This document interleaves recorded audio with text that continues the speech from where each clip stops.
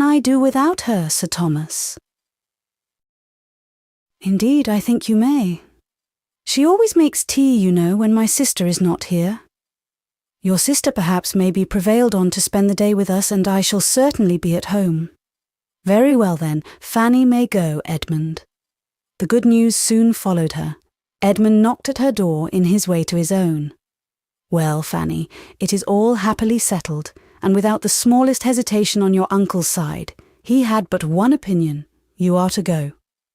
"Thank you, I am so glad," was Fanny's instinctive reply, though when she had turned from him and shut the door, she could not help feeling, "And yet, why should I be glad?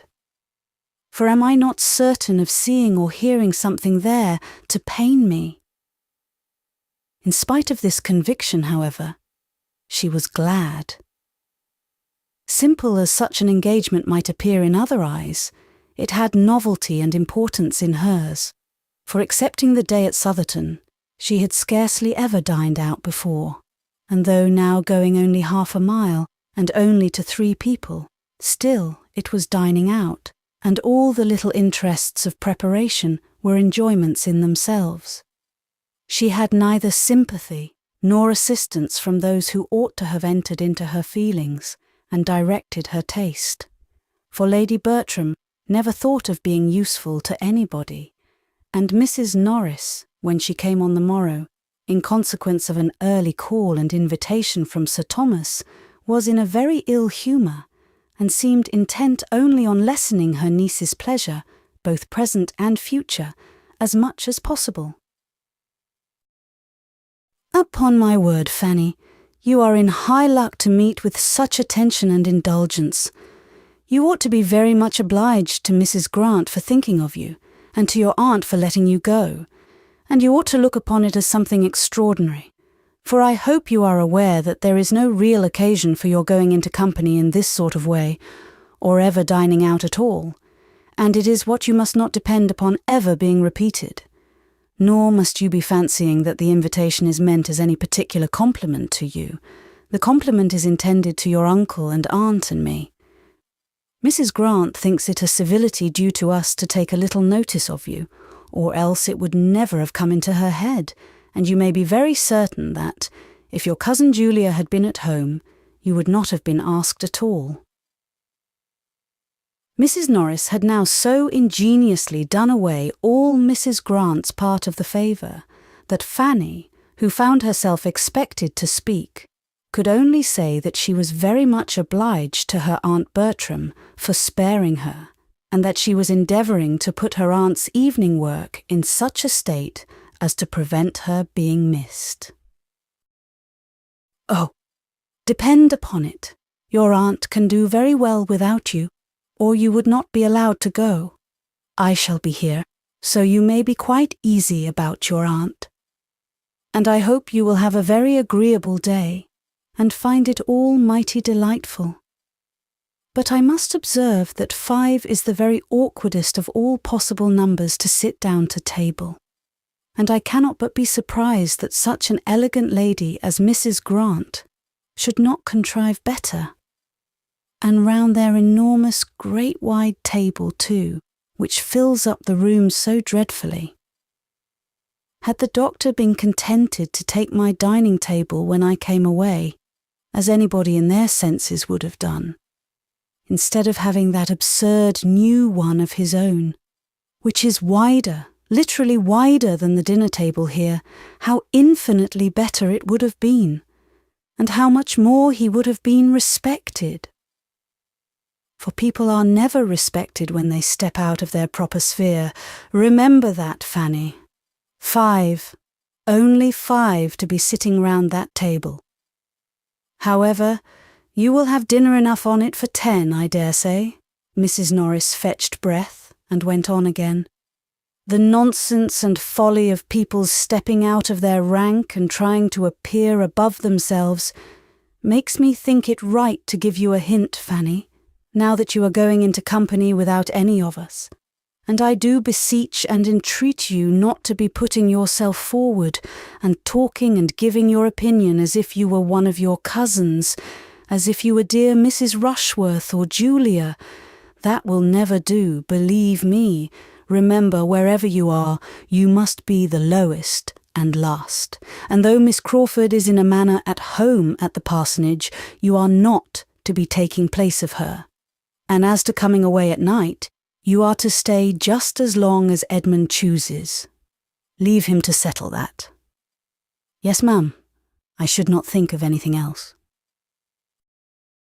And if it should rain, which I think exceedingly likely, for I never saw it more threatening for a wet evening in my life, you must manage as well as you can, and not be expecting the carriage to be sent for you. I certainly do not go home tonight, and therefore the carriage will not be out on my account. So you must make up your mind to what may happen, and take your things accordingly. Her niece thought it perfectly reasonable. She rated her own claims to comfort as low even as Mrs. Norris could. And when Sir Thomas, soon afterwards, just opening the door, said, "Fanny, at what time would you have the carriage come round?"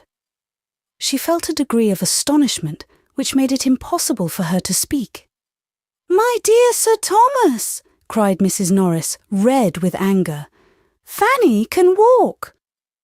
"Walk," repeated Sir Thomas, in a tone of most unanswerable dignity, and coming farther into the room.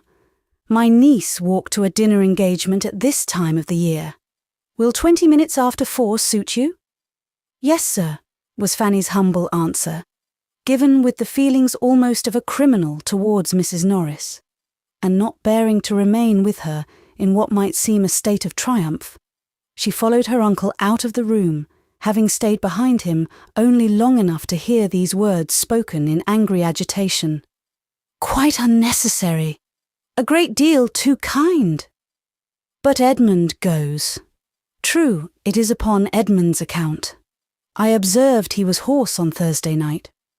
But this could not impose on Fanny. She felt that the carriage was for herself, and herself alone. And her uncle's consideration of her, coming immediately after such representations from her aunt, cost her some tears of gratitude when she was alone. The coachman drove round to a minute. Another minute brought down the gentleman. And as the lady had, with a most scrupulous fear of being late, been many minutes seated in the drawing-room, Sir Thomas saw them off in as good time as his own correctly punctual habits required. "Now I must look at you, Fanny," said Edmund, with the kind smile of an affectionate brother, "and tell you how I like you. And as well as I can judge by this light, you look very nicely indeed. What have you got on?" "The new dress that my uncle was so good as to give me on my cousin's marriage. I hope it is not too fine, but I thought I ought to wear it as soon as I could, and that I might not have such another opportunity all the winter. I hope you do not think me too fine. A woman can never be too fine while she is all in white. No, I see no finery about you, nothing but what is perfectly proper. Your gown seems very pretty.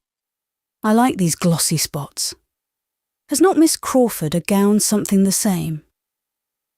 In approaching the parsonage, they passed close by the stable-yard and coach-house. "Heyday," said Edmund. "Here's company. Here's a carriage. Who have they got to meet us?" And letting down the side-glass to distinguish. "'Tis Crawford's! Crawford's barouche, I protest. There are his own 2 men pushing it back into its old quarters. He is here, of course. This is quite a surprise, Fanny. I shall be very glad to see him." There was no occasion. There was no time for Fanny to say how very differently she felt. But the idea of having such another to observe her was a great increase of the trepidation with which she performed the very awful ceremony of walking into the drawing-room. In the drawing-room, Mr. Crawford certainly was, having been just long enough arrived to be ready for dinner, and the smiles and pleased looks of the 3 others standing round him showed how welcome was his sudden resolution of coming to them for a few days on leaving Bath. A very cordial meeting passed between him and Edmund, and with the exception of Fanny, the pleasure was general. And even to her there might be some advantage in his presence, since every addition to the party must rather forward her favourite indulgence of being suffered to sit silent and unattended to.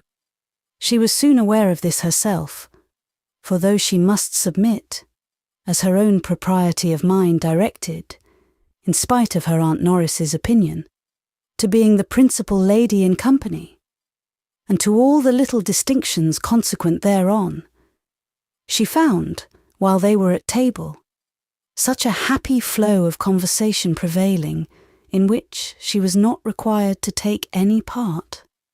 There was so much to be said between the brother and sister about Bath, so much between the two young men about hunting, so much of politics between Mr. Crawford and Dr. Grant, and of everything and all together between Mr. Crawford and Mrs. Grant, as to leave her the fairest prospect of having only to listen in quiet, and of passing a very agreeable day.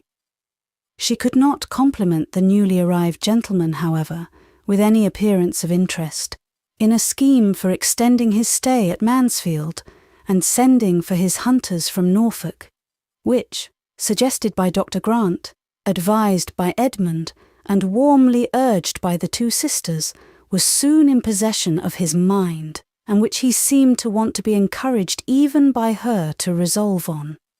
Her opinion was sought as to the probable continuance of the open weather, but her answers were as short and indifferent as civility allowed. She could not wish him to stay, and would much rather not have him speak to her. Her two absent cousins, especially Maria, were much in her thoughts on seeing him, but no embarrassing remembrance affected his spirits.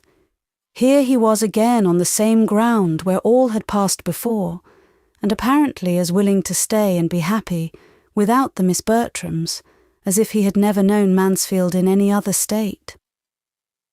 She heard them spoken of by him only in a general way, till they were all reassembled in the drawing-room, when Edmund, being engaged apart in some matter of business with Dr. Grant, which seemed entirely to engross them, and Mrs. Grant occupied at the tea-table, he began talking of them with more particularity to his other sister. With a significant smile, which made Fanny quite hate him, he said, "So, Rushworth and his fair bride are at Brighton, I understand. Happy man."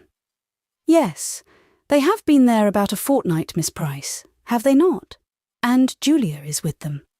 And Mr. Yates, I presume, is not far off." "Mr. Yates?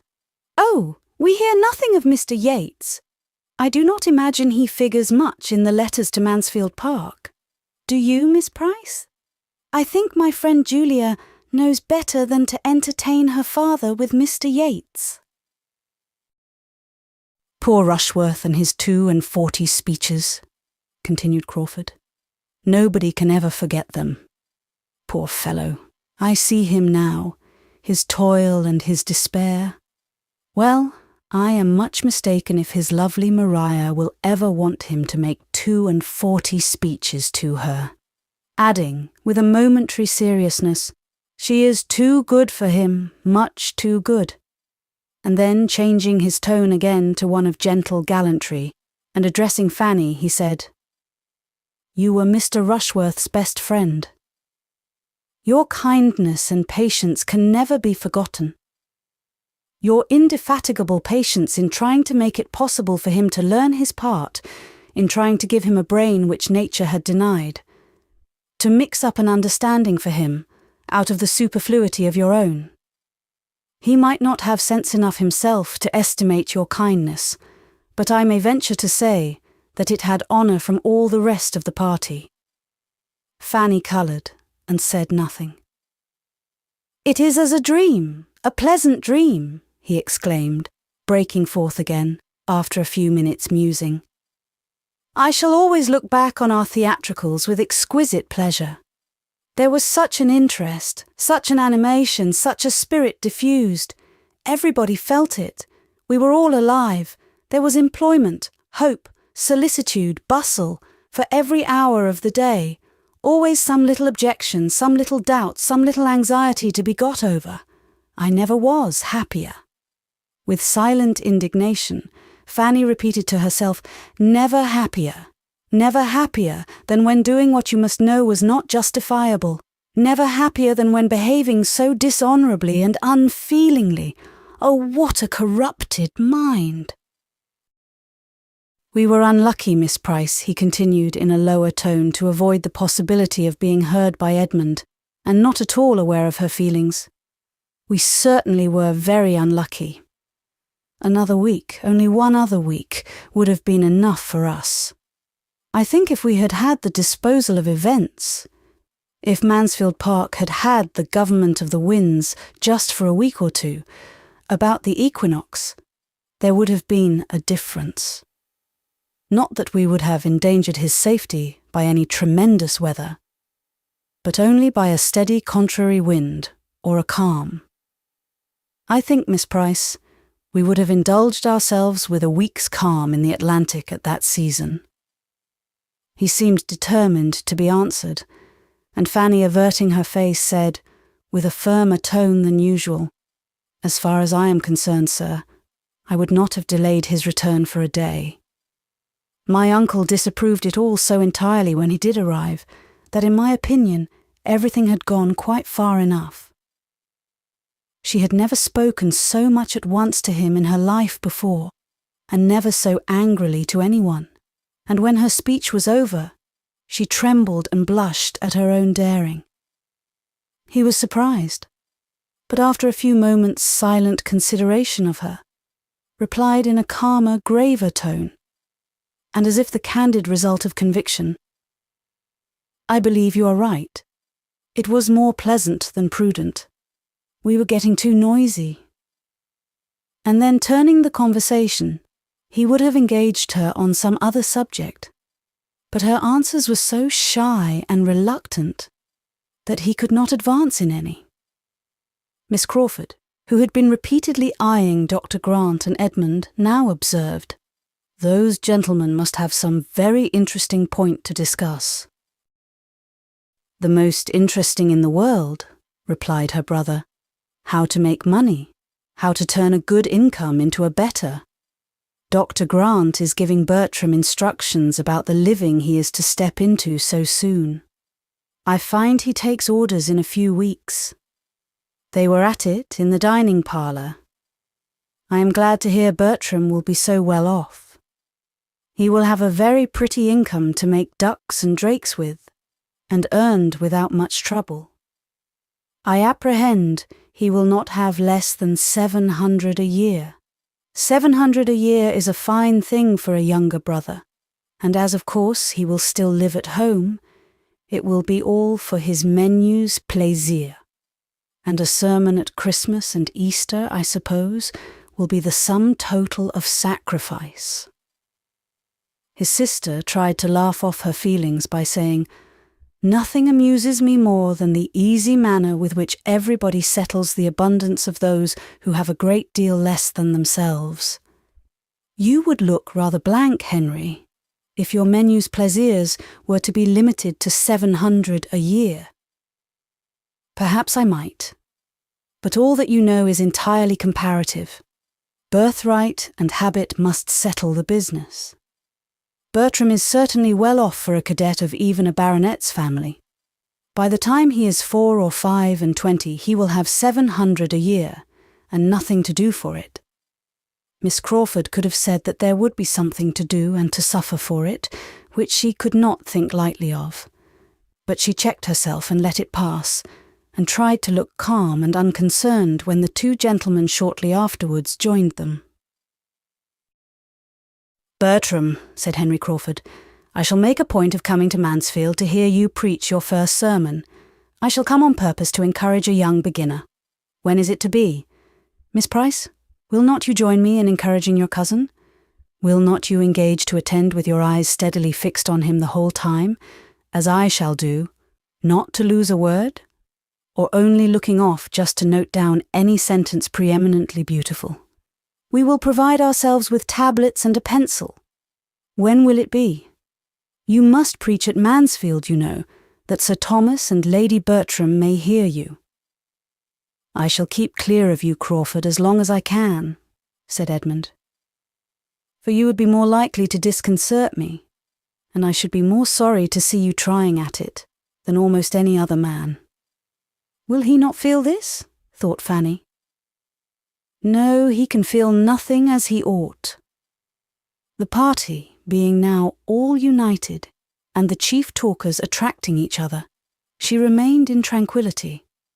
And as a whist table was formed after tea, formed really for the amusement of Dr. Grant by his attentive wife, though it was not to be supposed so, and Miss Crawford took her harp, she had nothing to do but to listen, and her tranquillity remained undisturbed the rest of the evening, except when Mr. Crawford now and then addressed to her a question or observation which she could not avoid answering. Miss Crawford was too much vexed by what had passed to be in a humour for anything but music. With that, she soothed herself and amused her friend. The assurance of Edmund's being so soon to take orders, coming upon her like a blow that had been suspended, and still hoped uncertain and at a distance, was felt with resentment and mortification. She was very angry with him. She had thought her influence more. She had begun to think of him. She felt that she had, with great regard, with almost decided intentions, but she would now meet him with his own cool feelings. It was plain that he could have no serious views, no true attachment, by fixing himself in a situation which he must know she would never stoop to. She would learn to match him in his indifference. She would henceforth admit his attentions without any idea beyond immediate amusement. If he could so command his affections, hers should do her no harm. Chapter 24. Henry Crawford had quite made up his mind by the next morning to give another fortnight to Mansfield, and having sent for his hunters and written a few lines of explanation to the Admiral, he looked round at his sister as he sealed and threw the letter from him, and seeing the coast clear of the rest of the family, said with a smile, "And how do you think I mean to amuse myself, Mary, on the days that I do not hunt? I am grown too old to go out more than 3 times a week, but I have a plan for the intermediate days. And what do you think it is? To walk and ride with me, to be sure. Not exactly, though I shall be happy to do both, but that would be exercise only to my body, and I must take care of my mind. Besides, that would be all recreation and indulgence, without the wholesome alloy of labour, and I do not like to eat the bread of idleness. No, my plan is to make Fanny Price in love with me." "Fanny Price? Nonsense! No, you ought to be satisfied with her 2 cousins. "But I cannot be satisfied without Fanny Price, without making a small hole in Fanny Price's heart. You do not seem properly aware of her claims to notice. When we talked of her last night, none of you seemed sensible of the wonderful improvement that has taken place in her looks within the last 6 weeks. You see her every day, and therefore do not notice it, but I assure you she is quite a different creature from what she was in the autumn. She was then merely a quiet, modest, not plain-looking girl, but she is now absolutely pretty. I used to think she had neither complexion nor countenance. But in that soft skin of hers, so frequently tinged with a blush as it was yesterday, there is decided beauty, and from what I observed of her eyes and mouth, I do not despair of their being capable of expression enough when she has anything to express. And then, her air, her manner, her tout ensemble is so indescribably improved. She must be grown 2 inches at least since October. Phoo! This is only because there were no tall women to compare her with, and because she has got a new gown, and you never saw her so well dressed before. She is just what she was in October, believe me. The truth is that she was the only girl in company for you to notice, and you must have a somebody. I have always thought her pretty, not strikingly pretty, but pretty enough, as people say, a sort of beauty that grows on one. Her eyes should be darker, but she has a sweet smile. But as for this wonderful degree of improvement, I'm sure it may all be resolved into a better style of dress, and your having nobody else to look at. And therefore, if you do set about a flirtation with her, you never will persuade me that it is in compliment to her beauty, or that it proceeds from anything but your own idleness and folly. Her brother gave only a smile to this accusation, and soon afterwards said, I do not quite know what to make of Miss Fanny. I do not understand her. I could not tell what she would be at yesterday. What is her character? Is she solemn? Is she queer? Is she prudish? Why did she draw back and look so grave at me? I could hardly get her to speak. I never was so long in company with a girl in my life, trying to entertain her and succeed so ill. Never met with a girl who looked so grave on me. I must try to get the better of this. Her looks say, I will not like you. I am determined not to like you. And I say she shall. Foolish fellow. And so this is her attraction after all. This it is, her not caring about you, which gives her such a soft skin, and makes her so much taller, and produces all these charms and graces. I do desire that you will not be making her really unhappy. A little love, perhaps, may animate and do her good, but I will not have you plunge her deep, for she is as good a little creature as ever lived, and has a great deal of feeling. It can be but for a fortnight, said Henry, and if a fortnight can kill her, she must have a constitution which nothing could save. No, I will not do her any harm, dear little soul. I only want her to look kindly on me, to give me smiles as well as blushes, to keep a chair for me by herself wherever we are, and be all animation when I take it and talk to her. To think as I think, be interested in all my possessions and pleasures, try to keep me longer at Mansfield, and feel when I go away that she shall be never happy again. I want nothing more. Moderation itself, said Mary. I can have no scruples now. Well, you will have opportunities enough of endeavouring to recommend yourself, for we are a great deal together. And without attempting any farther remonstrance, she left Fanny to her fate, a fate which, had not Fanny's heart been guarded in a way unsuspected by Miss Crawford, might have been a little harder than she deserved. For although there doubtless are such unconquerable young ladies of 18, or one should not read about them, as are never to be persuaded into love against their judgment, by all that talent, manner, attention, and flattery can do, I have no inclination to believe Fanny one of them, or to think that with so much tenderness of disposition, and so much taste as belonged to her, she could have escaped heart-whole from the courtship, though the courtship only of a fortnight, of such a man as Crawford, in spite of there being some previous ill opinion of him to be overcome, had not her affection been engaged elsewhere. With all the security which love of another, and disesteem of him, could give to the peace of mind he was attacking, his continued attentions, continued but not obtrusive, and adapting themselves more and more to the gentleness and delicacy of her character, obliged her very soon to dislike him less than formerly. She had by no means forgotten the past, and she thought as ill of him as ever, but she felt his powers. He was entertaining, and his manners were so improved, so polite, so seriously and blamelessly polite, that it was impossible not to be civil to him in return.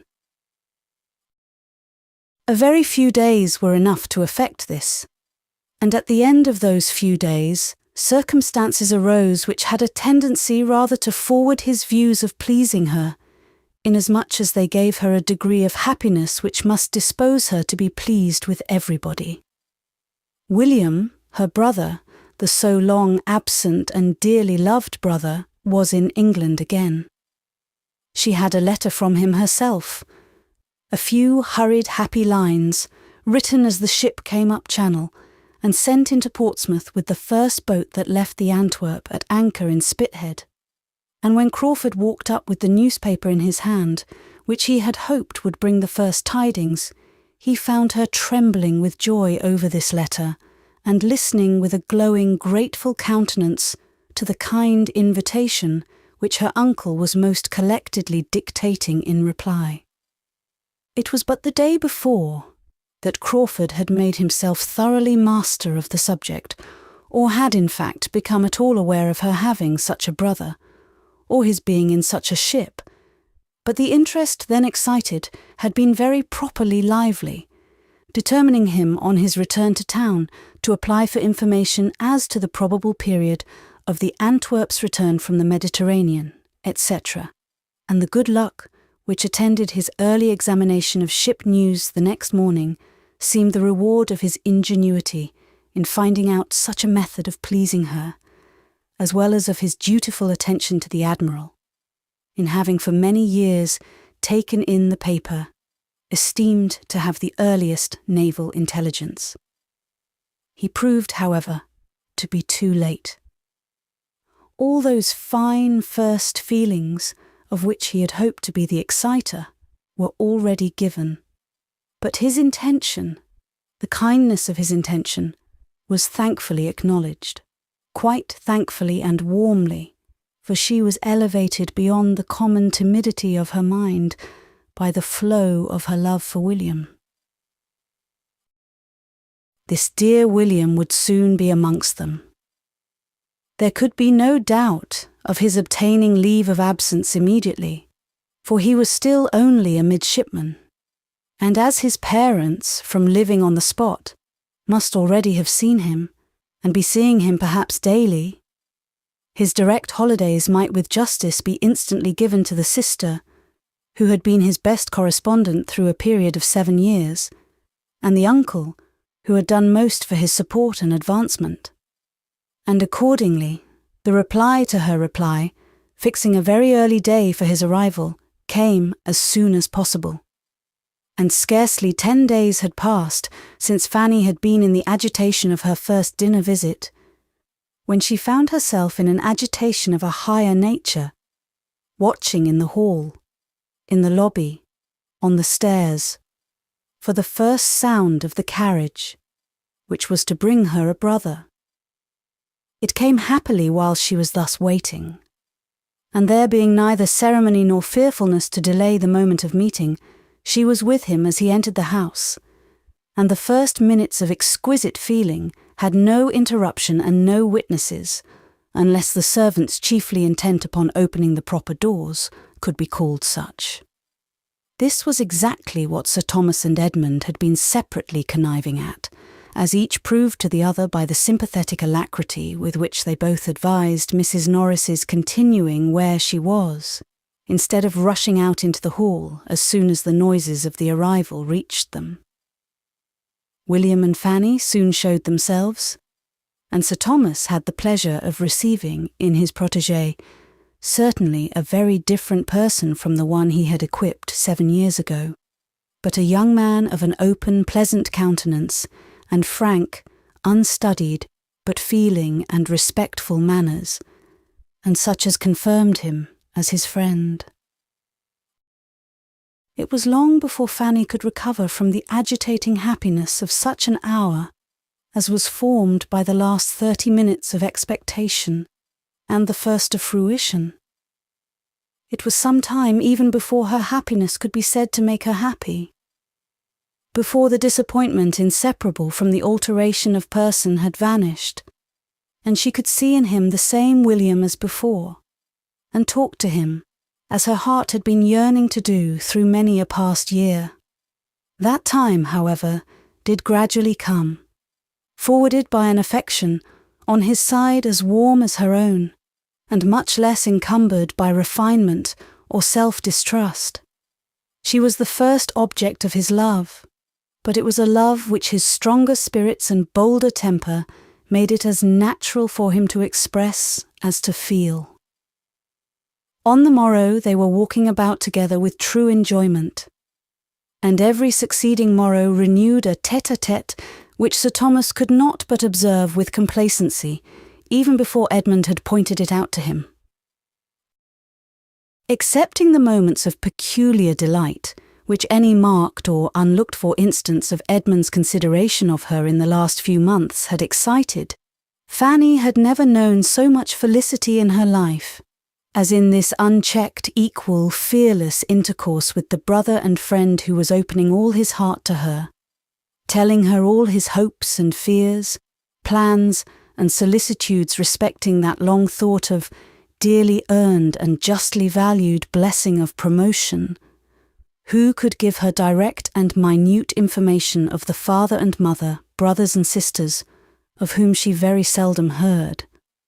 Who was interested in all the comforts and all the little hardships of her home at Mansfield, ready to think of every member of that home as she directed, or differing only by a less scrupulous opinion and more noisy abuse of their Aunt Norris, and with whom, perhaps the dearest indulgence of the whole, all the evil and good of their earliest years could be gone over again, and every former united pain and pleasure retraced with the fondest recollection. An advantage this, a strengthener of love, in which even the conjugal tie is beneath the fraternal. Children of the same family, the same blood, with the same first associations and habits, have some means of enjoyment in their power, which no subsequent connections can supply. And it must be by a long and unnatural estrangement, by a divorce which no subsequent connection can justify, if such precious remains of the earliest attachments are ever entirely outlived. Too often, alas, it is so. Fraternal love, sometimes almost everything, is at others worse than nothing. But with William and Fanny Price, it was still a sentiment in all its prime and freshness, wounded by no opposition of interest, cooled by no separate attachment, and feeling the influence of time and absence only in its increase. An affection so amiable was advancing each in the opinion of all who had hearts to value anything good. Henry Crawford was as much struck with it as any. He honoured the warm-hearted, blunt fondness of the young sailor, which led him to say, with his hands stretched towards Fanny's head, "Do you know, I begin to like that queer fashion already, though when I first heard of such things being done in England, I could not believe it, and when Mrs. Brown and the other women at the Commissioner's at Gibraltar appeared in the same trim, I thought they were mad, but Fanny can reconcile me to anything," and saw, with lively admiration, the glow of Fanny's cheek, the brightness of her eye, the deep interest, the absorbed attention, while her brother was describing any of the imminent hazards or terrific scenes which such a period at sea must supply. It was a picture which Henry Crawford had moral taste enough to value. Fanny's attractions increased twofold, for the sensibility which beautified her complexion and illumined her countenance was an attraction in itself. He was no longer in doubt of the capabilities of her heart. She had feeling, genuine feeling. It would be something to be loved by such a girl, to excite the first ardours of her young, unsophisticated mind. She interested him more than he had foreseen. A fortnight was not enough. His stay became indefinite. William was often called on by his uncle to be the talker. His recitals were amusing in themselves to Sir Thomas, but the chief object in seeking them was to understand the reciter, to know the young man by his histories, and he listened to his clear, simple, spirited details with full satisfaction, seeing in them the proof of good principles, professional knowledge, energy, courage, and cheerfulness, everything that could deserve or promise well. Young as he was, William had already seen a great deal. He had been in the Mediterranean, in the West Indies, in the Mediterranean again, had been often taken on shore by the favour of his captain, and in the course of 7 years had known every variety of danger which sea and war together could offer. With such means in his power, he had a right to be listened to, and though Mrs. Norris could fidget about the room and disturb everybody in quest of 2 needlefuls of thread or a second-hand shirt button, in the midst of her nephew's account of a shipwreck or an engagement, everybody else was attentive. And even Lady Bertram could not hear of such horrors unmoved, or without sometimes lifting her eyes from her work to say, "Dear me, how disagreeable! I wonder anybody can ever go to sea." To Henry Crawford they gave a different feeling. He longed to have been at sea, and seen and done and suffered as much. His heart was warmed, his fancy fired, and he felt the highest respect for a lad who, before he was 20, had gone through such bodily hardships and given such proofs of mind.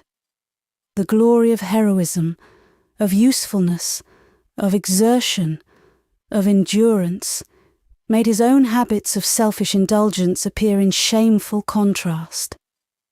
And he wished he had been a William Price, distinguishing himself and working his way to fortune and consequence with so much self-respect and happy ardour instead of what he was.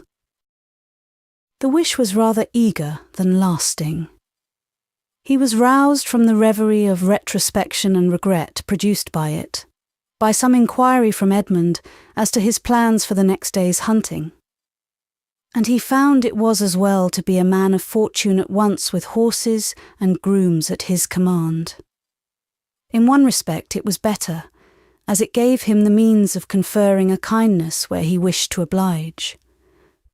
With spirits, courage, and curiosity up to anything, William expressed an inclination to hunt, and Crawford could mount him without the slightest inconvenience to himself, and with only some scruples to obviate in Sir Thomas, who knew better than his nephew the value of such a loan, and some alarms to reason away in Fanny. She feared for William, by no means convinced by all that he could relate of his own horsemanship in various countries, of the scrambling parties in which he had been engaged, the rough horses and mules he had ridden, or his many narrow escapes from dreadful falls, that he was at all equal to the management of a high-fed hunter in an English fox chase, nor till he returned safe and well, without accident or discredit, could she be reconciled to the risk, or feel any of that obligation to Mr. Crawford for lending the horse which he had fully intended it should produce. When it was proved, however, to have done William no harm, she could allow it to be a kindness, and even reward the owner with a smile when the animal was 1 minute tendered to his use again, and the next, with the greatest cordiality, and in a manner not to be resisted, made over to his use entirely so long as he remained in Northamptonshire. Chapter 25. The intercourse of the 2 families was at this period more nearly restored to what it had been in the autumn than any member of the old intimacy had thought ever likely to be again. The return of Henry Crawford and the arrival of William Price had much to do with it, but much was still owing to Sir Thomas's more than toleration of the neighbourly attempts at the parsonage. His mind, now disengaged from the cares which had pressed on him at first, was at leisure to find the Grants and their young inmates really worth visiting, and though infinitely above scheming or contriving for any, the most advantageous matrimonial establishment that could be among the apparent possibilities of anyone most dear to him, and disdaining even as a littleness the being quick-sighted on such points, he could not avoid perceiving, in a grand and careless way, that Mr. Crawford was somewhat distinguishing his niece, nor perhaps refrain, though unconsciously, from giving a more willing assent to invitations on that account. His readiness, however, in agreeing to dine at the parsonage, when the general invitation was at last hazarded, after many debates and many doubts as to whether it were worth while, because Sir Thomas seemed so ill-inclined, and Lady Bertram was so indolent, proceeded from good breeding and goodwill alone, and had nothing to do with Mr. Crawford, but as being one in an agreeable group, for it was in the course of that very visit that he first began to think that any one in the habit of such idle observations would have thought that Mr. Crawford was the admirer of Fanny Price. The meeting was generally felt to be a pleasant one, being composed in a good proportion of those who would talk and those who would listen, and the dinner itself was elegant and plentiful, according to the usual style of the Grants, and too much according to the usual habits of all, to raise any emotion, except in Mrs. Norris, who could never behold either the wide table or the number of dishes on it with patience, and who did always contrive to experience some evil from the passing of the servants behind her chair, and to bring away some fresh conviction of its being impossible, among so many dishes, but that some must be cold. In the evening it was found, according to the predetermination of Mrs. Grant and her sister, that after making up the whist table there would remain sufficient for a round game, and everybody being as perfectly complying and without a choice, as on such occasions they always are, speculation was decided on, almost as soon as whist, and Lady Bertram soon found herself in the critical situation of being applied to for her own choice between the games, and being required either to draw a card for whist or not. She hesitated. Luckily Sir Thomas was at hand. "What shall I do, Sir Thomas? Whist and speculation? Which will amuse me most?" Sir Thomas, after a moment's thought, recommended speculation. He was a whist player himself, and perhaps might feel that it would not much amuse him to have her for a partner. "Very well," was her ladyship's contented answer. "Then speculation, if you please, Mrs. Grant. I know nothing about it, but Fanny must teach me." Here Fanny interposed, however, with anxious protestations of her own equal ignorance. She had never played the game, nor seen it played in her life, and Lady Bertram felt a moment's indecision again. But upon everybody's assuring her that nothing could be so easy, that it was the easiest game on the cards, and Henry Crawford stepping forward with a most earnest request to be allowed to sit between her ladyship and Miss Price, and teach them both, it was so settled, and Sir Thomas, Mrs. Norris, and Dr. and Mrs. Grant being seated at the table of prime intellectual state and dignity. The remaining 6, under Miss Crawford's direction, were arranged round the other. It was a fine arrangement for Henry Crawford, who was close to Fanny, and with his hands full of business, having 2 persons' cards to manage as well as his own. For though it was impossible for Fanny not to feel herself mistress of the rules of the game in 3 minutes, he had yet to inspirit her play, sharpen her avarice and harden her heart, which, especially in any competition with William, was a work of some difficulty. And as for Lady Bertram, he must continue in charge of all her fame and fortune through the whole evening, and if quick enough to keep her from looking at her cards when the deal began, must direct her in whatever was to be done with them to the end of it. He was in high spirits, doing everything with happy ease, and preeminent in all the lively turns, quick resources, and playful impudence that could do honour to the game. And the round table was altogether a very comfortable contrast to the steady sobriety and orderly silence of the other. Twice had Sir Thomas inquired into the enjoyment and success of his lady, but in vain. No pause was long enough for the time his measured manner needed, and very little of her state could be known till Mrs. Grant was able, at the end of the first rubber, to go to her and pay her compliments. I hope your ladyship is pleased with the game. Oh dear, yes, very entertaining indeed. A very odd game. I do not know what it is all about. I am never to see my cards, and Mr. Crawford does all the rest. Bertram, said Crawford, some time afterwards, taking the opportunity of a little languor in the game. I have never told you what happened to me yesterday in my ride home. They had been hunting together, and were in the midst of a good run and at some distance from Mansfield, when his horse being found to have flung a shoe, Henry Crawford had been obliged to give up and make the best of his way back. I told you I lost my way after passing that old farmhouse with the yew trees, because I can never bear to ask. But I have not told you that with my usual luck, for I never do wrong without gaining by it, I found myself in due time in the very place which I had a curiosity to see. I was suddenly upon turning the corner of a steepish downy field in the midst of a retired little village between gently rising hills, a small stream before me to be forded, a church standing on a sort of knoll to my right, which church was strikingly large and handsome for the place, and not a gentleman or half a gentleman's house to be seen excepting one, to be presumed the parsonage, within a stone's throw of the said knoll and church. I found myself, in short, in Thornton Lacey. It sounds like it, said Edmund. But which way did you turn after passing Sewell's farm?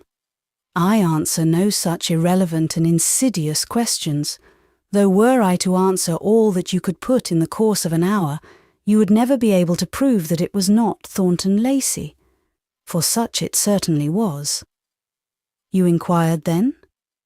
No, I never inquire. But I told a man mending a hedge that it was Thornton Lacey, and he agreed to it. You have a good memory. I had forgotten having ever told you half so much of the place. Thornton Lacey was the name of his impending living, as Miss Crawford well knew, and her interest in a negotiation for William Price's knave increased. Well, continued Edmund, and how did you like what you saw? Very much indeed. You are a lucky fellow. There will be work for 5 summers at least before the place is livable. No, not so bad as that. The farmyard must be moved, I grant you, but I am not aware of anything else.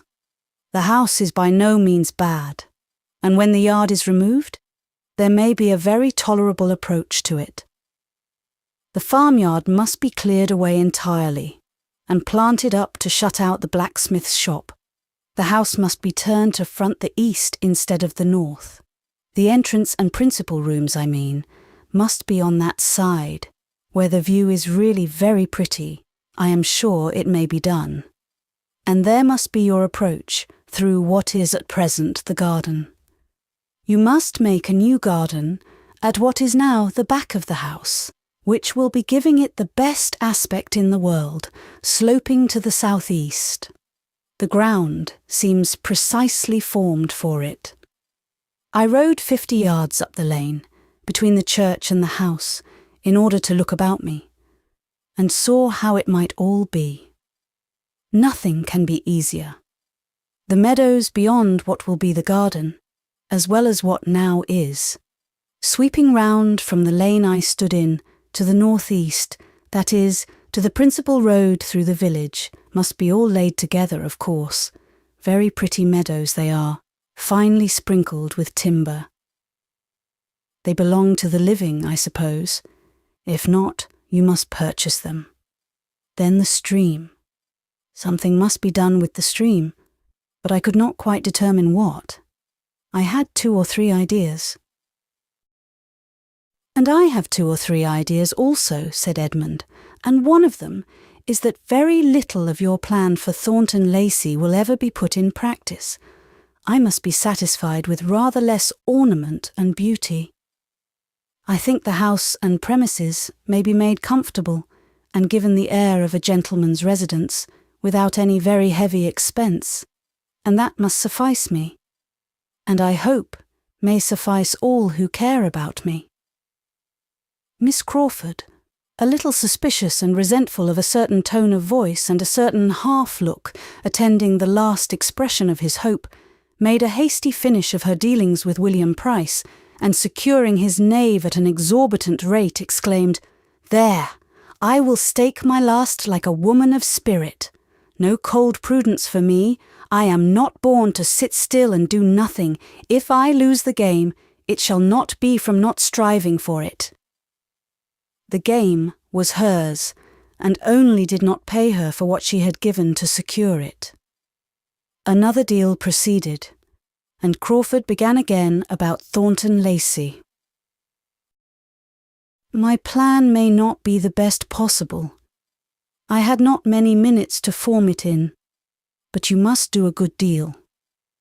The place deserves it, and you will find yourself not satisfied with much less than it is capable of. Excuse me, your ladyship must not see your cards. There, let them lie just before you. The place deserves it, Bertram. You talk of giving it the air of a gentleman's residence. That will be done by the removal of the farmyard. For independent of that terrible nuisance, I never saw a house of the kind which had in itself so much the air of a gentleman's residence, so much the look of a something above a mere parsonage house, above the expenditure of a few hundreds a year. It is not a scrambling collection of low single rooms, with as many roofs as windows. It is not cramped into the vulgar compactness of a square farmhouse.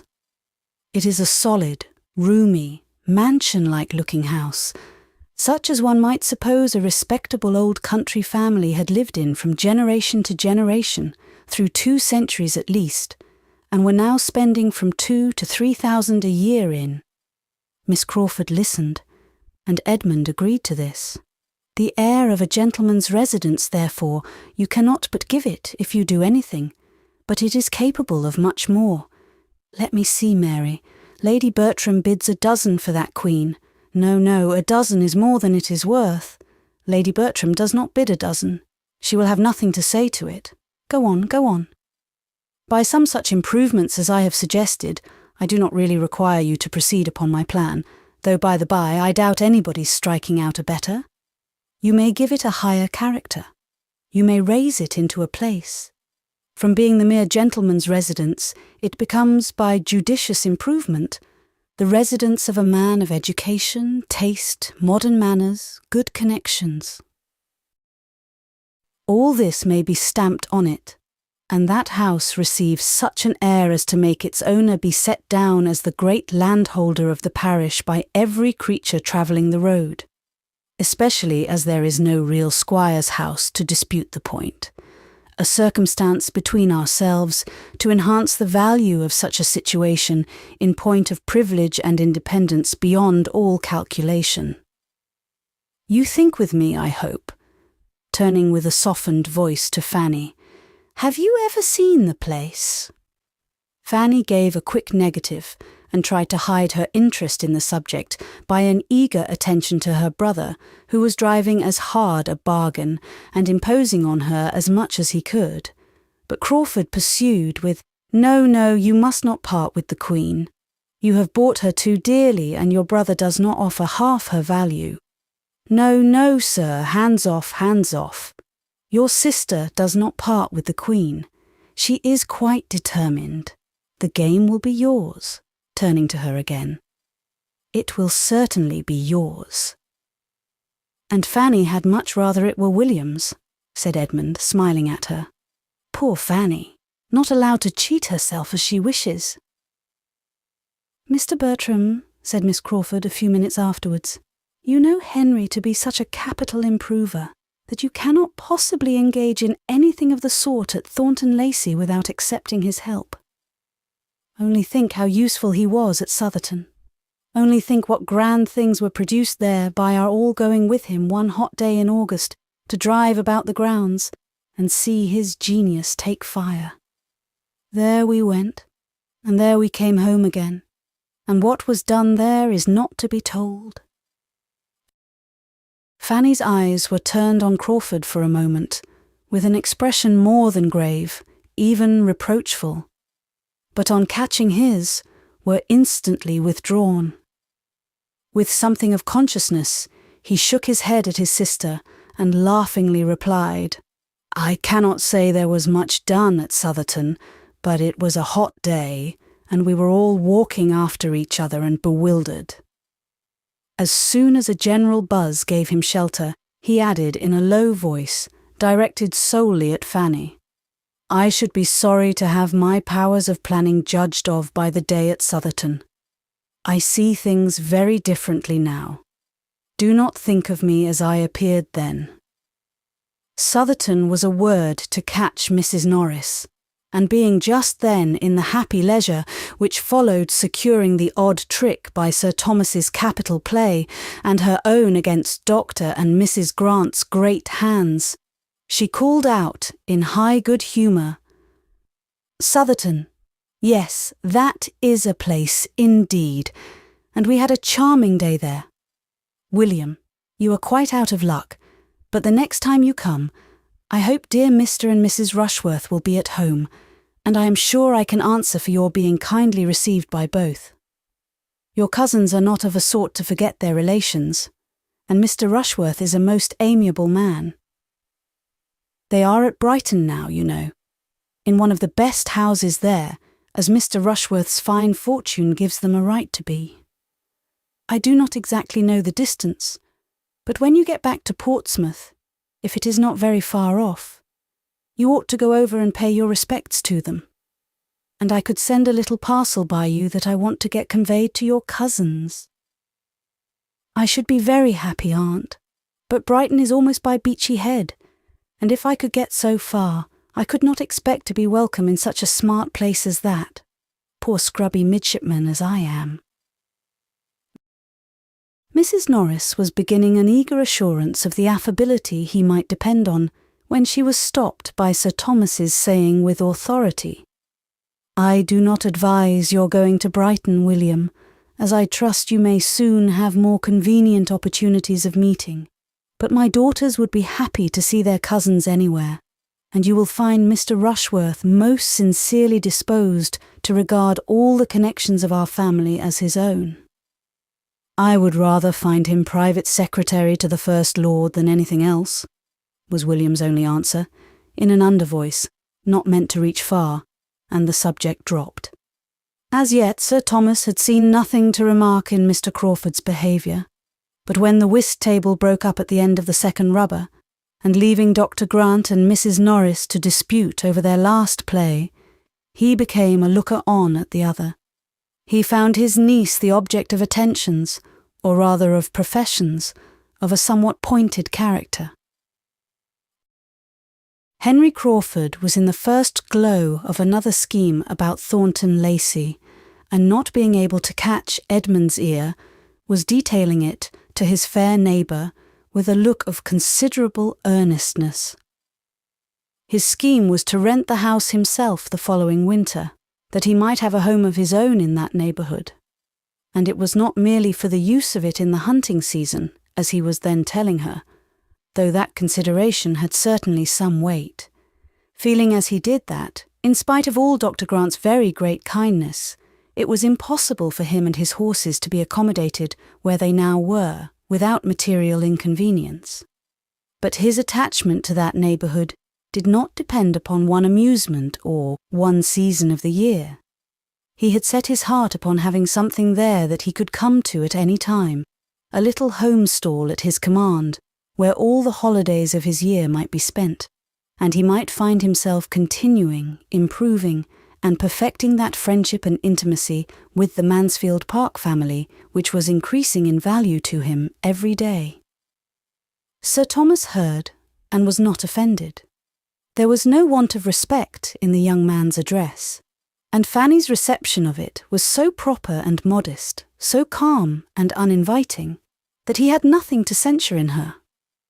She said little, assented only here and there, and betrayed no inclination either of appropriating any part of the compliment to herself, or of strengthening his views in favour of Northamptonshire. Finding by whom he was observed, Henry Crawford addressed himself on the same subject to Sir Thomas, in a more everyday tone, but still with feeling. "I want to be your neighbour, Sir Thomas, as you have perhaps heard me telling Miss Price. May I hope for your acquiescence, and for your not influencing your son against such a tenant?"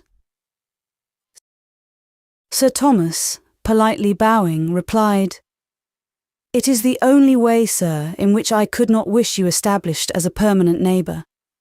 But I hope and believe that Edmund will occupy his own house at Thornton Lacey." Edmund. Am I saying too much? Edmund, on this appeal, had first to hear what was going on, but, on understanding the question, was at no loss for an answer. "Certainly, sir, I have no idea but of residence. But Crawford, though I refuse you as a tenant, come to me as a friend. Consider the house as half your own every winter, and we will add to the stables on your own improved plan, and with all the improvements of your improved plan that may occur to you this spring." "We shall be the losers," continued Sir Thomas. "His going, though only 8 miles, will be an unwelcome contraction of our family circle. But I should have been deeply mortified if any son of mine could reconcile himself to doing less. It is perfectly natural that you should not have thought much on the subject, Mr. Crawford. But a parish has wants and claims which can be known only by a clergyman constantly resident, and which no proxy can be capable of satisfying to the same extent. Edmund might, in the common phrase, do the duty of Thornton. That is, he might read prayers and preach, without giving up Mansfield Park. He might ride over every Sunday to a house nominally inhabited and go through divine service. He might be the clergyman of Thornton Lacey every 7th day for 3 or 4 hours, if that would content him. But it will not. He knows that human nature needs more lessons than a weekly sermon can convey, and that if he does not live among his parishioners and prove himself by constant attention their well-wisher and friend, he does very little either for their good or his own."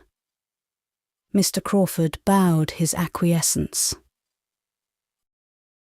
"I repeat again," added Sir Thomas, "that Thornton Lacey is the only house in the neighbourhood in which I should not be happy to wait on Mr. Crawford as occupier."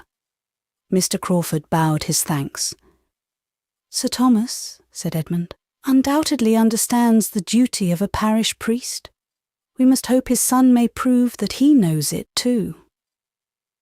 Whatever effect Sir Thomas's little harangue might really produce on Mr. Crawford, it raised some awkward sensations in 2 of the others, 2 of his most attentive listeners, Miss Crawford and Fanny, one of whom, having never before understood that Thornton was so soon and so completely to be his home, was pondering with downcast eyes on what it would be not to see Edmund every day, and the other, startled from the agreeable fancies she had been previously indulging on the strength of her brother's description, no longer able, in the picture she had been forming of a future Thornton, to shut out the church, sink the clergyman, and see only the respectable, elegant, modernised, and occasional residence of a man of independent fortune, was considering Sir Thomas, with decided ill will, as the destroyer of all this, and suffering the more from that involuntary forbearance which his character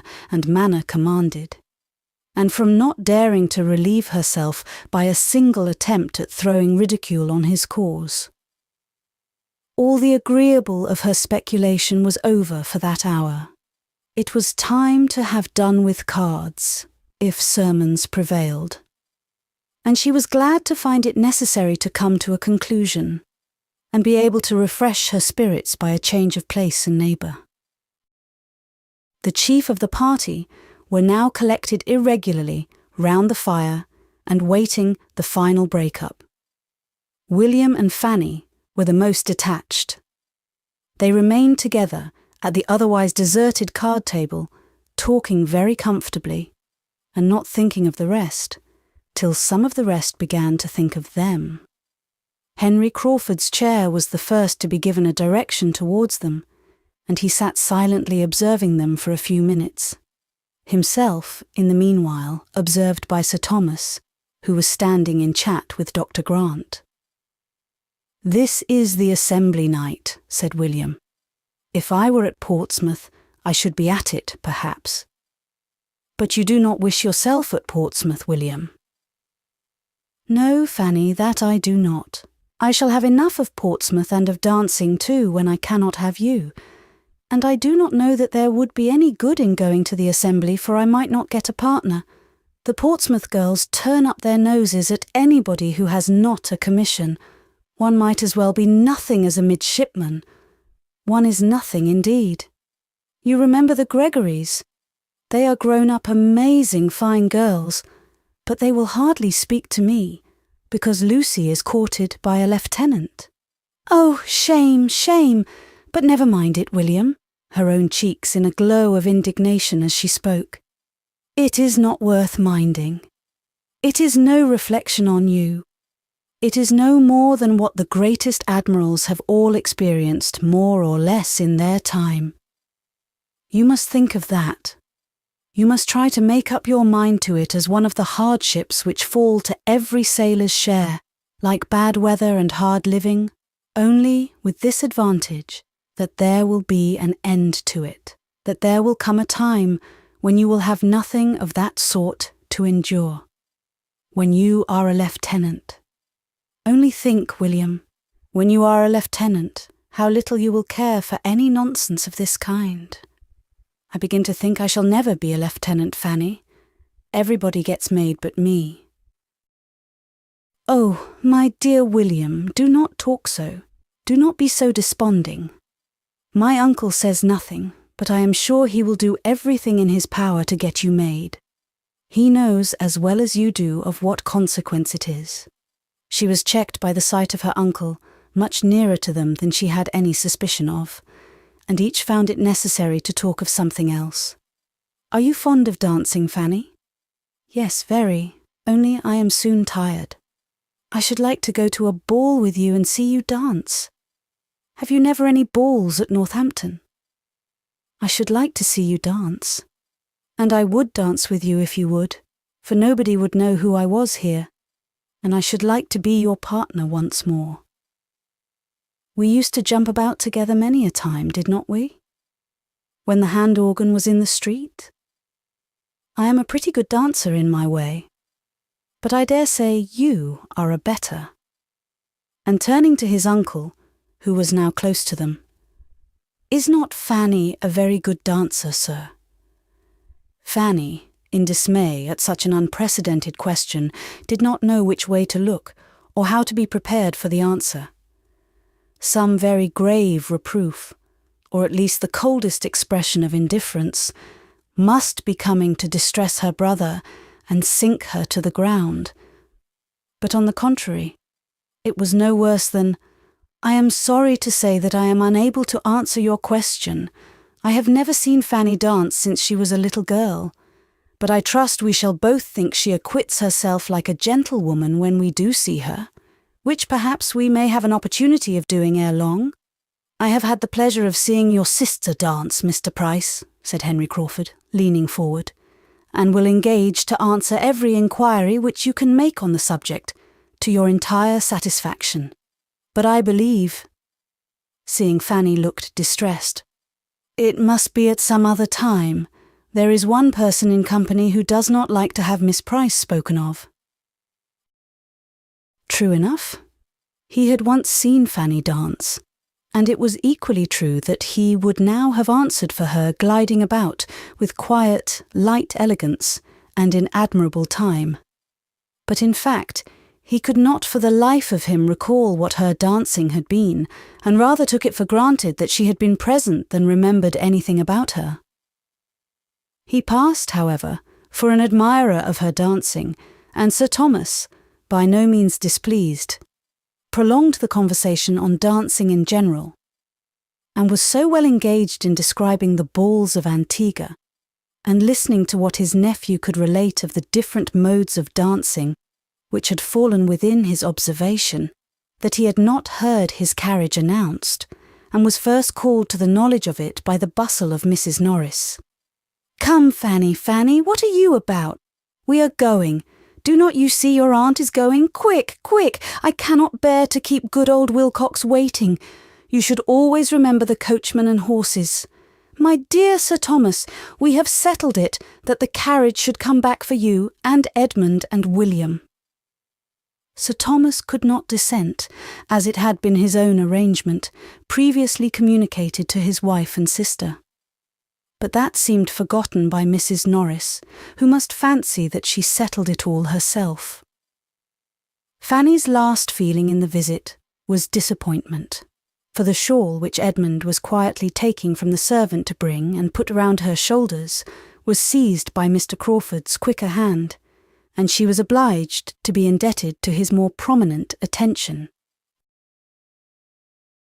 Chapter 26.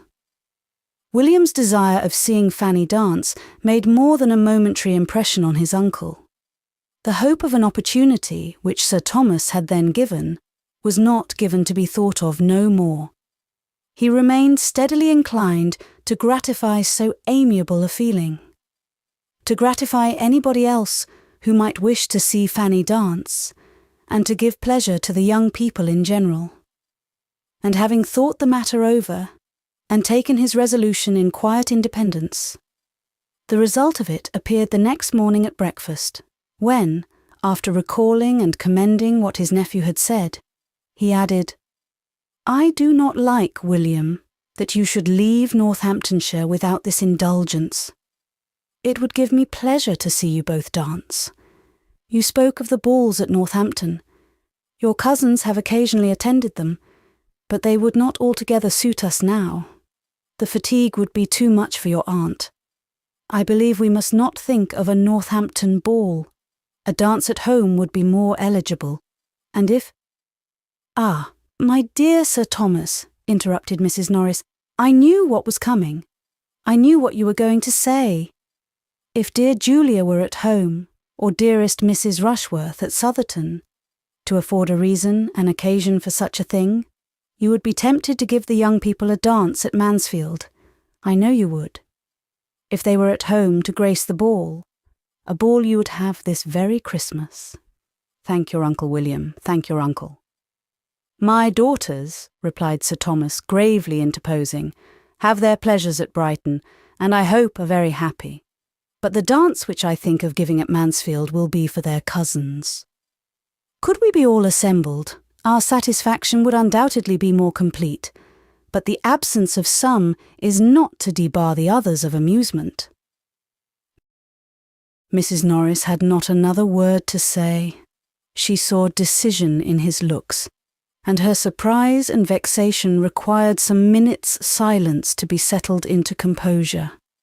A ball at such a time, his daughters absent and herself not consulted. There was comfort, however, soon at hand. She must be the doer of everything.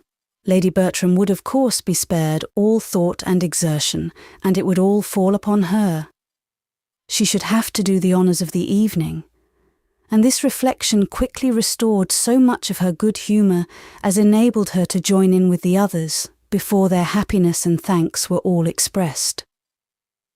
Edmund, William and Fanny did, in their different ways, look and speak with as much grateful pleasure in the promised ball as Sir Thomas could desire. Edmund's feelings were for the other two. His father had never conferred a favour or shown a kindness more to his satisfaction. Lady Bertram was perfectly quiescent and contented, and had no objections to make.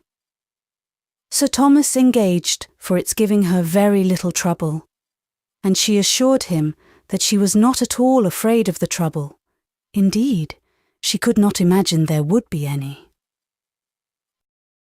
Mrs. Norris was ready with her suggestions as to the rooms he would think fittest to be used, but found it all prearranged, and when she would have conjectured and hinted about the day, it appeared that the day was settled too.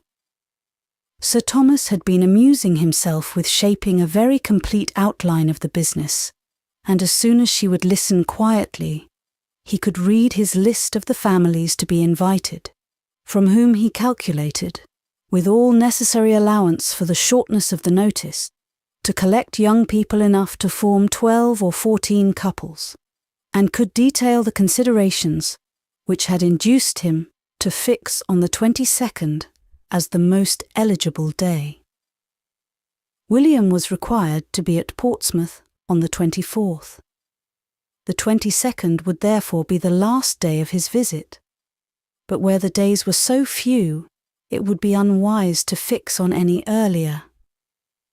Mrs. Norris was obliged to be satisfied with thinking just the same, and with having been on the point of proposing the 22nd herself, as by far the best day for the purpose. The ball was now a settled thing, and before the evening a proclaimed thing to all whom it concerned.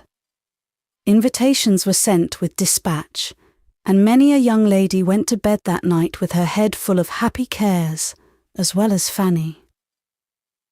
To her the cares were sometimes almost beyond the happiness. For young and inexperienced, with small means of choice, and no confidence in her own taste, the how she should be dressed was a point of painful solicitude. And the almost solitary ornament in her possession, a very pretty amber cross which William had brought her from Sicily, was the greatest distress of all, for she had nothing but a bit of ribbon to fasten it to, and though she had worn it in that manner once, would it be allowable at such a time in the midst of all the rich ornaments which she supposed all the other young ladies would appear in? And yet not to wear it. William had wanted to buy her a gold chain too, but the purchase had been beyond his means, and therefore not to wear the cross might be mortifying to him.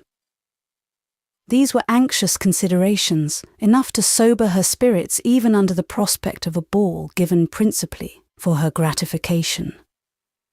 The preparations meanwhile went on, and Lady Bertram continued to sit on her sofa without any inconvenience from them. She had some extra visits from the housekeeper, and her maid was rather hurried in making up a new dress for her.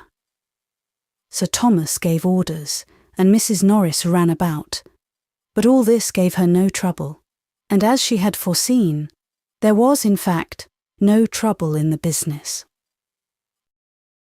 Edmund was at this time particularly full of cares, his mind being deeply occupied in the consideration of two important events now at hand, which were to fix his fate in life, ordination and matrimony, events of such a serious character as to make the ball, which would be very quickly followed by one of them, appear of less moment in his eyes than in those of any other person in the house. On the 23rd, he was going to a friend near Peterborough in the same situation as himself, and they were to receive ordination in the course of the Christmas week. Half his destiny would then be determined, but the other half might not be so very smoothly wooed. His duties would be established, but the wife who was to share and animate and reward those duties might yet be unattainable. He knew his own mind, but he was not always perfectly assured of knowing Miss Crawford's. There were points on which they did not quite agree. There were moments in which she did not seem propitious. And though trusting altogether to her affection, so far as to be resolved, almost resolved, on bringing it to a decision within a very short time, as soon as the variety of business before him were arranged, and he knew what he had to offer her, he had many anxious feelings, many doubting hours as to the result. His conviction of her regard for him was sometimes very strong. He could look back on a long course of encouragement, and she was as perfect in disinterested attachment as in everything else. But at other times, doubt and alarm intermingled with his hopes, and when he thought of her acknowledged disinclination for privacy and retirement, her decided preference of a London life, what could he expect but a determined rejection? unless it were an acceptance even more to be deprecated, demanding such sacrifices of situation and employment on his side as conscience must forbid. The issue of all depended on one question. Did she love him well enough to forego what had used to be essential points? Did she love him well enough to make them no longer essential? And this question, which he was continually repeating to himself, though often answered with a yes, had sometimes its no. Miss Crawford was soon to leave Mansfield, and on this circumstance the no and the yes had been very recently in alternation. He had seen her eyes sparkle as she spoke of the dear friend's letter, which claimed a long visit from her in London, and of the kindness of Henry, in engaging to remain where he was till January, that he might convey her thither. He had heard her speak of the pleasure of such a journey, with an animation which had no in every tone. But this had occurred on the first day of its being settled, within the first hour of the burst of such enjoyment, when nothing but the friends she was to visit was before her. He had since heard her express herself differently, with other feelings, more checkered feelings. He had heard her tell Mrs. Grant that she should leave her with regret, that she began to believe neither the friends nor the pleasures she was going to were worth those she left behind, and that though she felt she must go, and knew she should enjoy herself when once away, she was already looking forward to being at Mansfield again.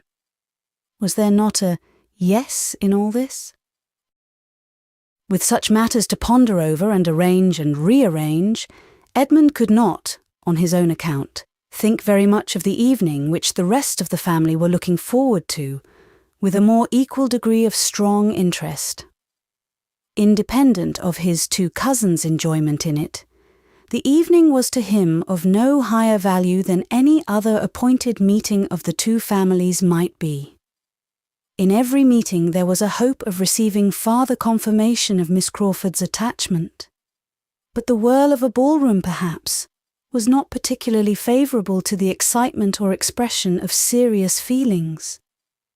To engage her early for the two first dances was all the command of individual happiness which he felt in his power, and the only preparation for the ball which he could enter into, in spite of all that was passing around him on the subject, from morning till night.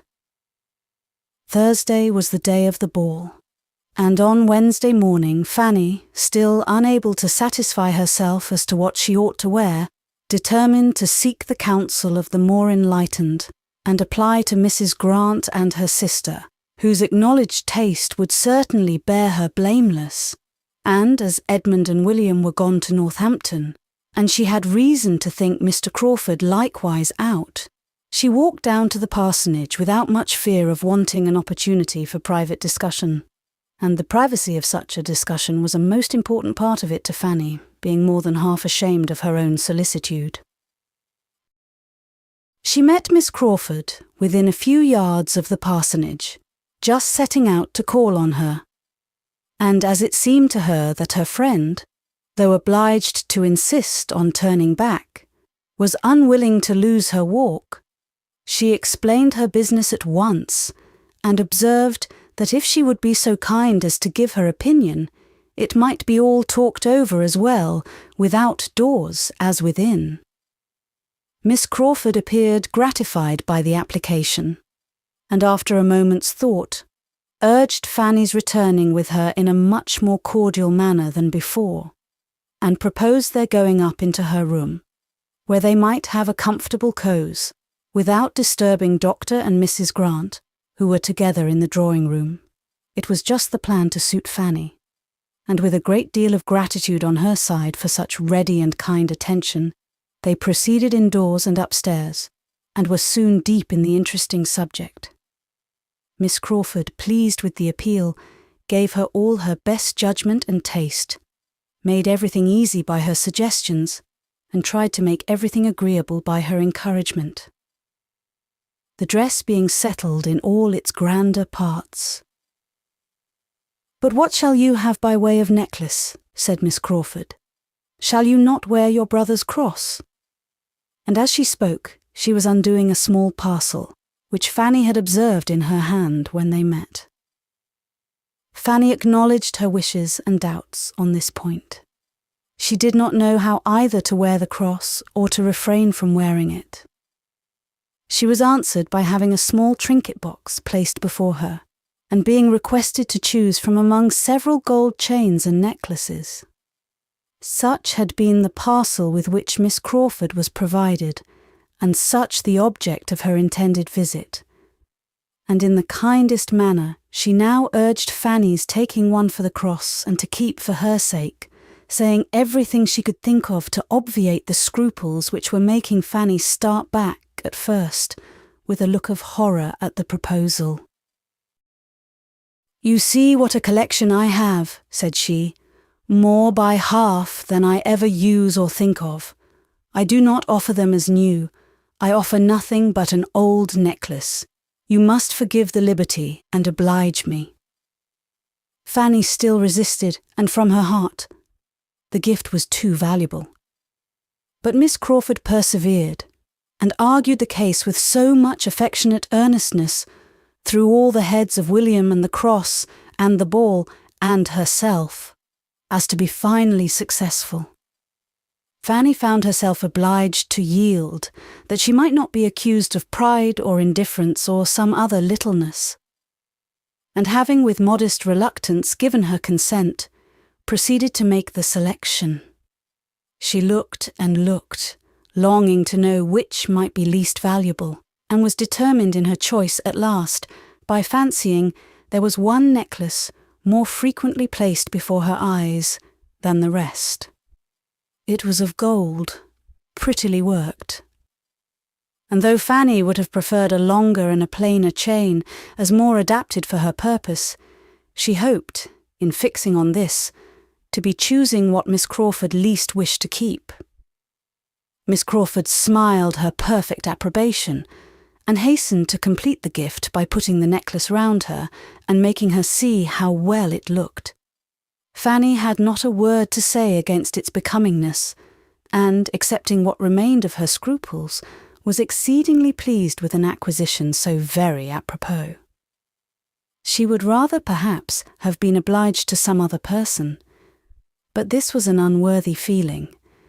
Miss Crawford had anticipated her wants with a kindness which proved her a real friend. "When I wear this necklace, I shall always think of you," said she, "and feel how very kind you were." "You must think of somebody else too when you wear that necklace," replied Miss Crawford. "You must think of Henry, for it was his choice in the first place. He gave it to me, and with the necklace I make over to you all the duty of remembering the original giver. It is to be a family remembrancer. The sister is not to be in your mind without bringing the brother too." Fanny, in great astonishment and confusion, would have returned the present instantly. To take what had been the gift of another person, of a brother too, impossible. It must not be. And with an eagerness and embarrassment quite diverting to her companion, she laid down the necklace again on its cotton, and seemed resolved either to take another or none at all. Miss Crawford thought she had never seen a prettier consciousness. "My dear child," said she, laughing, "what are you afraid of? Do you think Henry will claim the necklace as mine, and fancy you did not come honestly by it? Or are you imagining he would be too much flattered by seeing round your lovely throat an ornament which his money purchased 3 years ago, before he knew there was such a throat in the world? Or perhaps," looking archly, "you suspect a confederacy between us, and that what I am now doing is with his knowledge and at his desire." With the deepest blushes, Fanny protested against such a thought. "Well then," replied Miss Crawford more seriously, but without at all believing her, to convince me that you suspect no trick, and are as unsuspicious of compliment as I have always found you. Take the necklace and say no more about it. Its being a gift of my brother's need not make the smallest difference in your accepting it, as I assure you it makes none in my willingness to part with it. He is always giving me something or other. I have such innumerable presents from him that it is quite impossible for me to value or for him to remember half. And as for this necklace, I do not suppose I have worn it 6 times. It is very pretty, but I never think of it. And though you would be most heartily welcome to any other in my trinket box, you have happened to fix on the very one which, if I have a choice, I would rather part with and see in your possession than any other. Say no more against it, I entreat you. Such a trifle is not worth half so many words. Fanny dared not make any farther opposition, and with renewed but less happy thanks, accepted the necklace again, for there was an expression in Miss Crawford's eyes which she could not be satisfied with. It was impossible for her to be insensible of Mr. Crawford's change of manners. She had long seen it. He evidently tried to please her. He was gallant. He was attentive. He was something like what he had been to her cousins. He wanted, she supposed, to cheat her of her tranquillity, as he had cheated them. And whether he might not have some concern in this necklace, she could not be convinced that he had not, for Miss Crawford, complacent as a sister, was careless as a woman and a friend. Reflecting and doubting, and feeling that the possession of what she had so much wished for did not bring much satisfaction, she now walked home again, with a change rather than a diminution of cares, since her treading that path before. Chapter 27. On reaching home, Fanny went immediately upstairs to deposit this unexpected acquisition, this doubtful good of a necklace, in some favourite box in the east room which held all her smaller treasures. But on opening the door, what was her surprise to find her cousin Edmund there writing at the table. Such a sight, having never occurred before, was almost as wonderful as it was welcome. "Fanny," said he directly, leaving his seat and his pen, and meeting her with something in his hand, "I beg your pardon for being here. I came to look for you, and after waiting a little while in hope of your coming in, was making use of your inkstand to explain my errand. You will find the beginning of a note to yourself, but I can now speak my business, which is merely to beg your acceptance of this little trifle, a chain for William's cross. You ought to have had it a week ago, but there has been a delay from my brother's not being in town by several days sooner than I expected, and I have only just now received it at Northampton. I hope you will like the chain itself, Fanny. I endeavoured to consult the simplicity of your taste, but at any rate I know you will be kind to my intentions and consider it, as it really is, a token of the love of one of your oldest friends."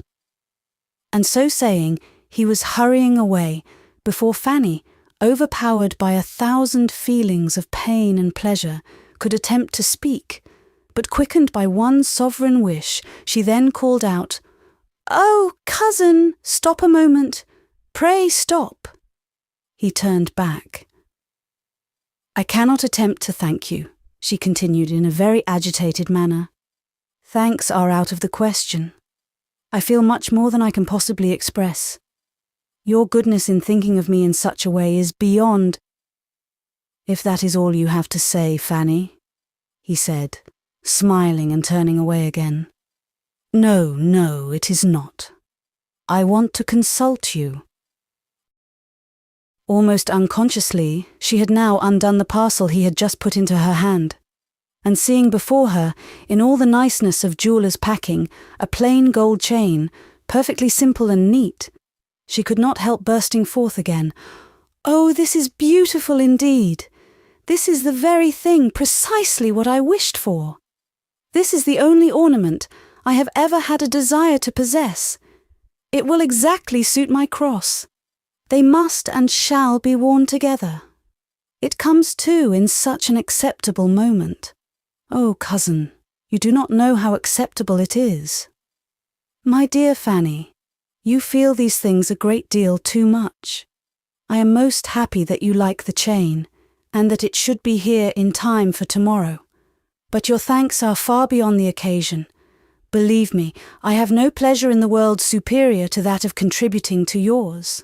No, I can safely say, I have no pleasure so complete, so unalloyed. It is without a drawback.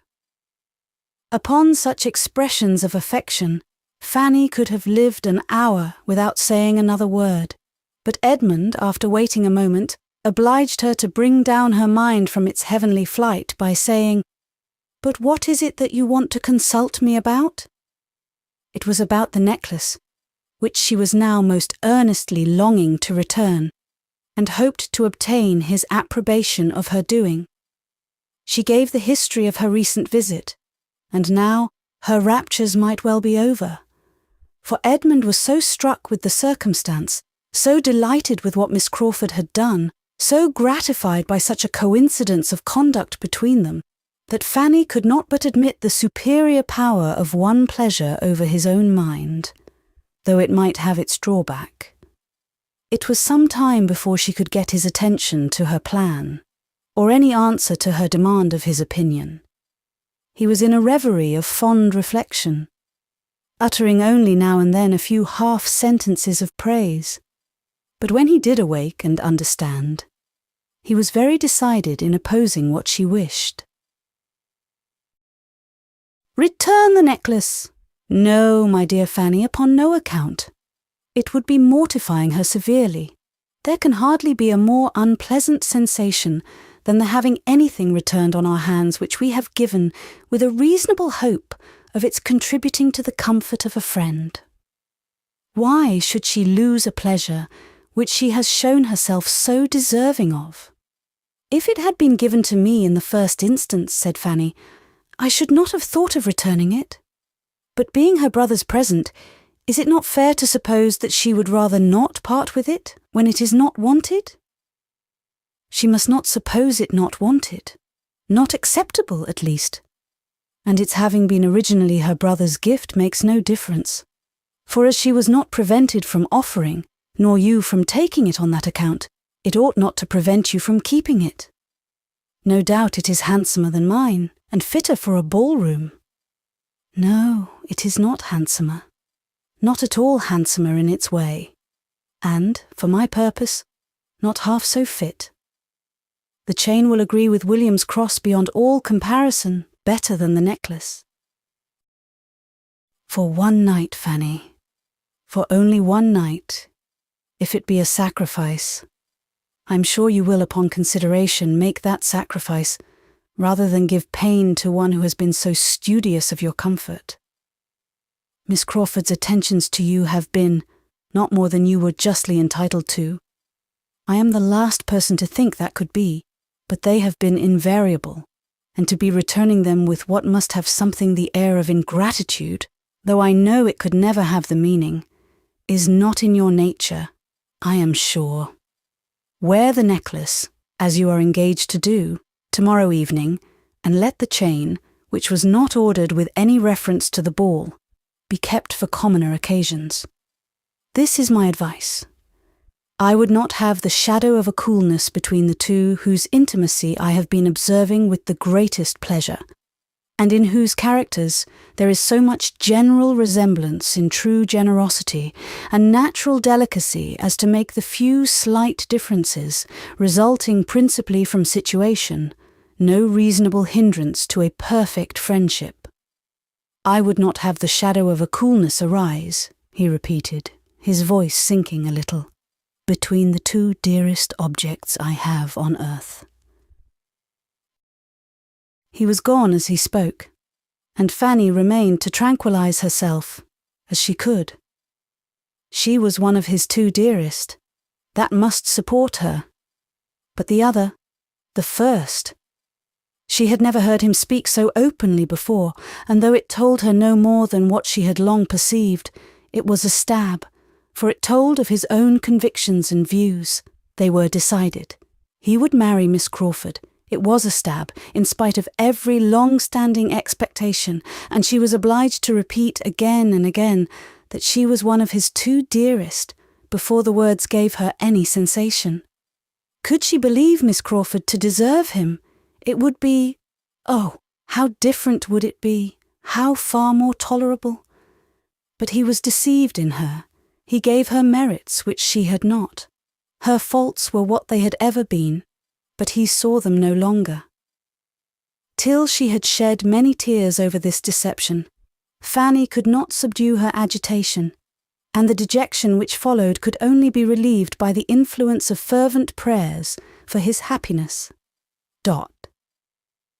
It was her intention, as she felt it to be her duty, to try to overcome all that was excessive, all that bordered on selfishness, in her affection for Edmund. To call or to fancy it a loss, a disappointment, would be a presumption for which she had not words strong enough to satisfy her own humility. To think of him as Miss Crawford might be justified in thinking, would in her be insanity.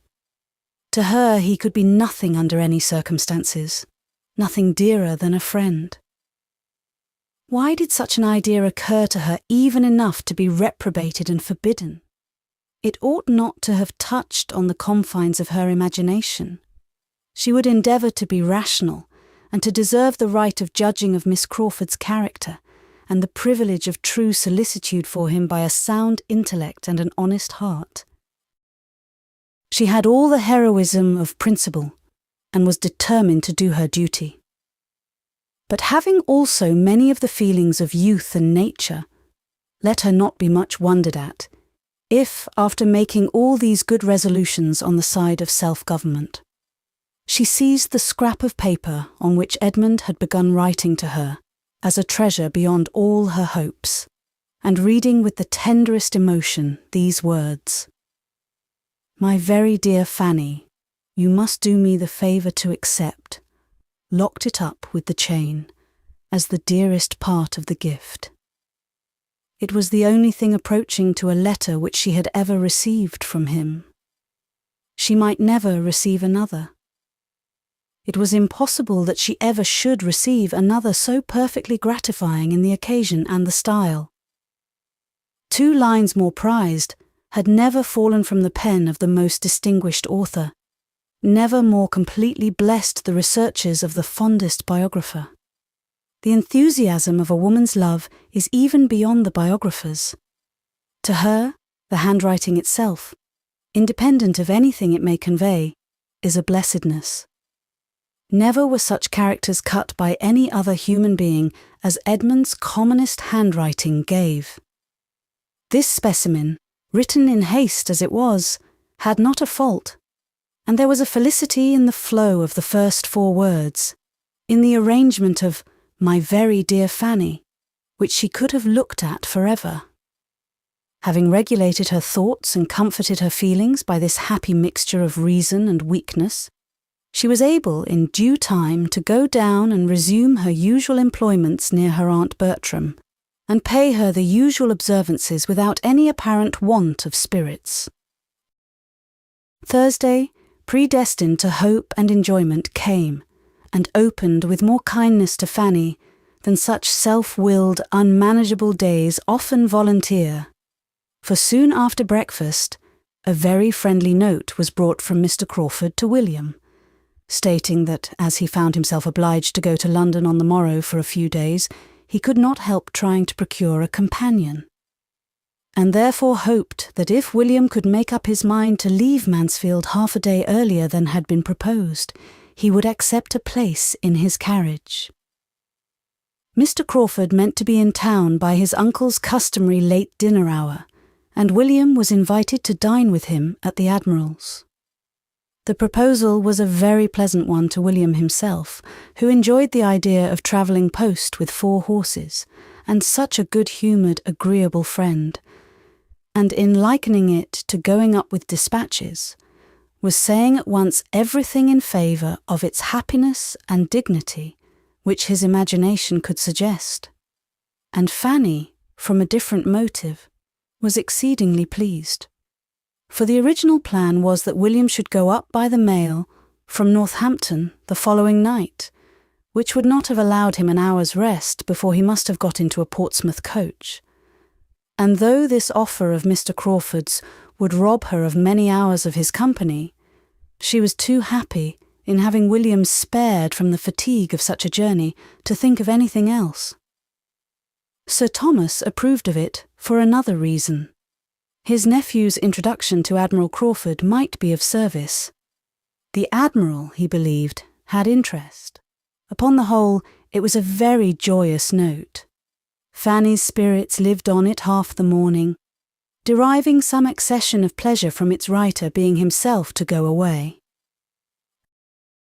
As for the ball, so near at hand, she had too many agitations and fears to have half the enjoyment in anticipation which she ought to have had, or must have been supposed to have, by the many young ladies looking forward to the same event in situations more at ease, but under circumstances of less novelty, less interest, less peculiar gratification than would be attributed to her Miss Price, known only by name to half the people invited, was now to make her first appearance and must be regarded as the queen of the evening. Who could be happier than Miss Price? But Miss Price had not been brought up to the trade of coming out, and had she known in what light this ball was, in general, considered respecting her, it would very much have lessened her comfort by increasing the fears she already had of doing wrong and being looked at. To dance without much observation or any extraordinary fatigue, to have strength and partners for about half the evening, to dance a little with Edmund, and not a great deal with Mr. Crawford, to see William enjoy himself, and be able to keep away from her Aunt Norris, was the height of her ambition, and seemed to comprehend her greatest possibility of happiness. As these were the best of her hopes, they could not always prevail, and in the course of a long morning, spent principally with her two aunts, she was often under the influence of much less sanguine views. William, determined to make this last day a day of thorough enjoyment, was out snipe shooting. Edmund, she had too much reason to suppose, was at the parsonage, and left alone to bear the worrying of Mrs. Norris, who was cross because the housekeeper would have her own way with the supper, and whom she could not avoid, though the housekeeper might. Fanny was worn down at last to think everything an evil belonging to the ball, and when sent off with a parting worry to dress, moved as languidly towards her own room, and felt as incapable of happiness as if she had been allowed no share in it. As she walked slowly upstairs, she thought of yesterday. It had been about the same hour that she had returned from the parsonage, and found Edmund in the east room. "Suppose I were to find him there again today," said she to herself, in a fond indulgence of fancy. "Fanny," said a voice at that moment near her. Starting and looking up, she saw, across the lobby she had just reached, Edmund himself, standing at the head of a different staircase. He came towards her. "You look tired and fagged, Fanny. You have been walking too far." "No, I have not been out at all." "Then you have had fatigues within doors, which are worse. You had better have gone out." Fanny, not liking to complain, found it easiest to make no answer. And though he looked at her with his usual kindness, she believed he had soon ceased to think of her countenance. He did not appear in spirits. Something unconnected with her was probably amiss. They proceeded upstairs together, their rooms being on the same floor above. "I come from Dr. Grant's," said Edmund presently. "You may guess my errand there, Fanny." And he looked so conscious that Fanny could think but of one errand, which turned her too sick for speech.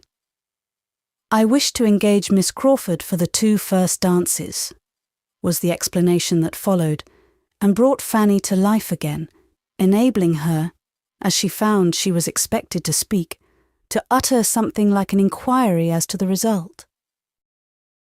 "Yes," he answered, "she is engaged to me, but," with a smile that did not sit easy, "she says it is to be the last time that she ever will dance with me. She is not serious. I am sure she is not serious, but I would rather not hear it. She never has danced with a clergyman, she says, and she never will. For my own sake, I could wish there had been no ball I mean not this very week, this very day. Tomorrow I leave home." Fanny struggled for speech and said, "I am very sorry that anything has occurred to distress you. This ought to be a day of pleasure. My uncle meant it so." "Oh, yes, yes. And it will be a day of pleasure. It will all end right. I am only vexed for a moment. In fact, it is not that I consider the ball as ill-timed. What does it signify?" But Fanny, stopping her, by taking her hand, and speaking low and seriously, "You know what all this means. You see how it is, and could tell me, perhaps better than I could tell you, how and why I am vexed. Let me talk to you a little. You are a kind, kind listener. I have been pained by her manner this morning, and cannot get the better of it. I know her disposition to be as sweet and faultless as your own, but the influence of her former companions makes her gives to her conversation, to her professed opinions, sometimes a tinge of wrong. She does not think evil, but she speaks it in playfulness. And though I know it to be playfulness, it grieves me to the soul. The effect of education," said Fanny gently. Edmund could not but agree to it. "Yes, that uncle and aunt. They have injured the finest mind. For sometimes, Fanny, I own to you, it does appear more than manner. It appears as if the mind itself was tainted." Fanny imagined this to be an appeal to her judgment, and therefore, after a moment's consideration, said, "If you only want me as a listener, cousin, I will be as useful as I can. But I am not qualified for an adviser. Do not ask advice of me. I am not competent." "You are right, Fanny, to protest against such an office, but you need not be afraid. It is a subject on which I should never ask advice. It is the sort of subject on which it had better never be asked, and few, I imagine, do ask it, but when they want to be influenced against their conscience. I only want to talk to you. One thing more, excuse the liberty, but take care how you talk to me. Do not tell me anything now, which hereafter you may be sorry for. The time may come." The colour rushed into her cheeks as she spoke. "Dearest Fanny," cried Edmund, pressing her hand to his lips with almost as much warmth as if it had been Miss Crawford's. "You are all considerate thought. But it is unnecessary here. The time will never come. No such time as you allude to will ever come. I begin to think it most improbable. The chances grow less and less, and even if it should, there will be nothing to be remembered by either you or me that we need be afraid of. For I can never be ashamed of my own scruples. And if they are removed, it must be by changes that will only raise her character the more, by the recollection of the faults she once had.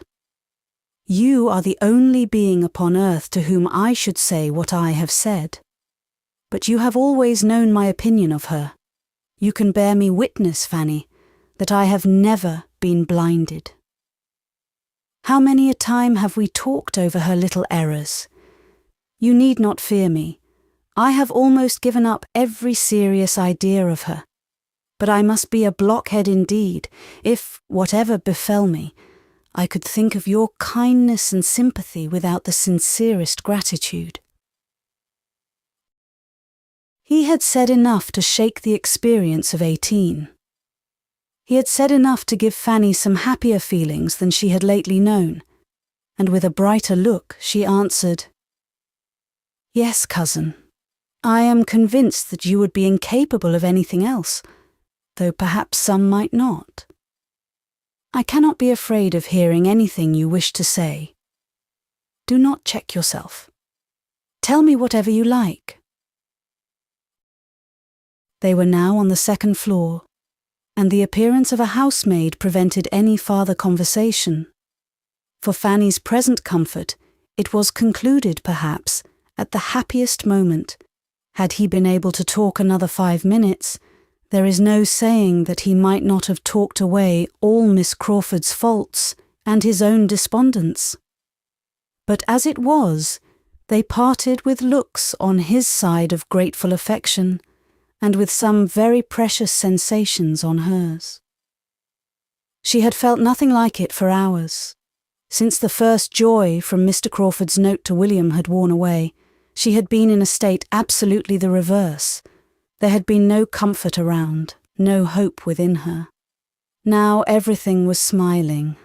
William's good fortune returned again upon her mind, and seemed of greater value than at first. The ball, too. Such an evening of pleasure before her. It was now a real animation, and she began to dress for it with much of the happy flutter which belongs to a ball. All went well. She did not dislike her own looks. And when she came to the necklaces again, her good fortune seemed complete. For upon trial the one given her by Miss Crawford would by no means go through the ring of the cross. She had, to oblige Edmund, resolved to wear it, but it was too large for the purpose. His, therefore, must be worn, and having, with delightful feelings, joined the chain and the cross, those memorials of the two most beloved of her heart, those dearest tokens so formed for each other by everything real and imaginary, and put them round her neck, and seen and felt how full of William and Edmund they were, she was able without an effort to resolve on wearing Miss Crawford's necklace too. She acknowledged it to be right. Miss Crawford had a claim, and when it was no longer to encroach on, to interfere with the stronger claims, the truer kindness of another, she could do her justice, even with pleasure to herself. The necklace really looked very well, and Fanny left her room at last, comfortably satisfied with herself and all about her Dot. Her Aunt Bertram had recollected her on this occasion with an unusual degree of wakefulness. It had really occurred to her, unprompted, that Fanny, preparing for a ball, might be glad of better help than the upper housemaids, and when dressed herself, she actually sent her own maid to assist her. Too late, of course, to be of any use.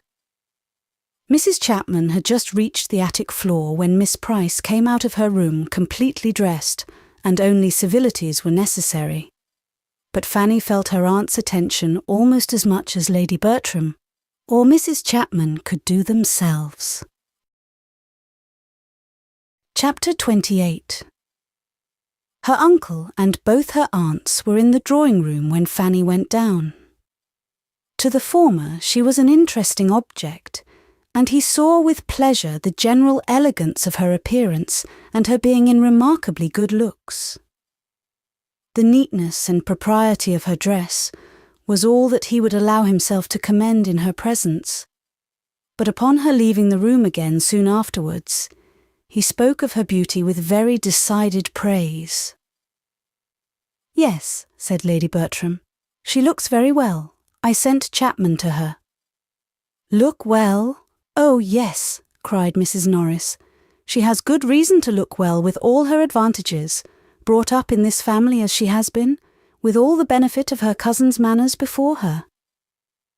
Only think, my dear Sir Thomas, what extraordinary advantages you and I have been the means of giving her. The very gown you have been taking notice of is your own generous present to her, when dear Mrs. Rushworth married. What would she have been if we had not taken her by the hand?" Sir Thomas said no more, but when they sat down to table, The eyes of the two young men assured him that the subject might be gently touched again, when the ladies withdrew with more success. Fanny saw that she was approved, and the consciousness of looking well made her look still better. From a variety of causes, she was happy, and she was soon made still happier. For in following her aunts out of the room, Edmund, who was holding open the door, said as she passed him, "You must dance with me, Fanny. You must keep 2 dances for me, any 2 that you like, except the first." She had nothing more to wish for. She had hardly ever been in a state so nearly approaching high spirits in her life. Her cousin's former gaiety on the day of a ball was no longer surprising to her. She felt it to be indeed very charming, and was actually practicing her steps about the drawing-room as long as she could be safe from the notice of her Aunt Norris, who was entirely taken up at first in fresh arranging and injuring the noble fire which the butler had prepared. Half an hour followed that would have been at least languid under any other circumstances, but Fanny's happiness still prevailed. It was but to think of her conversation with Edmund, and what was the restlessness of Mrs. Norris? What were the yawns of Lady Bertram? The gentleman joined them, and soon after began the sweet expectation of a carriage, when a general spirit of ease and enjoyment seemed diffused, and they all stood about and talked and laughed, and every moment had its pleasure and its hope. Fanny felt that there must be a struggle in Edmund's cheerfulness, but it was delightful to see the effort so successfully made.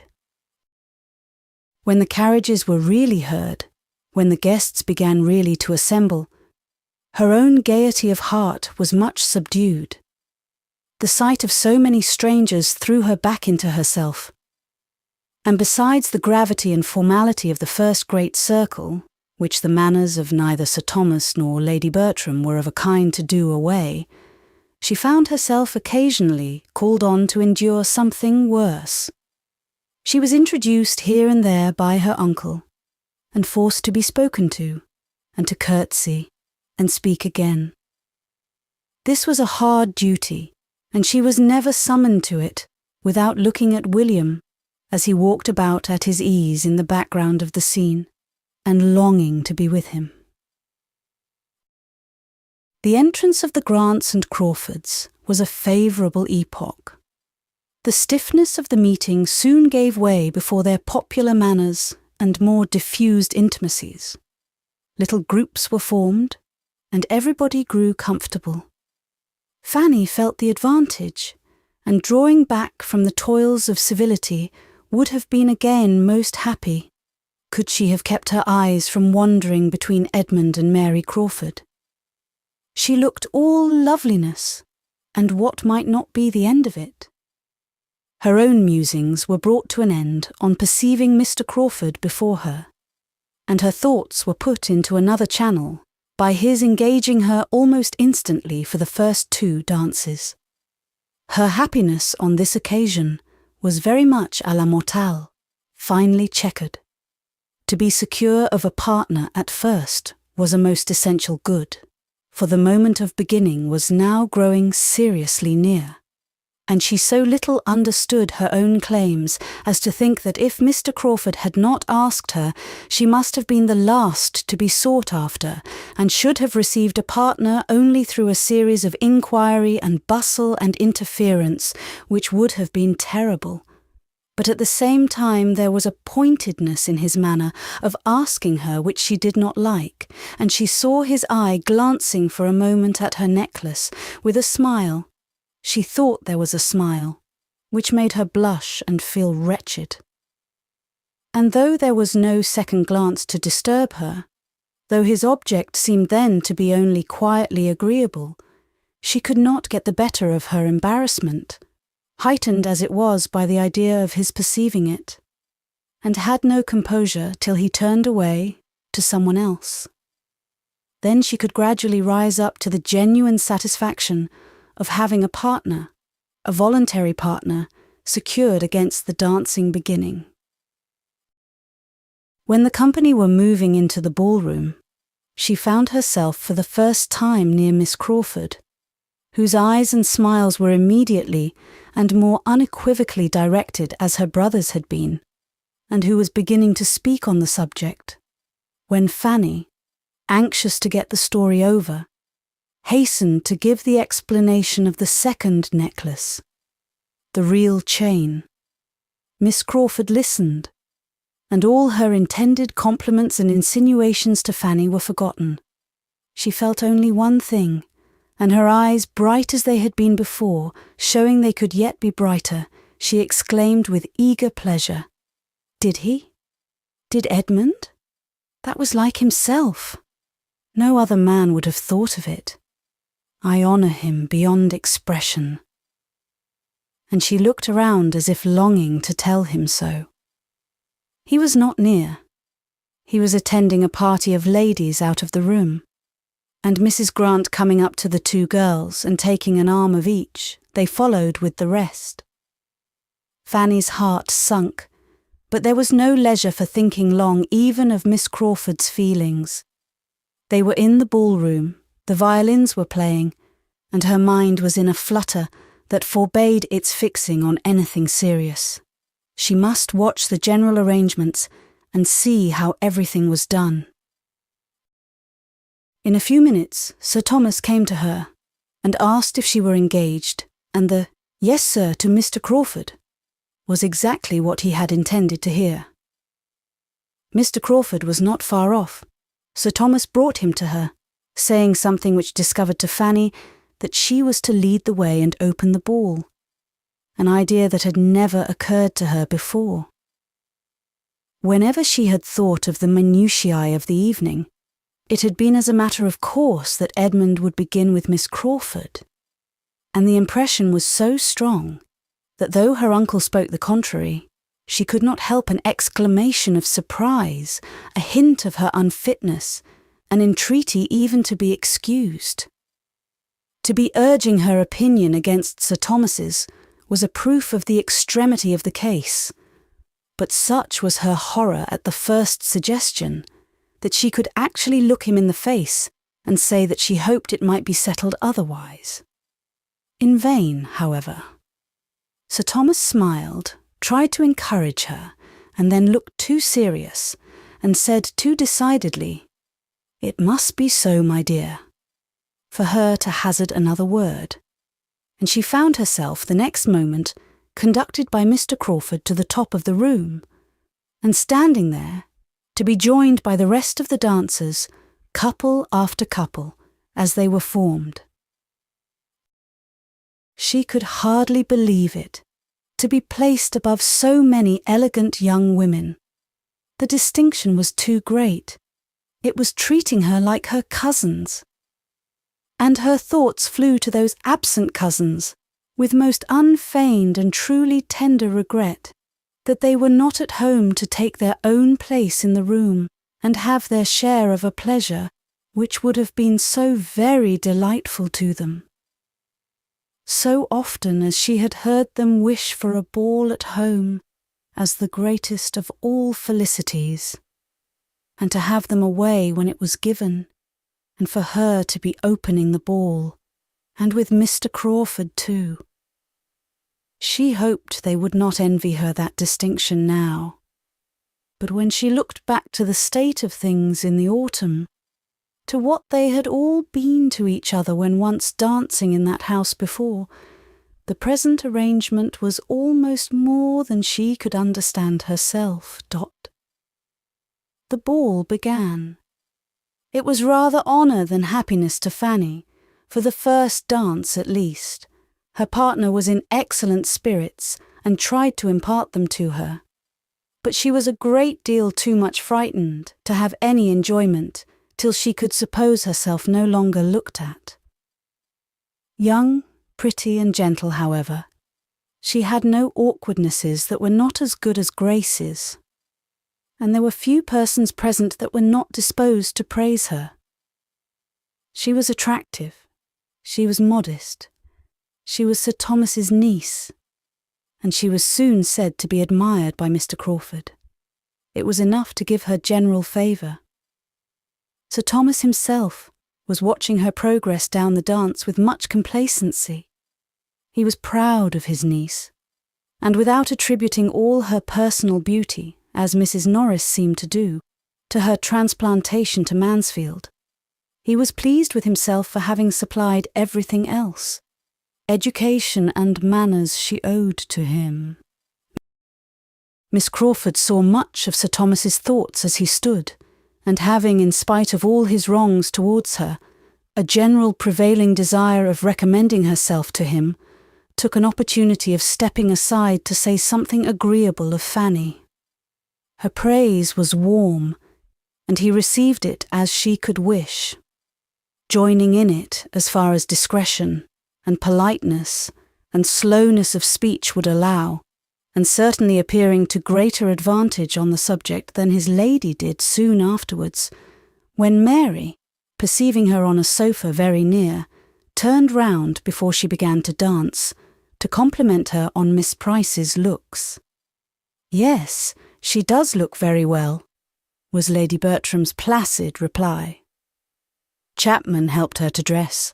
I sent Chapman to her." Not but that she was really pleased to have Fanny admired, but she was so much more struck with her own kindness in sending Chapman to her that she could not get it out of her head. Miss Crawford knew Mrs. Norris too well to think of gratifying her by commendation of Fanny. To her, it was as the occasion offered. "Ah, ma'am, how much we want dear Mrs. Rushworth and Julia tonight!" And Mrs. Norris paid her with as many smiles and courteous words as she had time for, amid so much occupation as she found for herself in making up card tables, giving hints to Sir Thomas, and trying to move all the chaperones to a better part of the room. Miss Crawford blundered most towards Fanny herself in her intentions to please.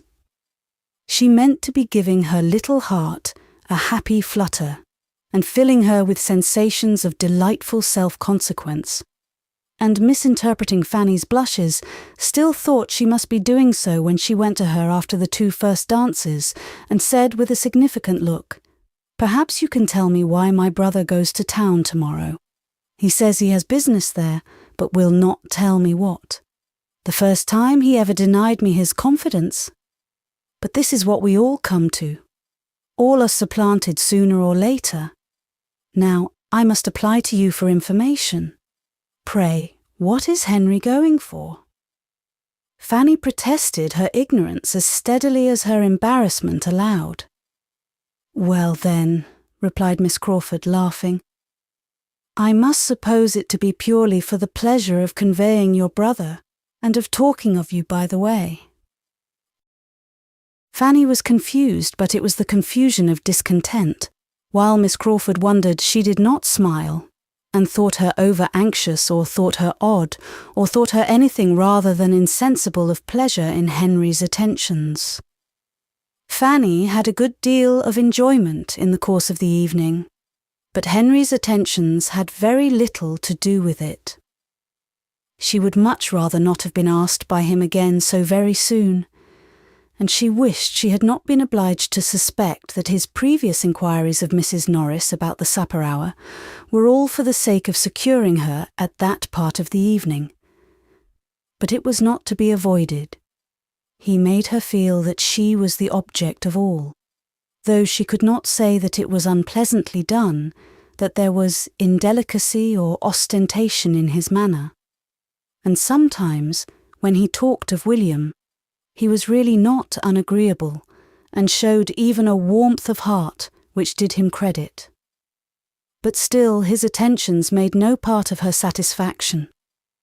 She was happy whenever she looked at William and saw how perfectly he was enjoying himself in every 5 minutes that she could walk about with him and hear his account of his partners. She was happy in knowing herself admired, and she was happy in having the 2 dances with Edmund still to look forward to during the greatest part of the evening, her hand being so eagerly sought after that her indefinite engagement with him was in continual perspective. She was happy even when they did take place, but not from any flow of spirits on his side, or any such expressions of tender gallantry as had blessed the morning. His mind was fagged, and her happiness sprung from being the friend with whom it could find repose. "I am worn out with civility," said he. "I have been talking incessantly all night and with nothing to say. But with you, Fanny, there may be peace. You will not want to be talked to. Let us have the luxury of silence." Fanny would hardly even speak her agreement. A weariness arising probably in great measure from the same feelings which he had acknowledged in the morning was peculiarly to be respected, and they went down their 2 dances together with such sober tranquillity as might satisfy any looker-on that Sir Thomas had been bringing up no wife for his younger son. The evening had afforded Edmund little pleasure. Miss Crawford had been in gay spirits when they first danced together, but it was not her gaiety that could do him good.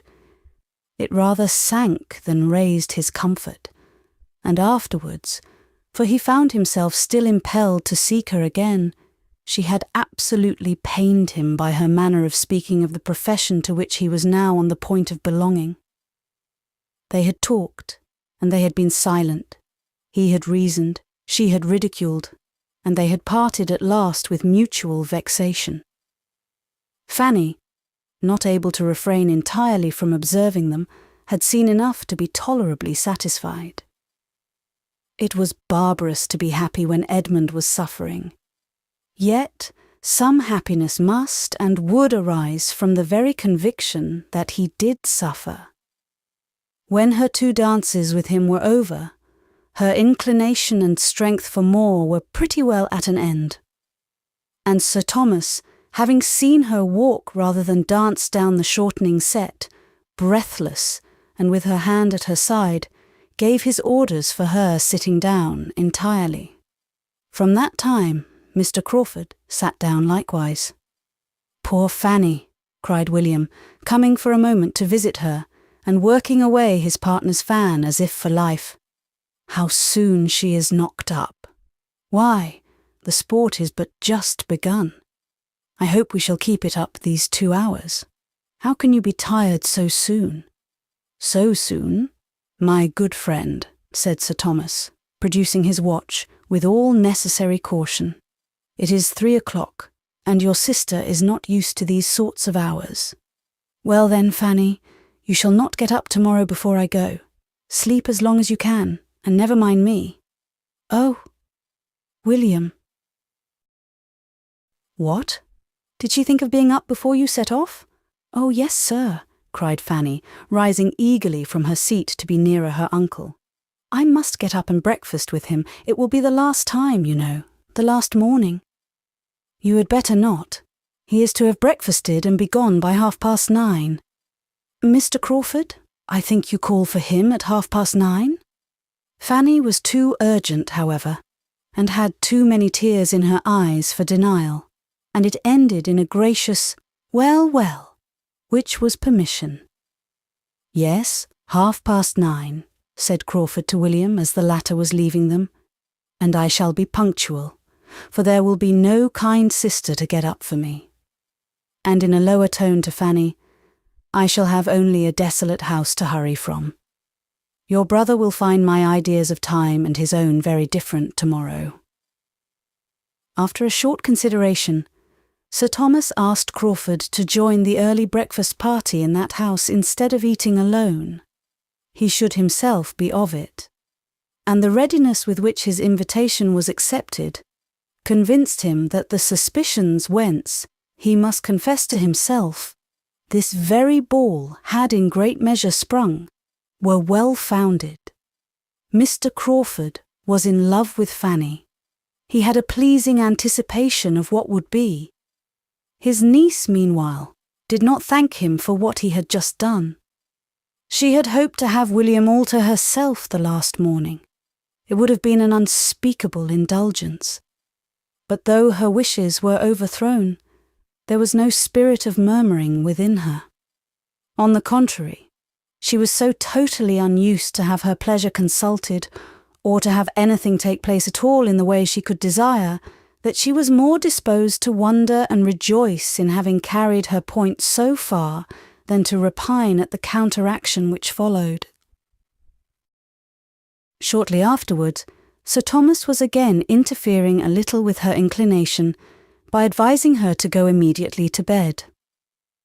Advise was his word, but it was the advice of absolute power, and she had only to rise, and, with Mr. Crawford's very cordial adieus, pass quietly away, stopping at the entrance door, like the lady of Branxholme Hall, one moment and no more, to view the happy scene, and take a last look at the 5 or 6 determined couples who were still hard at work, and then, creeping slowly up the principal staircase, pursued by the ceaseless country dance, feverish with hopes and fears, soup and negus, sore-footed and fatigued, restless and agitated, yet feeling, in spite of everything, that a ball was indeed delightful.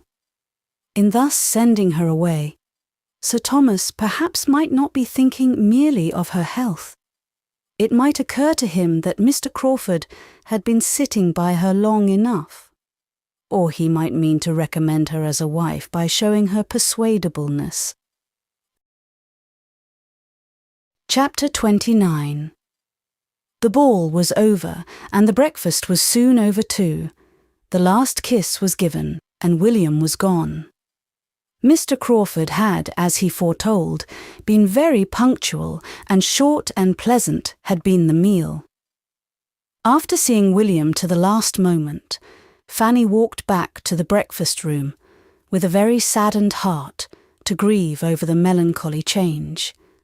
And there her uncle kindly left her to cry in peace, conceiving perhaps that the deserted chair of each young man might exercise her tender enthusiasm, and that the remaining cold pork bones and mustard in William's plate might but divide her feelings with the broken eggshells in Mr. Crawford's. She sat and cried con amore, as her uncle intended. But it was con amore fraternal, and no other. William was gone, and she now felt as if she had wasted half his visit in idle cares and selfish solicitudes unconnected with him. Fanny's disposition was such that she could never even think of her Aunt Norris in the meagreness and cheerlessness of her own small house, without reproaching herself for some little want of attention to her when they had been last together. Much less could her feelings acquit her of having done and said and thought everything by William that was due to him for a whole fortnight. It was a heavy, melancholy day. Soon after the second breakfast, Edmund bade them good-bye for a week and mounted his horse for Peterborough, and then all were gone. Nothing remained of last night but remembrances, which she had nobody to share in. She talked to her Aunt Bertram. She must talk to somebody of the ball, but her aunt had seen so little of what had passed, and had so little curiosity, that it was heavy work. Lady Bertram was not certain of anybody's dress or anybody's place at supper but her own. She could not recollect what it was that she had heard about one of the Miss Maddoxes, or what it was that Lady Prescott had noticed in Fanny. She was not sure whether Colonel Harrison had been talking of Mr. Crawford, or of William, when he said he was the finest young man in the room. Somebody had whispered something to her. She had forgot to ask Sir Thomas what it could be. And these were her longest speeches and clearest communications. The rest was only a languid, "Yes, yes, very well. Did you? Did he? I did not see that. I should not know one from the other." This was very bad. It was only better than Mrs. Norris's sharp answers would have been. But she being gone home with all the supernumerary jellies to nurse a sick maid, there was peace and good humour in their little party, though it could not boast much beside. The evening was heavy like the day. "I cannot think what is the matter with me," said Lady Bertram, when the tea things were removed. "I feel quite stupid. It must be sitting up so late last night. Fanny, you must do something to keep me awake. I cannot work. Fetch the cards. I feel so very stupid." The cards were brought, and Fanny played at cribbage with her aunt till bedtime, and as Sir Thomas was reading to himself, no sounds were heard in the room for the next 2 hours beyond the reckonings of the game. "And that makes 31. 4 in hand and 8 in crib. You are to deal, ma'am. Shall I deal for you?" Fanny thought and thought again of the difference which 24 hours had made in that room, and all that part of the house. Last night it had been hope and smiles, bustle and motion, noise and brilliancy in the drawing-room, and out of the drawing-room and everywhere. Now it was languor, and all but solitude. A good night's rest improved her spirits. She could think of William the next day more cheerfully, and as the morning afforded her an opportunity of talking over Thursday night with Mrs. Grant and Miss Crawford, in a very handsome style, with all the heightenings of imagination and all the laughs of playfulness which are so essential to the shade of a departed ball, she could afterwards bring her mind without much effort into its everyday state, and easily conform to the tranquillity of the present quiet week. They were indeed a smaller party than she had ever known there for a whole day together, and he was gone on whom the comfort and cheerfulness of every family meeting and every meal chiefly depended. But this must be learned to be endured. He would soon be always gone, and she was thankful that she could now sit in the same room with her uncle, hear his voice, receive his questions, and even answer them, without such wretched feelings as she had formerly known.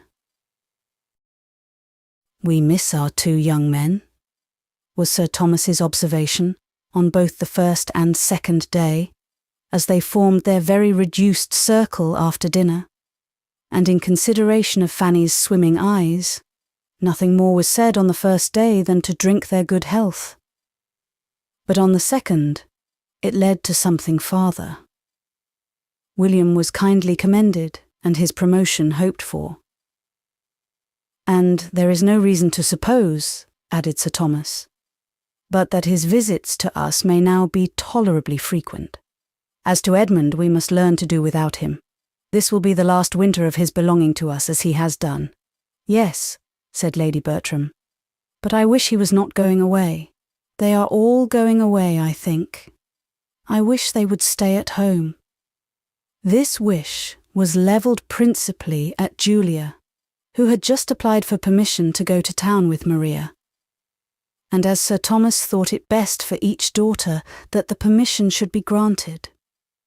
Lady Bertram, though in her own good nature she would not have prevented it, was lamenting the change it made in the prospect of Julia's return, which would otherwise have taken place about this time. A great deal of good sense followed on Sir Thomas's side, tending to reconcile his wife to the arrangement. Everything that a considerate parent ought to feel was advanced for her use, and everything that an affectionate mother must feel in promoting her children's enjoyment was attributed to her nature. Lady Bertram agreed to it all with a calm "yes," and at the end of a quarter of an hour's silent consideration spontaneously observed, "Sir Thomas, I have been thinking, and I am very glad we took Fanny as we did, for now the others are away, we feel the good of it." Sir Thomas immediately improved this compliment by adding, "Very true. We show Fanny what a good girl we think her by praising her to her face. She is now a very valuable companion. If we have been kind to her, she is now quite as necessary to us." "Yes," said Lady Bertram presently, "and it is a comfort to think that we shall always have her." Sir Thomas paused, half smiled, glanced at his niece, and then gravely replied, "She will never leave us, I hope, till invited to some other home that may reasonably promise her greater happiness than she knows here." "And that is not very likely to be, Sir Thomas." "Who should invite her?" Maria might be very glad to see her at Southerton now and then, but she would not think of asking her to live there, and I am sure she is better off here. And besides, I cannot do without her. The week which passed so quietly and peaceably at the great house in Mansfield had a very different character at the parsonage. To the young lady, at least, in each family, it brought very different feelings. What was tranquillity and comfort to Fanny was tediousness and vexation to Mary. Something arose from difference of disposition and habit, one so easily satisfied, the other so unused to endure, but still more might be imputed to difference of circumstances. In some points of interest, they were exactly opposed to each other. To Fanny's mind, Edmund's absence was really, in its cause and its tendency, a relief. To Mary, it was every way painful. She felt the want of his society every day, almost every hour, and was too much in want of it to derive anything but irritation from considering the object for which he went. He could not have devised anything more likely to raise his consequence than this week's absence, occurring as it did at the very time of her brother's going away, of William Price's going too, and completing the sort of general break-up of a party which had been so animated. She felt it keenly. They were now a miserable trio, confined within doors by a series of rain and snow, with nothing to do and no variety to hope for. Angry as she was with Edmund for adhering to his own notions and acting on them in defiance of her, and she had been so angry that they had hardly parted friends at the ball, she could not help thinking of him continually when absent, dwelling on his merit and affection, and longing again for the almost daily meetings they lately had. His absence was unnecessarily long. He should not have planned such an absence. He should not have left home for a week when her own departure from Mansfield was so near. Then she began to blame herself. She wished she had not spoken so warmly in their last conversation. She was afraid she had used some strong, some contemptuous expressions in speaking of the clergy, and that should not have been. It was ill-bred, it was wrong. She wished such words unsaid with all her heart. Her vexation did not end with the week. All this was bad, but she had still more to feel when Friday came round again and brought no Edmund, when Saturday came and still no Edmund, and when, through the slight communication with the other family which Sunday produced, she learned that he had actually written home to defer his return, having promised to remain some days longer with his friend. If she had felt impatience and regret before, if she had been sorry for what she said and feared its too strong effect on him, she now felt and feared it all tenfold more. She had, moreover, to contend with one disagreeable emotion entirely new to her: jealousy. His friend Mr. Owen had sisters. He might find them attractive, but, at any rate, his staying away at a time when, according to all preceding plans, she was to remove to London, meant something that she could not bear. Had Henry returned, as he talked of doing, at the end of 3 or 4 days, she should now have been leaving Mansfield. It became absolutely necessary for her to get to Fanny and try to learn something more. She could not live any longer in such solitary wretchedness, and she made her way to the park through difficulties of walking which she had deemed unconquerable a week before, for the chance of hearing a little in addition, for the sake of at least hearing his name. The first half-hour was lost, for Fanny and Lady Bertram were together, and unless she had Fanny to herself, she could hope for nothing. But at last Lady Bertram left the room, and then almost immediately Miss Crawford thus began, with a voice as well regulated as she could. "And how do you like your cousin Edmund staying away so long? Being the only young person at home, I consider you as the greatest sufferer. You must miss him. Does his staying longer surprise you?" "I do not know," said Fanny hesitatingly. "Yes, I had not particularly expected it. Perhaps he will always stay longer than he talks of. It is the general way all young men do." "He did not. The only time he went to see Mr. Owen before. He finds the house more agreeable now. He is a very pleasing young man himself, and I cannot help being rather concerned at not seeing him again before I go to London, as will now undoubtedly be the case. I am looking for Henry every day, and as soon as he comes there will be nothing to detain me at Mansfield. I should like to have seen him once more, I confess." "But you must give my compliments to him?" "Yes, I think it must be compliments. Is not there a something wanted, Miss Price, in our language?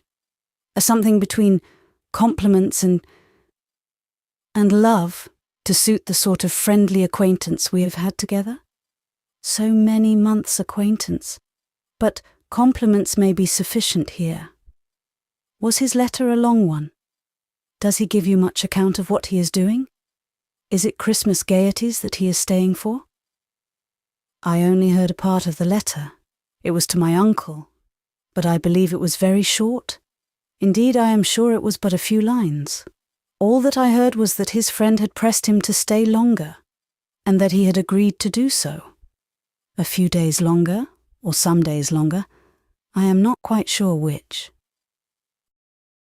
"Oh, if he wrote to his father! But I thought it might have been to Lady Bertram or you. But if he wrote to his father, no wonder he was concise. Who could write that to Sir Thomas? If he had written to you, there would have been more particulars. You would have heard of balls and parties. He would have sent you a description of everything and everybody. How many Miss Owens are there?" "3 grown up." "Are they musical?" "I do not at all know. I never heard." "That is the first question, you know," said Miss Crawford, trying to appear gay and unconcerned, "which every woman who plays herself is sure to ask about another. But it is very foolish to ask questions about any young ladies, about any 3 sisters just grown up, for one knows without being told exactly what they are, all very accomplished and pleasing, and one very pretty. There is a beauty in every family, it is a regular thing. 2 play on the pianoforte and 1 on the harp, and all sing, or would sing if they were taught, or sing all the better for not being taught, or something like it." "I know nothing of the Miss Owens," said Fanny calmly. "You know nothing, and you care less, as people say." Never did tone express indifference plainer. Indeed, how can one care for those one has never seen? "Well, when your cousin comes back, he will find Mansfield very quiet, all the noisy ones gone, your brother and mine and myself. I do not like the idea of leaving Mrs. Grant now the time draws near. She does not like my going." Fanny felt obliged to speak. "You cannot doubt your being missed by many," said she. "You will be very much missed." Miss Crawford turned her eye on her as if wanting to hear or see more, and then laughingly said, "Oh yes, missed as every noisy evil is missed when it is taken away. That is, there is a great difference felt. But I am not fishing. Don't compliment me. If I am missed, it will appear. I may be discovered by those who want to see me. I shall not be in any doubtful or distant or unapproachable region." Now Fanny could not bring herself to speak, and Miss Crawford was disappointed, for she had hoped to hear some pleasant assurance of her power from one who she thought must know, and her spirits were clouded again. "The Miss Owens," said she soon afterwards. "Suppose you were to have one of the Miss Owens settled at Thornton Lacey. How should you like it? Stranger things have happened. I dare say they are trying for it, and they are quite in the right, for it would be a very pretty establishment for them. I do not at all wonder or blame them. It is everybody's duty to do as well for themselves as they can. Sir Thomas Bertram's son is somebody, and now he is in their own line. Their father is a clergyman, and their brother is a clergyman, and they are all clergymen together. He is their lawful property. He fairly belongs to them. You don't speak, Fanny. Miss Price, you don't speak. But honestly now, do you not rather expect it than otherwise? No, said Fanny stoutly. I do not expect it at all. Not at all, cried Miss Crawford with alacrity. I wonder at that. But I dare say you know exactly. I always imagine you are. Perhaps you do not think him likely to marry at all, or not at present. No, I do not, said Fanny softly, hoping she did not err either in the belief or the acknowledgement of it.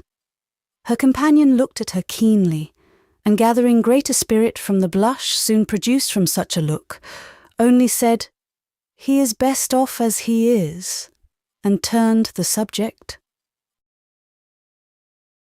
Chapter 30. Miss Crawford's uneasiness was much lightened by this conversation, and she walked home again in spirits which might have defied almost another week of the same small party in the same bad weather had they been put to the proof. But as that very evening brought her brother down from London again in quite, or more than quite, his usual cheerfulness, she had nothing further to try her own. His still refusing to tell her what he had gone for was but the promotion of gaiety. A day before it might have irritated, but now it was a pleasant joke, suspected only of concealing something planned as a pleasant surprise to herself. And the next day did bring a surprise to her. Henry had said he should just go and ask the Bertrams how they did, and be back in 10 minutes, but he was gone above an hour. And when his sister, who had been waiting for him to walk with her in the garden, met him at last most impatiently in the sweep, and cried out, "My dear Henry, where can you have been all this time?" He had only to say that he had been sitting with Lady Bertram and Fanny. "Sitting with them an hour and a half!" exclaimed Mary. But this was only the beginning of her surprise. "Yes, Mary," said he, drawing her arm within his, and walking along the sweep as if not knowing where he was. "I could not get away sooner. Fanny looked so lovely. I am quite determined, Mary. My mind is entirely made up. Will it astonish you? No. You must be aware that I am quite determined to marry Fanny Price."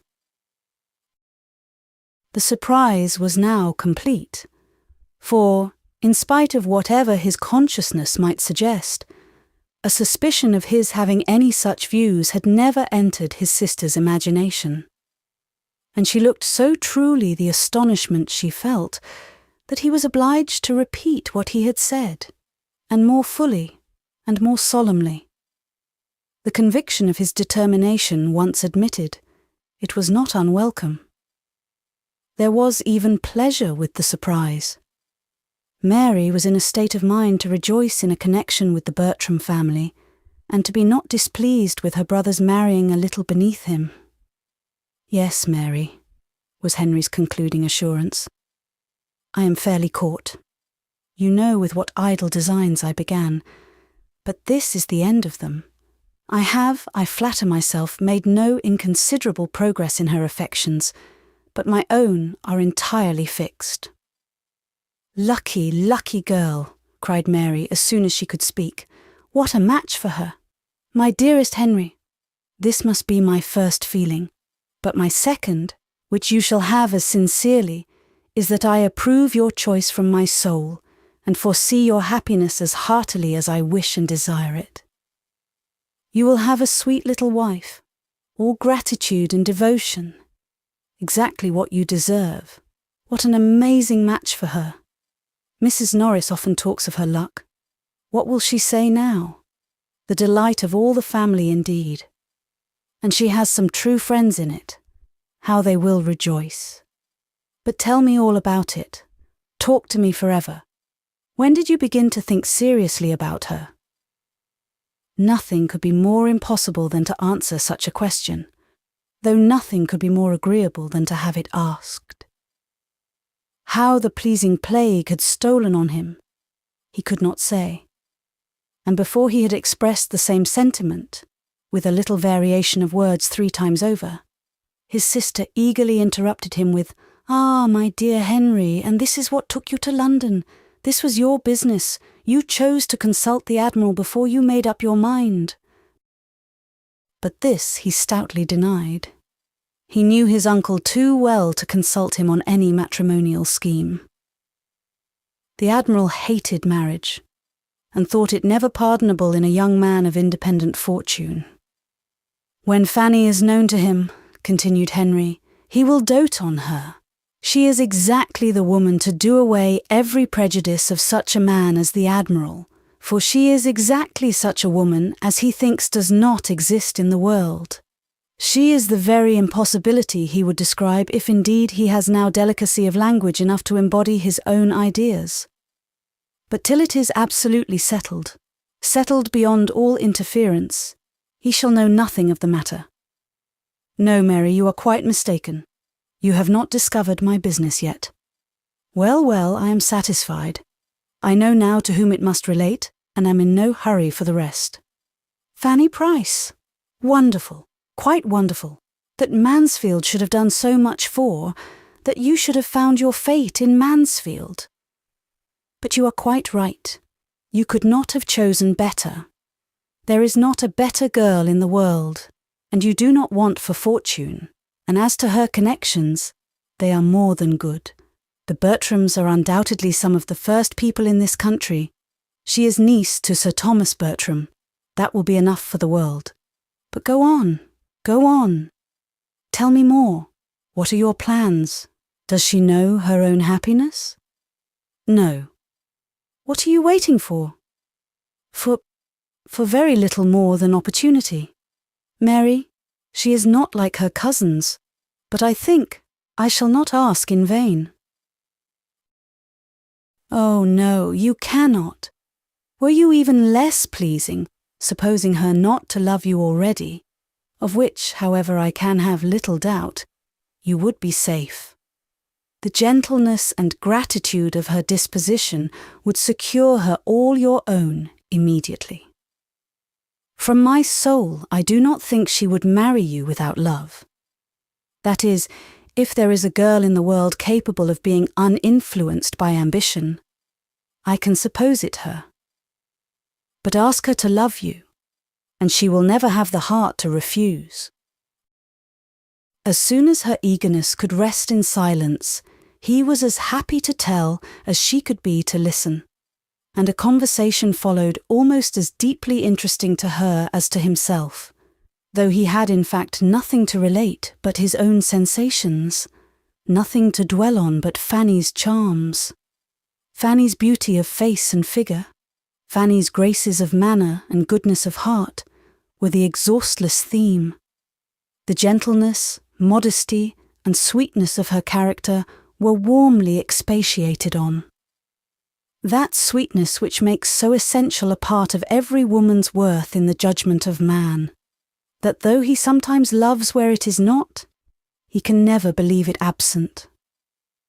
Her temper he had good reason to depend on and to praise. He had often seen it tried. Was there one of the family, excepting Edmund, who had not in some way or other continually exercised her patience and forbearance? Her affections were evidently strong. To see her with her brother? What could more delightfully prove that the warmth of her heart was equal to its gentleness?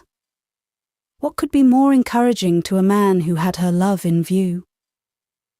Then, her understanding was beyond every suspicion, quick and clear, and her manners were the mirror of her own modest and elegant mind. Nor was this all. Henry Crawford had too much sense not to feel the worth of good principles in a wife, though he was too little accustomed to serious reflection to know them by their proper name. But when he talked of her having such a steadiness and regularity of conduct, such a high notion of honour, and such an observance of decorum as might warrant any man in the fullest dependence on her faith and integrity, he expressed what was inspired by the knowledge of her being well-principled and religious. "I could so wholly and absolutely confide in her," said he, "and that is what I want." Well might his sister, believing as she really did that his opinion of Fanny Price was scarcely beyond her merits, rejoice in her prospects. "The more I think of it," she cried, "the more am I convinced that you are doing quite right. And though I should never have selected Fanny Price as the girl most likely to attach you, I am now persuaded she is the very one to make you happy. Your wicked project upon her peace turns out a clever thought indeed. You will both find your good in it.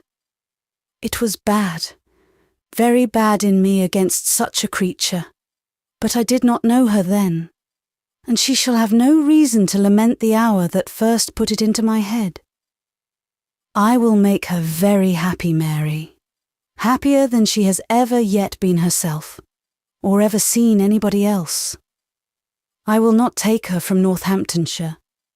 I shall let Everingham and rent a place in this neighbourhood, perhaps Stanwix Lodge. I shall let a 7 years' lease of Everingham. I am sure of an excellent tenant at half a word. I could name 3 people now who would give me my own terms and thank me." "Ha!" cried Mary.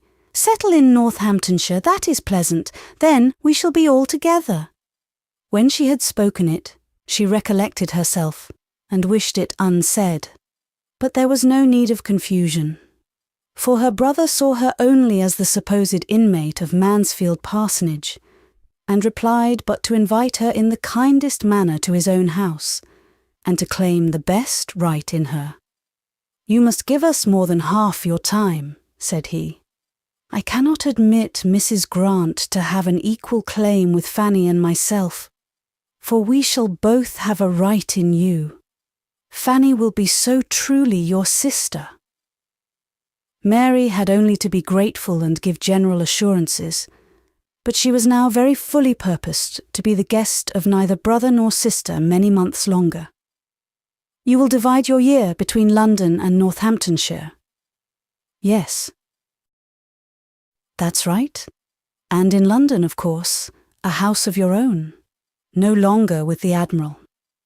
My dearest Henry, the advantage to you of getting away from the Admiral before your manners are hurt by the contagion of his, before you have contracted any of his foolish opinions, or learned to sit over your dinner as if it were the best blessing of life. You are not sensible of the gain, for your regard for him has blinded you. But in my estimation, your marrying early may be the saving of you. To have seen you grow like the Admiral in word or deed, look or gesture, would have broken my heart. Well, well, we do not think quite alike here. The Admiral has his faults, but he is a very good man, and has been more than a father to me. Few fathers would have let me have my own way half so much. You must not prejudice Fanny against him. I must have them love one another." Mary refrained from saying what she felt, that there could not be 2 persons in existence whose characters and manners were less accordant. Time would discover it to him. But she could not help this reflection on the Admiral. "Henry, I think so highly of Fanny Price, that if I could suppose the next Mrs. Crawford would have half the reason which my poor ill-used aunt had to abhor the very name, I would prevent the marriage if possible. But I know you. I know that a wife you loved would be the happiest of women, and that even when you ceased to love, she would yet find in you the liberality and good breeding of a gentleman. The impossibility of not doing everything in the world to make Fanny Price happy, or of ceasing to love Fanny Price, was of course the groundwork of his eloquent answer. "Had you seen her this morning, Mary?"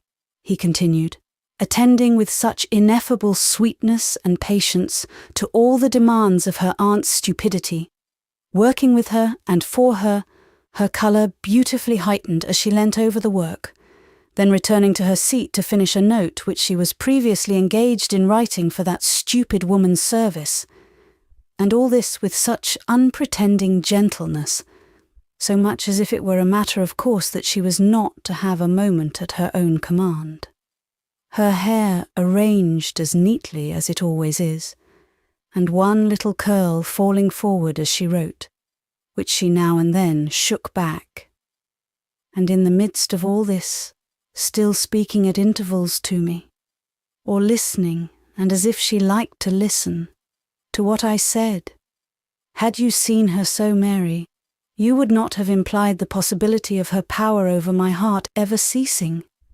My dearest Henry, cried Mary, stopping short and smiling in his face, how glad I am to see you so much in love.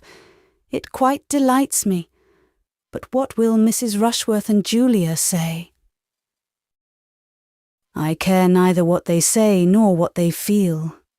They will now see what sort of woman it is that can attach me, that can attach a man of sense. I wish the discovery may do them any good. And they will now see their cousin treated as she ought to be, and I wish they may be heartily ashamed of their own abominable neglect and unkindness. They will be angry, he added, after a moment's silence, and in a cooler tone. Mrs. Rushworth will be very angry. It will be a bitter pill to her.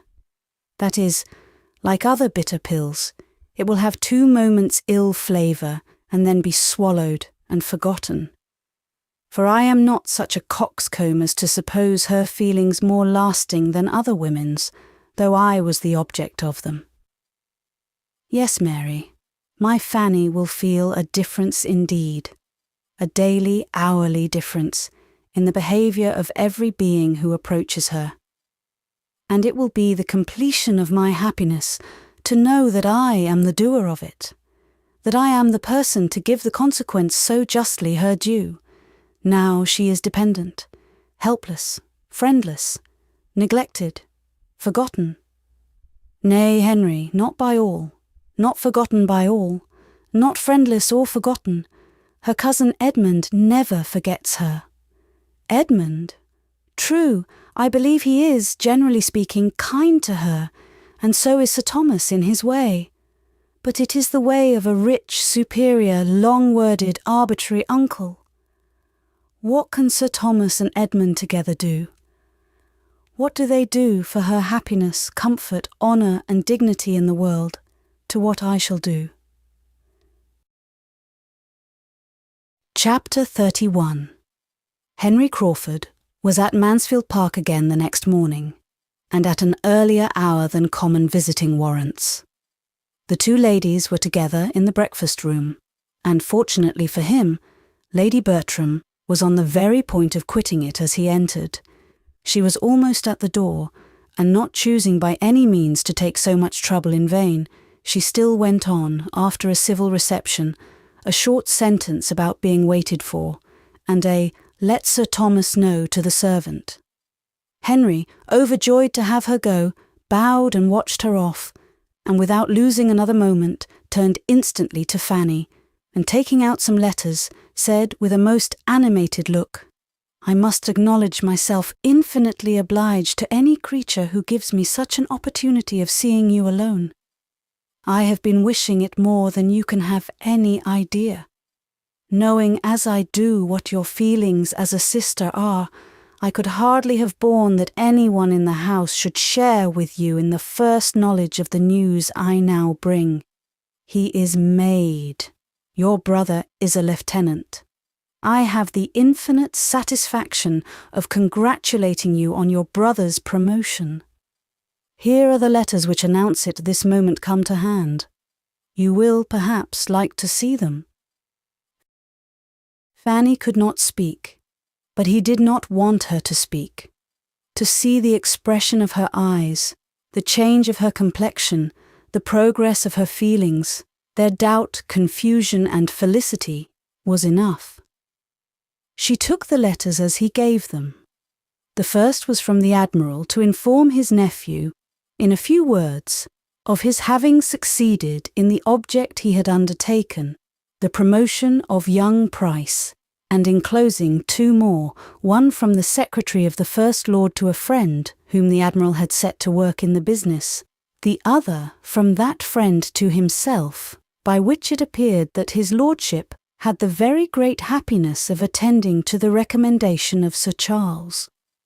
That Sir Charles was much delighted in having such an opportunity of proving his regard for Admiral Crawford, and that the circumstance of Mr. William Price's commission as second lieutenant of H.M. sloop Thrush being made out was spreading general joy through a wide circle of great people.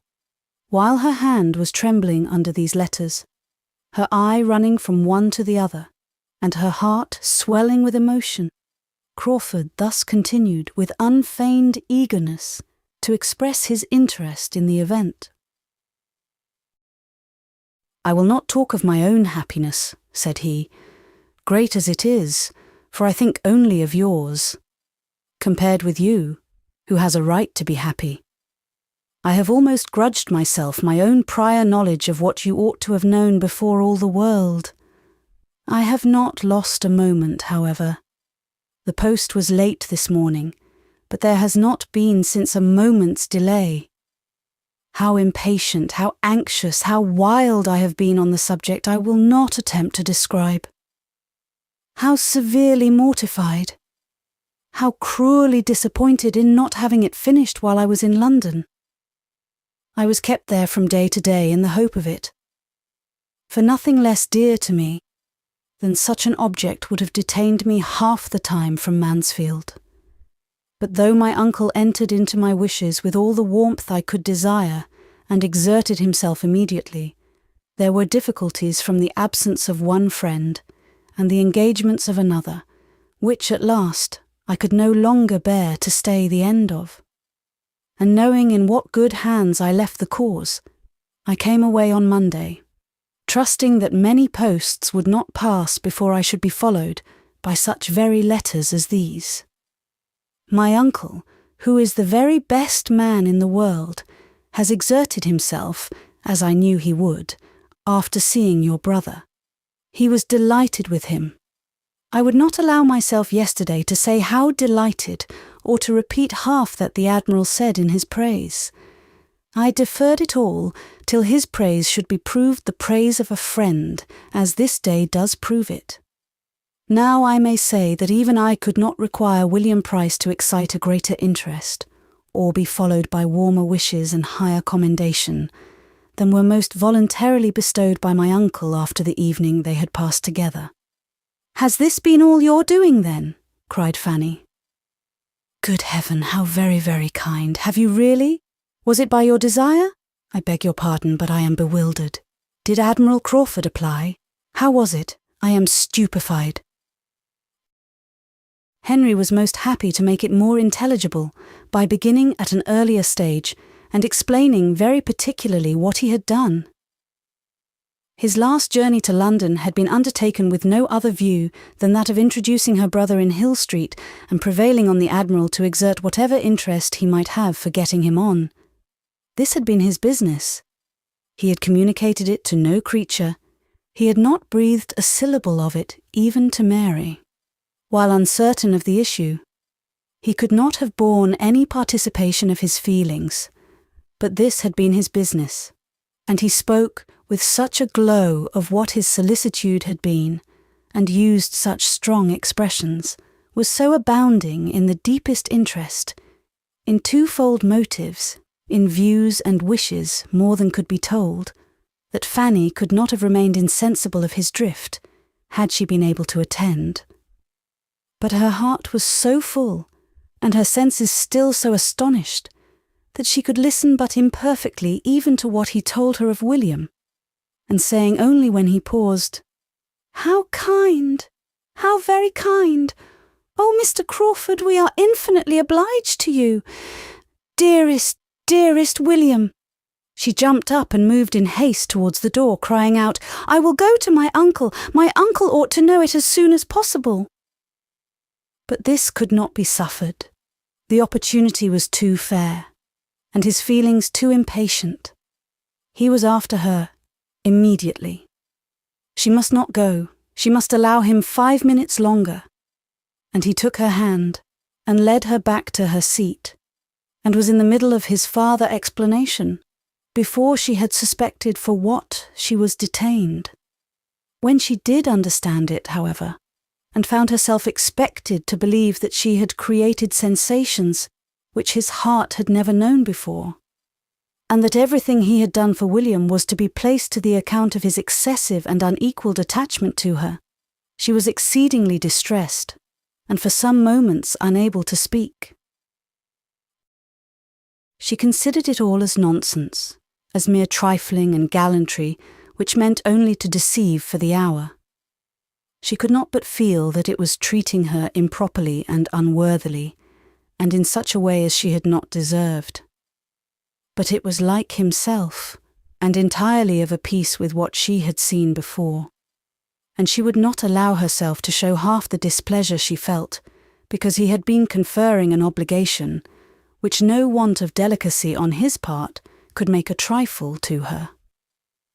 While her heart was still bounding with joy and gratitude on William's behalf, she could not be severely resentful of anything that injured only herself.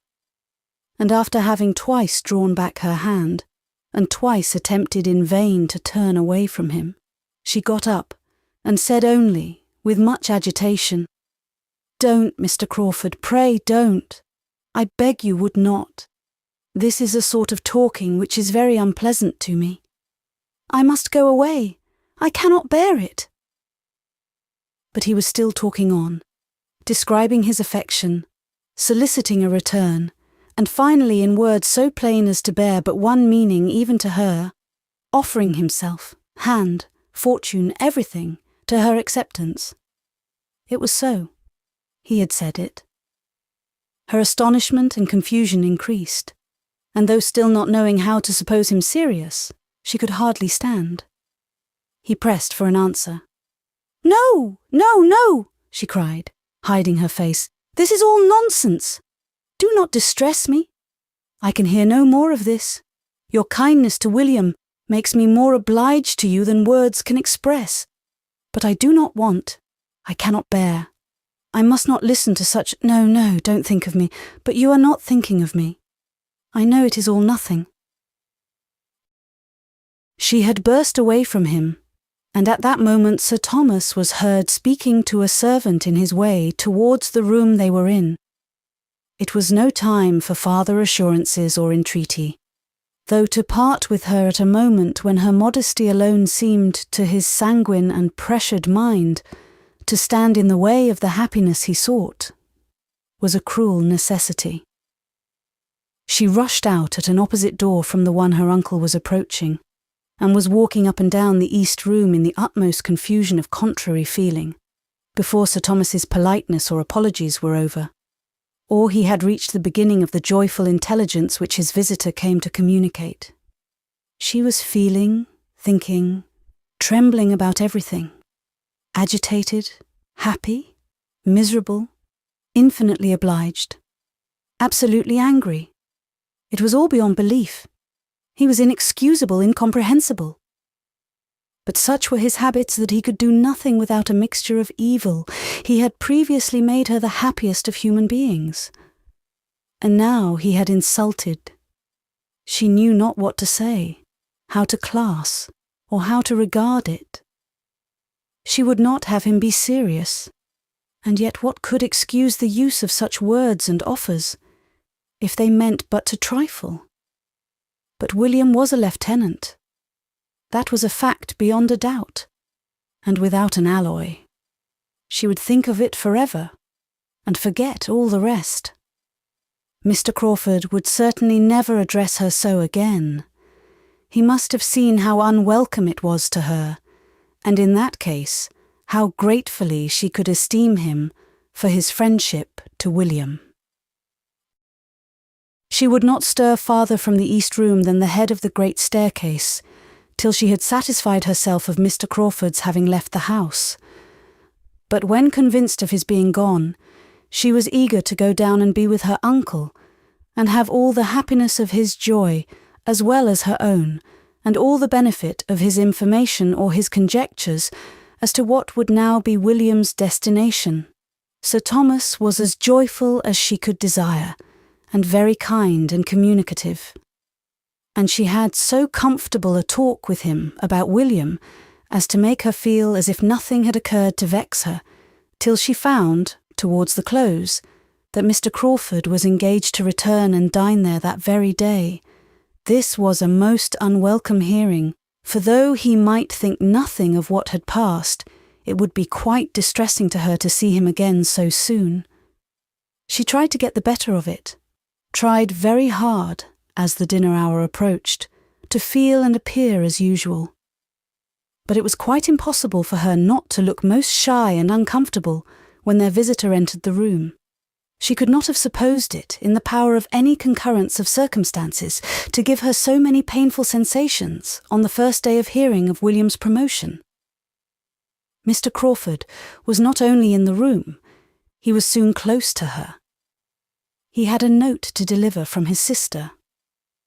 Fanny could not look at him, but there was no consciousness of past folly in his voice. She opened her note immediately, glad to have anything to do, and happy as she read it to feel that the fidgetings of her Aunt Norris, who was also to dine there, screened her a little from view. My dear Fanny, for so I may now always call you, to the infinite relief of a tongue that has been stumbling at Miss Price for at least the last 6 weeks, I cannot let my brother go without sending you a few lines of general congratulation and giving my most joyful consent and approval. Go on, my dear Fanny, and without fear. There can be no difficulties worth naming.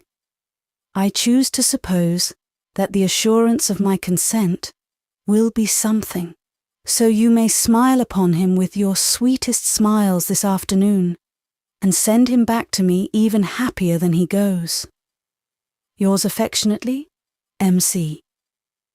These were not expressions to do Fanny any good, for though she read in too much haste and confusion to form the clearest judgment of Miss Crawford's meaning, it was evident that she meant to compliment her on her brother's attachment, and even to appear to believe it serious. She did not know what to do, or what to think. There was wretchedness in the idea of its being serious. There was perplexity and agitation every way. She was distressed whenever Mr. Crawford spoke to her, and he spoke to her much too often. And she was afraid there was a something in his voice and manner, in addressing her very different from what they were when he talked to the others. Her comfort in that day's dinner was quite destroyed. She could hardly eat anything. And when Sir Thomas good-humouredly observed that joy had taken away her appetite, she was ready to sink with shame, from the dread of Mr. Crawford's interpretation. For though nothing could have tempted her to turn her eyes to the right hand, where he sat, she felt that his were immediately directed towards her. She was more silent than ever. She would hardly join even when William was the subject, for his commission came all from the right hand too, and there was pain in the connection. She thought Lady Bertram sat longer than ever, and began to be in despair of ever getting away. But at last they were in the drawing-room, and she was able to think as she would, while her aunts finished the subject of William's appointment in their own style. Mrs. Norris seemed as much delighted with the saving it would be to Sir Thomas as with any part of it. Now William would be able to keep himself, which would make a vast difference to his uncle, for it was unknown how much he had cost his uncle, and indeed it would make some difference in her presence too. She was very glad that she had given William what she did at parting, very glad indeed that it had been in her power, without material inconvenience, just at that time to give him something rather considerable.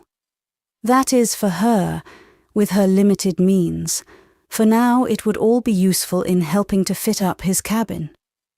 She knew he must be at some expense, that he would have many things to buy, though to be sure his father and mother would be able to put him in the way of getting everything very cheap.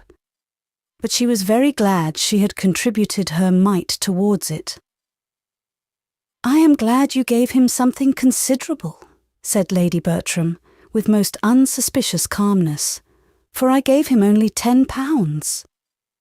"Indeed," cried Mrs. Norris, reddening. "Upon my word, he must have gone off with his pockets well lined, and at no expense for his journey to London either. Sir Thomas told me £10 would be enough." Mrs. Norris, being not at all inclined to question its sufficiency, began to take the matter in another point. "It is amazing," said she, "how much young people cost their friends, what with bringing them up and putting them out in the world. They little think how much it comes to, or what their parents or their uncles and aunts pay for them in the course of the year. Now, here are my sister Price's children. Take them all together. I dare say nobody would believe what a sum they cost Sir Thomas every year, to say nothing of what I do for them.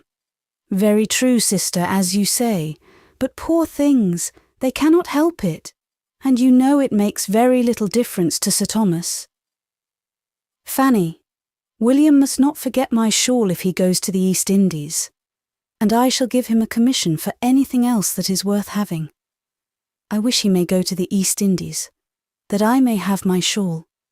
I think I will have 2 shawls, Fanny." Fanny, meanwhile, speaking only when she could not help it, was very earnestly trying to understand what Mr. and Miss Crawford were at.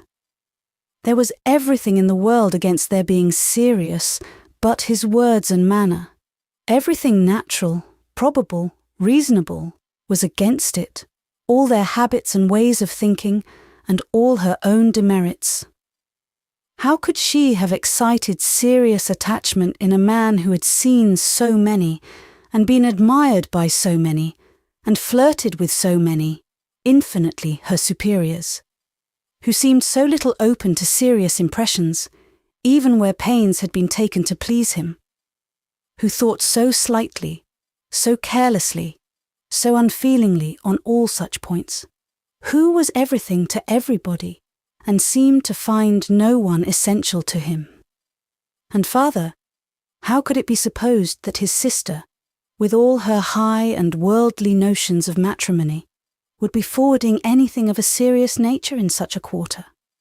Nothing could be more unnatural in either. Fanny was ashamed of her own doubts. Everything might be possible rather than serious attachment, or serious approbation of it toward her. She had quite convinced herself of this before Sir Thomas and Mr. Crawford joined them. The difficulty was in maintaining the conviction quite so absolutely after Mr. Crawford was in the room. For once or twice a look seemed forced on her which she did not know how to class among the common meaning. In any other man, at least, she would have said that it meant something very earnest, very pointed. But she still tried to believe it no more than what he might often have expressed towards her cousins and 50 other women. She thought he was wishing to speak to her unheard by the rest. She fancied he was trying for it the whole evening at intervals, whenever Sir Thomas was out of the room, or at all engaged with Mrs. Norris, and she carefully refused him every opportunity. At last, it seemed an at last to Fanny's nervousness, though not remarkably late, he began to talk of going away. But the comfort of the sound was impaired by his turning to her the next moment and saying, "Have you nothing to send to Mary? No answer to her note? She will be disappointed if she receives nothing from you. Pray write to her, if it be only a line." "Oh yes, certainly," cried Fanny, rising in haste, the haste of embarrassment and of wanting to get away. "I will write directly." She went accordingly to the table, where she was in the habit of writing for her aunt, and prepared her materials without knowing what in the world to say. She had read Miss Crawford's note only once, and how to reply to anything so imperfectly understood was most distressing.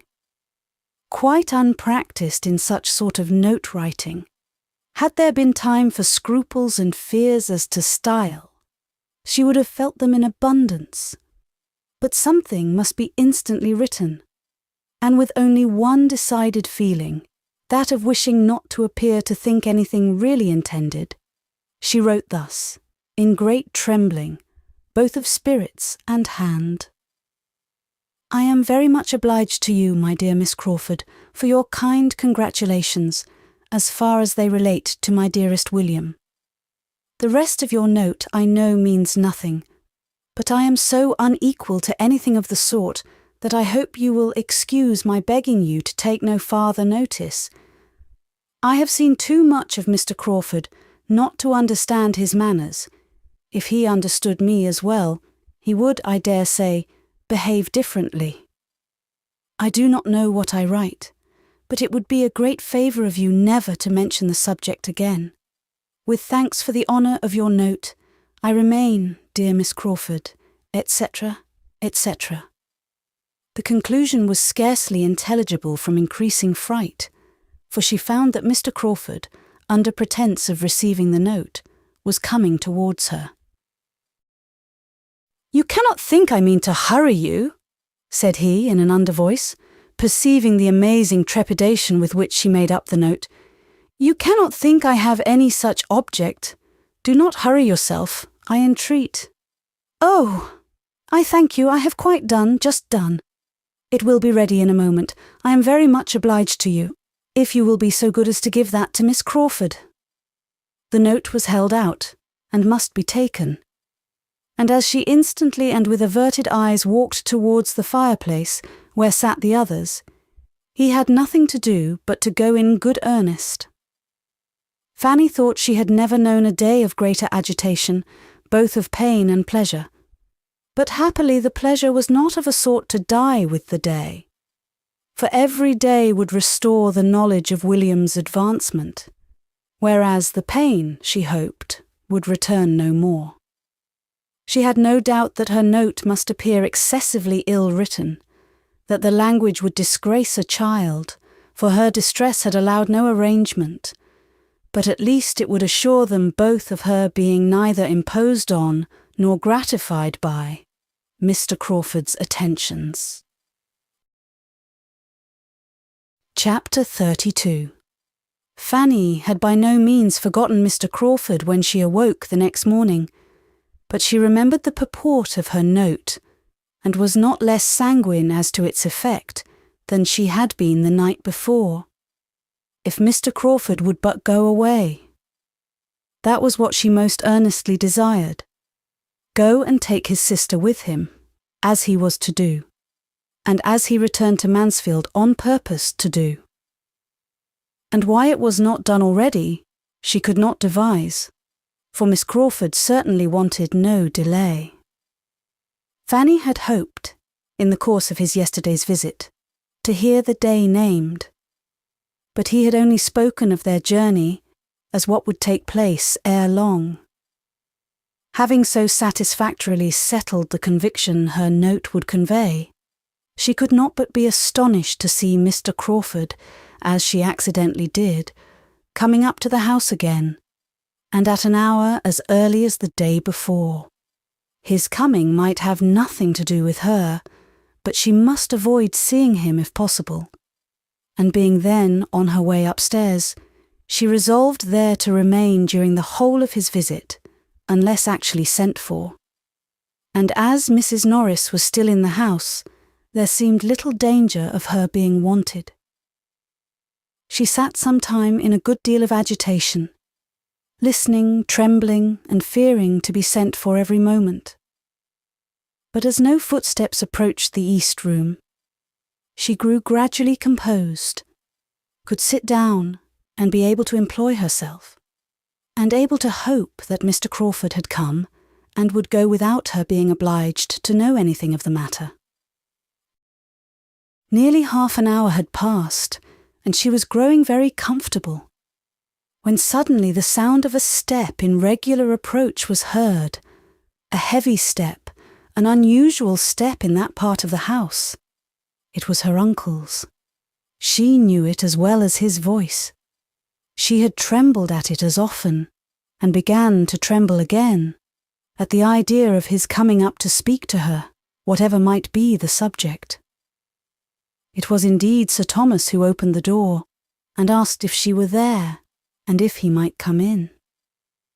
The terror of his former occasional visits to that room seemed all renewed, and she felt as if he were going to examine her again, in French and English. She was all attention, however, in placing a chair for him and trying to appear honoured, and, in her agitation, had quite overlooked the deficiencies of her apartment, till he, stopping short as he entered, said, with much surprise, "Why have you no fire today?" There was snow on the ground and she was sitting in a shawl. She hesitated.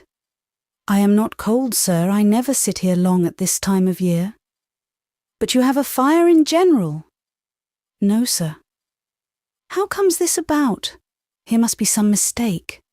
I understood that you had the use of this room by way of making you perfectly comfortable. In your bedchamber I know you cannot have a fire. Here is some great misapprehension which must be rectified. It is highly unfit for you to sit, be it only half an hour a day, without a fire. You are not strong. You are chilly. Your aunt cannot be aware of this." Fanny would rather have been silent, but being obliged to speak, she could not forbear, in justice to the aunt she loved best, from saying something in which the words, "my Aunt Norris," were distinguishable. "I understand," cried her uncle, recollecting himself, and not wanting to hear more. "I understand. Your Aunt Norris has always been an advocate, and very judiciously, for young people's being brought up without unnecessary indulgences, but there should be moderation in everything. She is also very hardy herself, which of course will influence her in her opinion of the wants of others. And on another account too, I can perfectly comprehend. I know what her sentiments have always been. The principle was good in itself, but it may have been, and I believe has been, carried too far in your case. I am aware that there has been sometimes, in some points, a misplaced distinction. But I think too well of you, Fanny, to suppose you will ever harbour resentment on that account.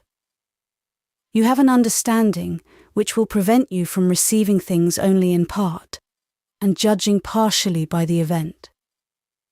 You will take in the whole of the past. You will consider times, persons, and probabilities, and you will feel that they were not least your friends who were educating and preparing you for that mediocrity of condition which seemed to be your lot.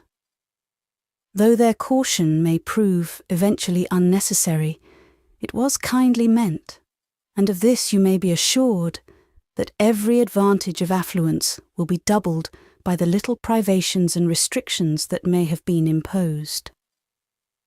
I am sure you will not disappoint my opinion of you by failing at any time to treat your Aunt Norris with the respect and attention that are due to her. But enough of this. Sit down, my dear. I must speak to you for a few minutes, but I will not detain you long." Fanny obeyed, with eyes cast down and colour rising. After a moment's pause, Sir Thomas, trying to suppress a smile, went on. "You are not aware, perhaps, that I have had a visitor this morning. I had not been long in my own room after breakfast, when Mr. Crawford was shown in. His errand you may probably conjecture."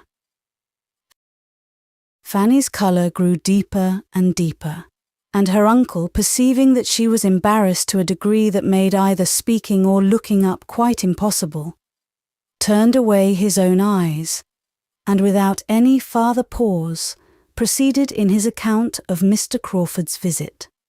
Mr. Crawford's business had been to declare himself the lover of Fanny, make decided proposals for her, and entreat the sanction of the uncle, who seemed to stand in the place of her parents. And he had done it all so well, so openly, so liberally, so properly, that Sir Thomas, feeling moreover his own replies, and his own remarks to have been very much to the purpose, was exceedingly happy to give the particulars of their conversation, and little aware of what was passing in his niece's mind, conceived that by such details he must be gratifying her far more than himself. He talked, therefore, for several minutes without Fanny's daring to interrupt him. She had hardly even attained the wish to do it. Her mind was in too much confusion.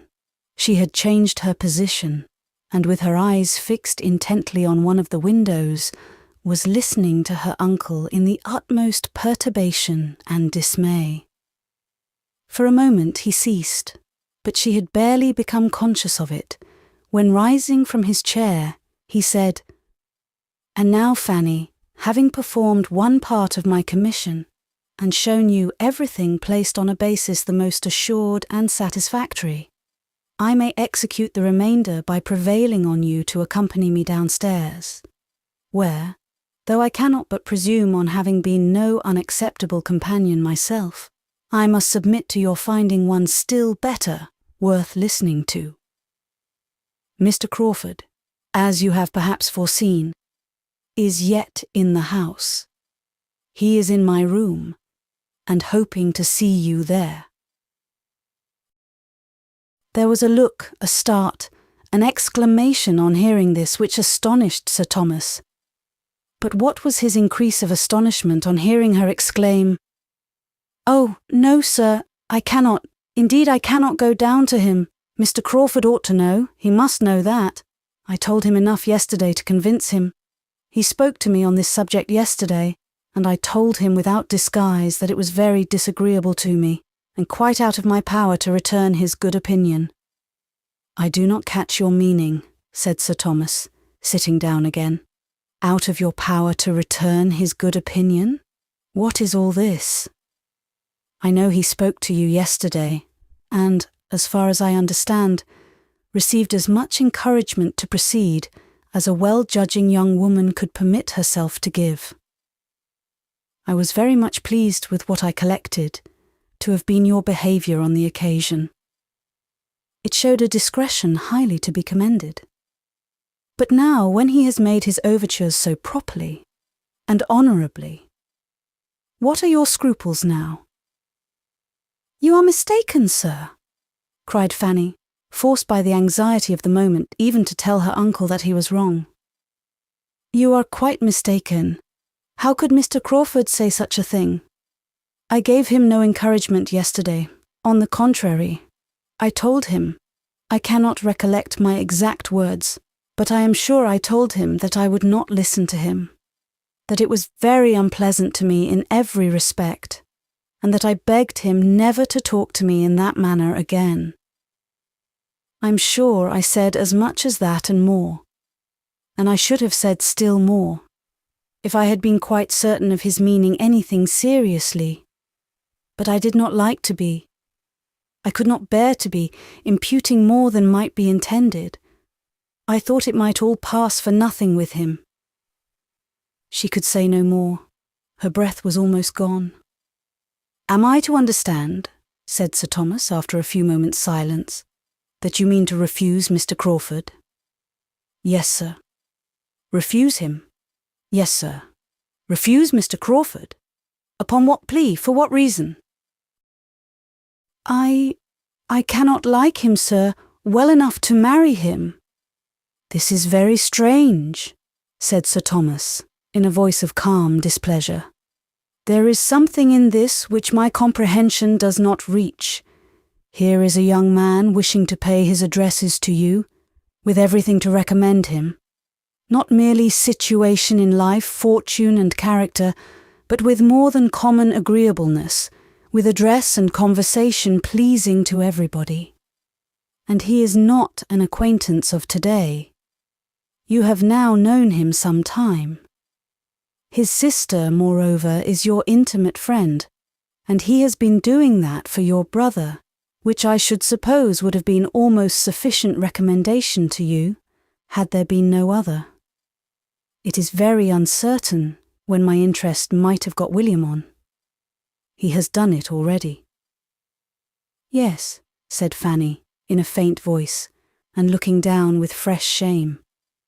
And she did feel almost ashamed of herself, after such a picture as her uncle had drawn, for not liking Mr. Crawford. "You must have been aware," continued Sir Thomas presently, "you must have been some time aware of a particularity in Mr. Crawford's manners to you. This cannot have taken you by surprise. You must have observed his attentions, and though you always received them very properly, I have no accusation to make on that head. I never perceived them to be unpleasant to you. I am half inclined to think, Fanny, that you do not quite know your own feelings." "Oh yes, sir, indeed I do. His attentions were always what I did not like." Sir Thomas looked at her with deeper surprise. "This is beyond me," said he. "This requires explanation. Young as you are, and having seen scarcely anyone, it is hardly possible that your affections—" He paused and eyed her fixedly. He saw her lips formed into a no, though the sound was inarticulate, but her face was like scarlet. That, however, in so modest a girl might be very compatible with innocence. And choosing at least to appear satisfied, he quickly added, "No, no, I know that is quite out of the question. Quite impossible. Well, there is nothing more to be said." And for a few minutes he did say nothing. He was deep in thought. His niece was deep in thought likewise, trying to harden and prepare herself against farther questioning. She would rather die than own the truth, and she hoped, by a little reflection, to fortify herself beyond betraying it. "Independently of the interest which Mr. Crawford's choice seemed to justify," said Sir Thomas, beginning again, and very composedly, "his wishing to marry at all so early is recommendatory to me. I am an advocate for early marriages, where there are means in proportion, and would have every young man, with a sufficient income, settle as soon after 24 as he can. This is so much my opinion, that I am sorry to think how little likely my own eldest son, your cousin Mr. Bertram, is to marry early. But at present, as far as I can judge, matrimony makes no part of his plans or thoughts. I wish he were more likely to fix." Here was a glance at Fanny. "Edmund, I consider from his dispositions and habits as much more likely to marry early than his brother. He, indeed, I have lately thought, has seen the woman he could love, which I am convinced my eldest son has not. Am I right? Do you agree with me, my dear?" "Yes, sir." It was gently, but it was calmly said, and Sir Thomas was easy on the score of the cousins. But the removal of his alarm did his niece no service. As her unaccountableness was confirmed, his displeasure increased. And getting up and walking about the room with a frown, which Fanny could picture to herself, though she dared not lift up her eyes, he shortly afterwards, and in a voice of authority, said, "Have you any reason, child, to think ill of Mr. Crawford's temper?" "No, sir," she longed to add, "but of his principles I have." But her heart sunk under the appalling prospect of discussion, explanation, and probably non-conviction. Her ill opinion of him was founded chiefly on observations, which for her cousin's sake she could scarcely dare mention to their father. Maria and Julia, and especially Maria, were so closely implicated in Mr. Crawford's misconduct that she could not give his character, such as she believed it, without betraying them. She had hoped that, to a man like her uncle, so discerning, so honourable, so good, the simple acknowledgement of settled dislike on her side would have been sufficient. To her infinite grief, she found it was not. Sir Thomas came towards the table where she sat in trembling wretchedness, and with a good deal of cold sternness said, "It is of no use, I perceive, to talk to you. We had better put an end to this most mortifying conference. Mr. Crawford must not be kept longer waiting. I will therefore only add, as thinking it my duty to mark my opinion of your conduct, that you have disappointed every expectation I had formed, and proved yourself of a character the very reverse of what I had supposed. For I had, Fanny, as I think my behaviour must have shown, formed a very favourable opinion of you from the period of my return to England.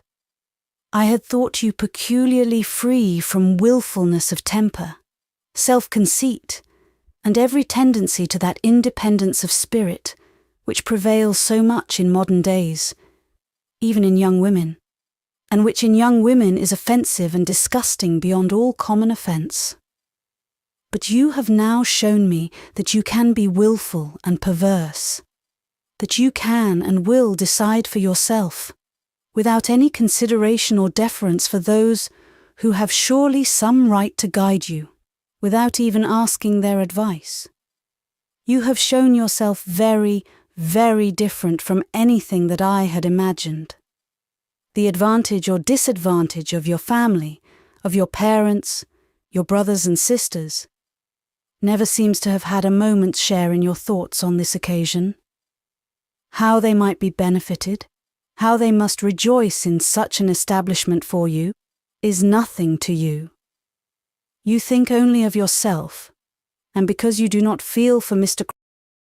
Crawford exactly what a young, heated fancy imagines to be necessary for happiness, you resolve to refuse him at once, without wishing even for a little time to consider it, a little more time for cool consideration, and for really examining your own inclinations, and are, in a wild fit of folly, throwing away from you such an opportunity of being settled in life, eligibly, honourably, nobly settled, as will probably never occur to you again. Here is a young man of sense, of character, of temper, of manners and of fortune, exceedingly attached to you, and seeking your hand in the most handsome and disinterested way. And let me tell you, Fanny, that you may live 18 years longer in the world without being addressed by a man of half Mr. Crawford's estate, or a 10th part of his merits. Gladly would I have bestowed either of my own daughters on him. Maria is nobly married, but had Mr. Crawford sought Julia's hand, I should have given it to him with superior and more heartfelt satisfaction than I gave Maria's to Mr. Rushworth. After half a moment's pause, and I should have been very much surprised had either of my daughters, on receiving a proposal of marriage at any time, which might carry with it only half the eligibility of this, immediately and peremptorily, and without paying my opinion or my regard the compliment of any consultation, put a decided negative on it. I should have been much surprised and much hurt by such a proceeding. I should have thought it a gross violation of duty and respect. You are not to be judged by the same rule. You do not owe me the duty of a child. But Fanny, if your heart can acquit you of ingratitude— He ceased. Fanny was by this time crying so bitterly that, angry as he was, he would not press that article farther. Her heart was almost broken by such a picture of what she appeared to him, by such accusations so heavy, so multiplied, so rising in dreadful gradation, self-willed, obstinate, selfish, and ungrateful. He thought her all this. She had deceived his expectations. She had lost his good opinion. What was to become of her? "I am very sorry," said she inarticulately through her tears. "I am very sorry indeed." "Sorry. Yes, I hope you are sorry, and you will probably have reason to be long sorry for this day's transactions." "If it were possible for me to do otherwise," said she with another strong effort. But I am so perfectly convinced that I could never make him happy, and that I should be miserable myself."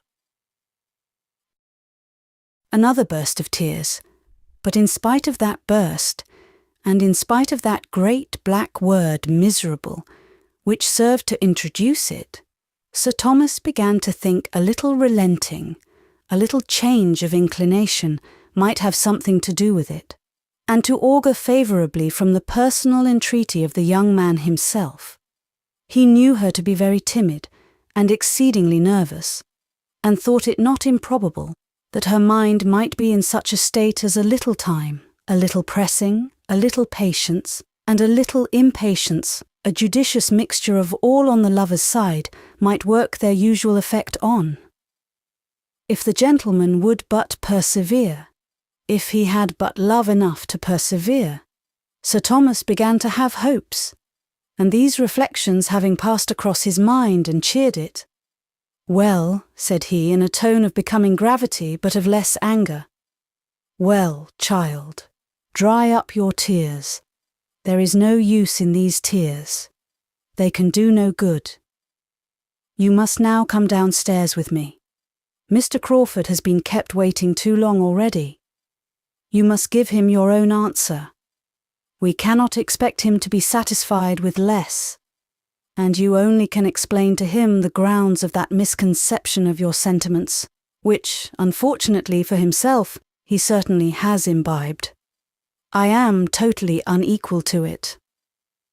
But Fanny showed such reluctance, such misery at the idea of going down to him, that Sir Thomas, after a little consideration, judged it better to indulge her. His hopes from both gentleman and lady suffered a small depression in consequence. But when he looked at his niece and saw the state of feature and complexion which her crying had brought her into, he thought there might be as much lost as gained by an immediate interview. With a few words, therefore, of no particular meaning, he walked off by himself, leaving his poor niece to sit and cry over what had passed, with very wretched feelings. Her mind was all disorder.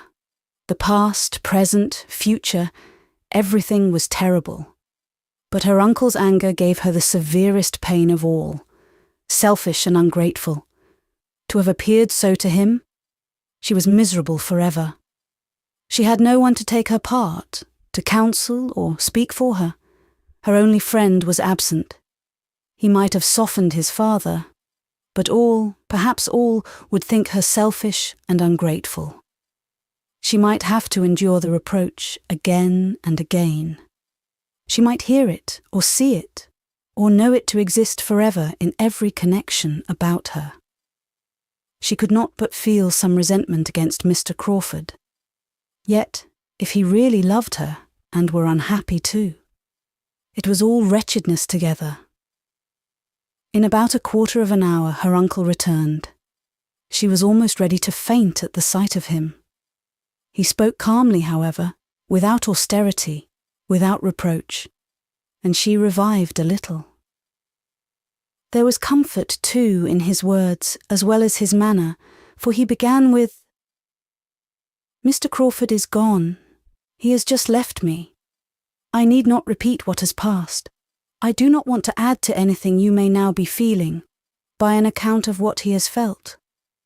Suffice it, that he has behaved in the most gentlemanlike and generous manner, and has confirmed me in a most favourable opinion of his understanding, heart, and temper. Upon my representation of what you were suffering, he immediately, and with the greatest delicacy, ceased to urge to see you for the present." Here Fanny, who had looked up, looked down again. "Of course," continued her uncle, "it cannot be supposed but that he should request to speak with you alone, be it only for 5 minutes, a request too natural, a claim too just to be denied. But there is no time fixed. Perhaps tomorrow, or whenever your spirits are composed enough. For the present, you have only to tranquilize yourself. Check these tears. They do but exhaust you. If, as I am willing to suppose, you wish to show me any observance, you will not give way to these emotions, but endeavour to reason yourself into a stronger frame of mind. I advise you to go out. The air will do you good. Go out for an hour on the gravel. You will have the shrubbery to yourself, and will be the better for air and exercise. And Fanny, turning back again for a moment, I shall make no mention below of what has passed. I shall not even tell your Aunt Bertram. There is no occasion for spreading the disappointment. Say nothing about it yourself. This was an order to be most joyfully obeyed. This was an act of kindness which Fanny felt at her heart. To be spared from her Aunt Norris's interminable reproaches.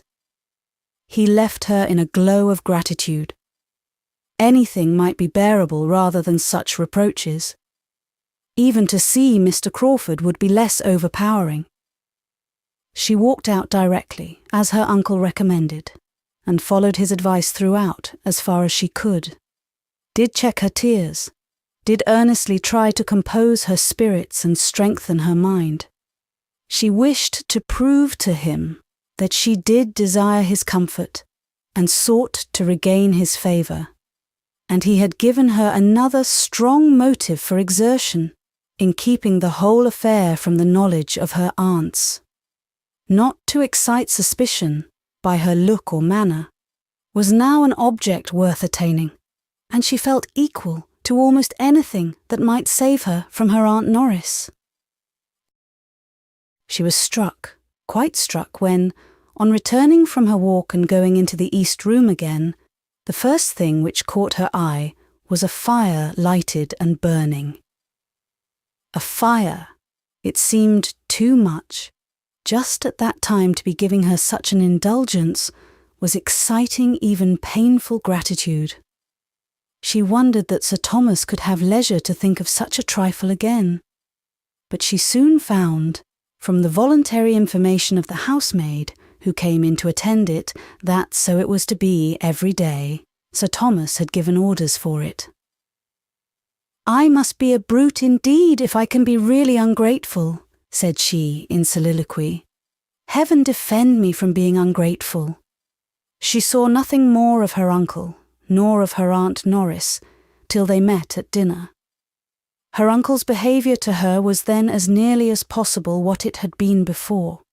She was sure he did not mean there should be any change, and that it was only her own conscience that could fancy any. But her aunt was soon quarrelling with her, and when she found how much and how unpleasantly her having only walked out without her aunt's knowledge could be dwelt on, she felt all the reason she had to bless the kindness which saved her from the same spirit of reproach exerted on a more momentous subject. "If I had known you were going out, I should have got you just to go as far as my house with some orders for Nanny," said she, "which I have since, to my very great inconvenience, been obliged to go and carry myself. I could very ill spare the time, and you might have saved me the trouble if you would only have been so good as to let us know you were going out. It would have made no difference to you, I suppose, whether you had walked in the shrubbery or gone to my house." "I recommended the shrubbery to Fanny as the driest place," said Sir Thomas. "Oh," said Mrs. Norris with a moment's check, "that was very kind of you, Sir Thomas, but you do not know how dry the path is to my house. Fanny would have had quite as good a walk there, I assure you, with the advantage of being of some use and obliging her aunt. It is all her fault. If she would but have let us know she was going out. But there is something about Fanny, I have often observed it before. She likes to go her own way to work. She does not like to be dictated to. She takes her own independent walk whenever she can. She certainly has a little spirit of secrecy and independence and nonsense about her, which I would advise her to get the better of." As a general reflection on Fanny, Sir Thomas thought nothing could be more unjust, though he had been so lately expressing the same sentiments himself, and he tried to turn the conversation, tried repeatedly before he could succeed, for Mrs. Norris had not discernment enough to perceive, either now or at any other time, to what degree he thought well of his niece, or how very far he was from wishing to have his own children's merits set off by the depreciation of hers. She was talking at Fanny, and resenting this private walk half through the dinner. It was over, however, at last, and the evening set in with more composure to Fanny, and more cheerfulness of spirits than she could have hoped for after so stormy a morning. But she trusted, in the first place, that she had done right, that her judgment had not misled her. For the purity of her intentions she could answer, and she was willing to hope, secondly, that her uncle's displeasure was abating, and would abate farther as he considered the matter with more impartiality, and felt, as a good man must feel, how wretched, and how unpardonable, how hopeless, and how wicked it was to marry without affection. When the meeting with which she was threatened for the morrow was past, she could not but flatter herself that the subject would be finally concluded, and Mr. Crawford once gone from Mansfield, that everything would soon be as if no such subject had existed. She would not, could not believe that Mr. Crawford's affection for her could distress him long. His mind was not of that sort. London would soon bring its cure. In London he would soon learn to wonder at his infatuation, and be thankful for the right reason in her which had saved him from its evil consequences. While Fanny's mind was engaged in these sorts of hopes, her uncle was, soon after tea, called out of the room, an occurrence too common to strike her, and she thought nothing of it till the butler reappeared 10 minutes afterwards, and advancing decidedly towards herself, said, "Sir Thomas wishes to speak with you, ma'am, in his own room." Then it occurred to her what might be going on. A suspicion rushed over her mind which drove the colour from her cheeks, but instantly rising, she was preparing to obey, when Mrs. Norris called out, "Stay, stay, Fanny! What are you about? Where are you going? Don't be in such a hurry. Depend upon it, it is not you who are wanted. Depend upon it, it is me," looking at the butler. "But you are so very eager to put yourself forward. What should Sir Thomas want you for?" "It is me, badly, you mean." "I am coming this moment. You mean me badly, I'm sure. Sir Thomas wants me, not Miss Price." But Badley was stout. "No, ma'am, it is Miss Price. I am certain of its being Miss Price." And there was a half smile with the words, which meant, "I do not think you would answer the purpose at all." Mrs. Norris, much discontented, was obliged to compose herself to work again, and Fanny, walking off in agitating consciousness, found herself, as she anticipated, in another minute alone with Mr. Crawford. Chapter 33. The conference was neither so short nor so conclusive as the lady had designed. The gentleman was not so easily satisfied. He had all the disposition to persevere that Sir Thomas could wish him. He had vanity, which strongly inclined him in the first place to think she did love him, though she might not know it herself, and which, secondly, when constrained at last to admit that she did know her own present feelings, convinced him that he should be able in time to make those feelings what he wished. He was in love, very much in love, and it was a love which, operating on an active, sanguine spirit, of more warmth than delicacy, made her affection appear of greater consequence because it was withheld, and determined him to have the glory as well as the felicity of forcing her to love him. He would not despair, he would not desist.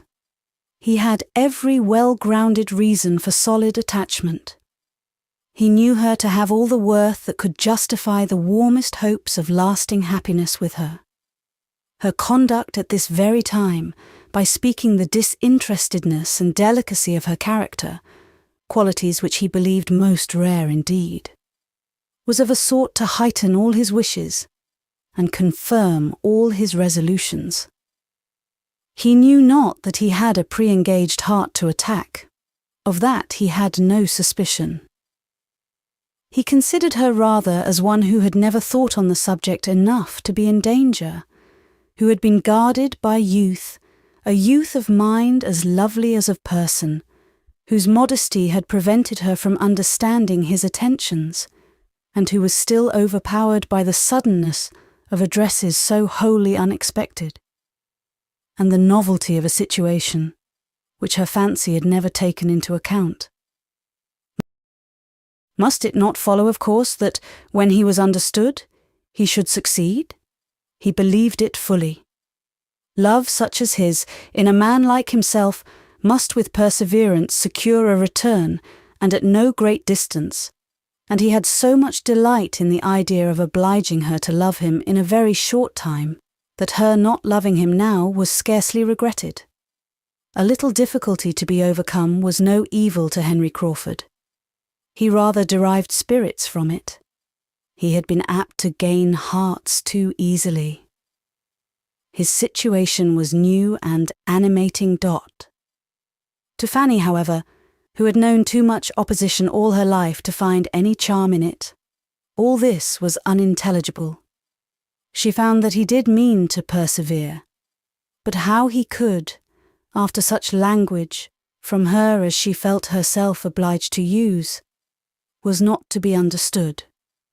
She told him that she did not love him, could not love him, was sure she never should love him, that such a change was quite impossible, that the subject was most painful to her, that she must entreat him never to mention it again, to allow her to leave him at once, and let it be considered as concluded forever. And when farther pressed, had added that in her opinion their dispositions were so totally dissimilar as to make mutual affection incompatible, and that they were unfitted for each other by nature, education, and habit. All this she had said, and with the earnestness of sincerity. Yet this was not enough, for he immediately denied there being anything uncongenial in their characters, or anything unfriendly in their situations, and positively declared that he would still love and still hope. Fanny knew her own meaning, but was no judge of her own manner. Her manner was incurably gentle, and she was not aware how much it concealed the sternness of her purpose. Her diffidence, gratitude, and softness made every expression of indifference seem almost an effort of self-denial, seem, at least, to be giving nearly as much pain to herself as to him. Mr. Crawford was no longer the Mr. Crawford who, as the clandestine, insidious, treacherous admirer of Maria Bertram, had been her abhorrence, whom she had hated to see or to speak to, in whom she could believe no good quality to exist, and whose power, even of being agreeable, she had barely acknowledged. He was now the Mr. Crawford who was addressing her with ardent, disinterested love, whose feelings were apparently become all that was honourable and upright, whose views of happiness were all fixed on a marriage of attachment, who was pouring out his sense of her merits, describing and describing again his affection, proving as far as words could prove it, and in the language, tone, and spirit of a man of talent too, that he sought her for her gentleness and her goodness, and to complete the whole, he was now the Mr. Crawford who had procured William's promotion. Here was a change, and here were claims which could not but operate. She might have disdained him in all the dignity of angry virtue, in the grounds of Southerton, or the theatre at Mansfield Park, but he approached her now with rights that demanded different treatment. She must be courteous, and she must be compassionate. She must have a sensation of being honoured, and whether thinking of herself or her brother, she must have a strong feeling of gratitude. The effect of the whole was a manner so pitying and agitated, and words intermingled with her refusal so expressive of obligation and concern, that to a temper of vanity and hope like Crawford's, the truth, or at least the strength of her indifference, might well be questionable. And he was not so irrational as Fanny considered him in the professions of persevering, assiduous, and not desponding attachment which closed the interview. It was with reluctance that he suffered her to go. But there was no look of despair in parting to belie his words, or give her hopes of his being less unreasonable than he professed himself. Now she was angry. Some resentment did arise at a perseverance so selfish and ungenerous.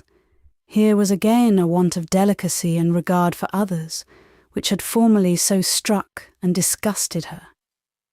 Here was again a something of the same Mr. Crawford, whom she had so reprobated before. How evidently was there a gross want of feeling and humanity where his own pleasure was concerned, and, alas, how always known, no principle to supply as a duty what the heart was deficient in. Had her own affections been as free, as perhaps they ought to have been, he never could have engaged them. So thought Fanny in good truth and sober sadness, as she sat musing over that too great indulgence and luxury of a fire upstairs, wondering at the past and present, wondering at what was yet to come, and in a nervous agitation which made nothing clear to her but the persuasion of her being never under any circumstances able to love Mr. Crawford, and the felicity of having a fire to sit over and think of it. Sir Thomas was obliged himself, to wait till the morrow for a knowledge of what had passed between the young people. He then saw Mr. Crawford and received his account. The first feeling was disappointment. He had hoped better things. He had thought that an hour's entreaty from a young man like Crawford could not have worked so little change on a gentle-tempered girl like Fanny. But there was speedy comfort in the determined views and sanguine perseverance of the lover. And when seeing such confidence of success in the principal, Sir Thomas was soon able to depend on it himself. Nothing was omitted on his side of civility, compliment, or kindness that might assist the plan. Mr. Crawford's steadiness was honoured, and Fanny was praised, and the connection was still the most desirable in the world. At Mansfield Park, Mr. Crawford would always be welcome. He had only to consult his own judgment and feelings as to the frequency of his visits, at present or in future. In all his niece's family and friends, there could be but one opinion, one wish on the subject. The influence of all who loved her must incline one way. Everything was said that could encourage, every encouragement received with grateful joy, and the gentlemen parted the best of friends. Satisfied that the cause was now on a footing the most proper and hopeful, Sir Thomas resolved to abstain from all farther importunity with his niece, and to show no open interference. Upon her disposition, he believed kindness might be the best way of working. Entreaty should be from one quarter only. The forbearance of her family on a point, respecting which she could be in no doubt of their wishes, might be their surest means of forwarding it. Accordingly, on this principle, Sir Thomas took the first opportunity of saying to her, with a mild gravity intended to be overcoming, "Well, Fanny, I have seen Mr. Crawford again, and learn from him exactly how matters stand between you. He is a most extraordinary young man, and whatever be the event, you must feel that you have created an attachment of no common character, though, young as you are, and little acquainted with the transient, varying, unsteady nature of love as it generally exists, you cannot be struck as I am with all that is wonderful in a perseverance of this sort, against discouragement. With him it is entirely a matter of feeling. He claims no merit in it, perhaps is entitled to none.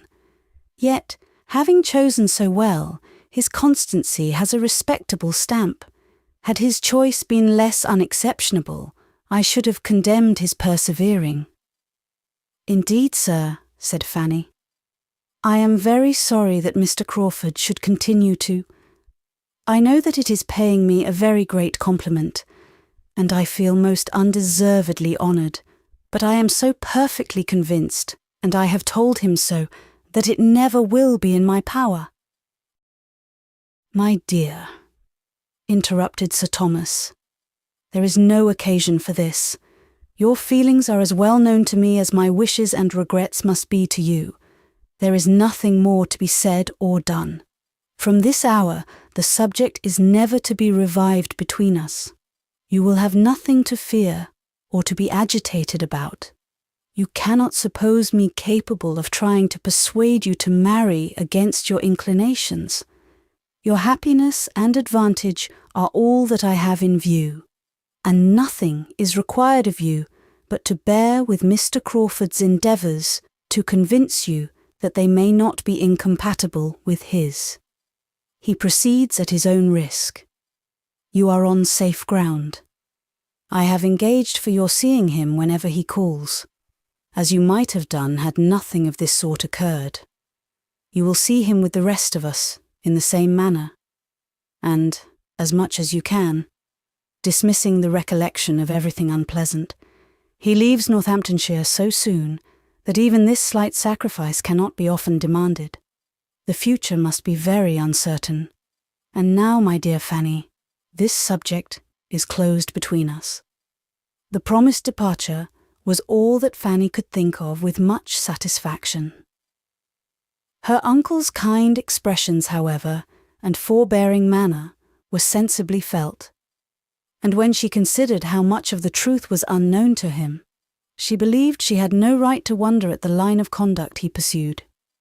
He, who had married a daughter to Mr. Rushworth, romantic delicacy was certainly not to be expected from him. She must do her duty, and trust that time might make her duty easier than it now was. She could not, though only 18, suppose Mr. Crawford's attachment would hold out forever. She could not but imagine that steady, unceasing discouragement from herself would put an end to it in time.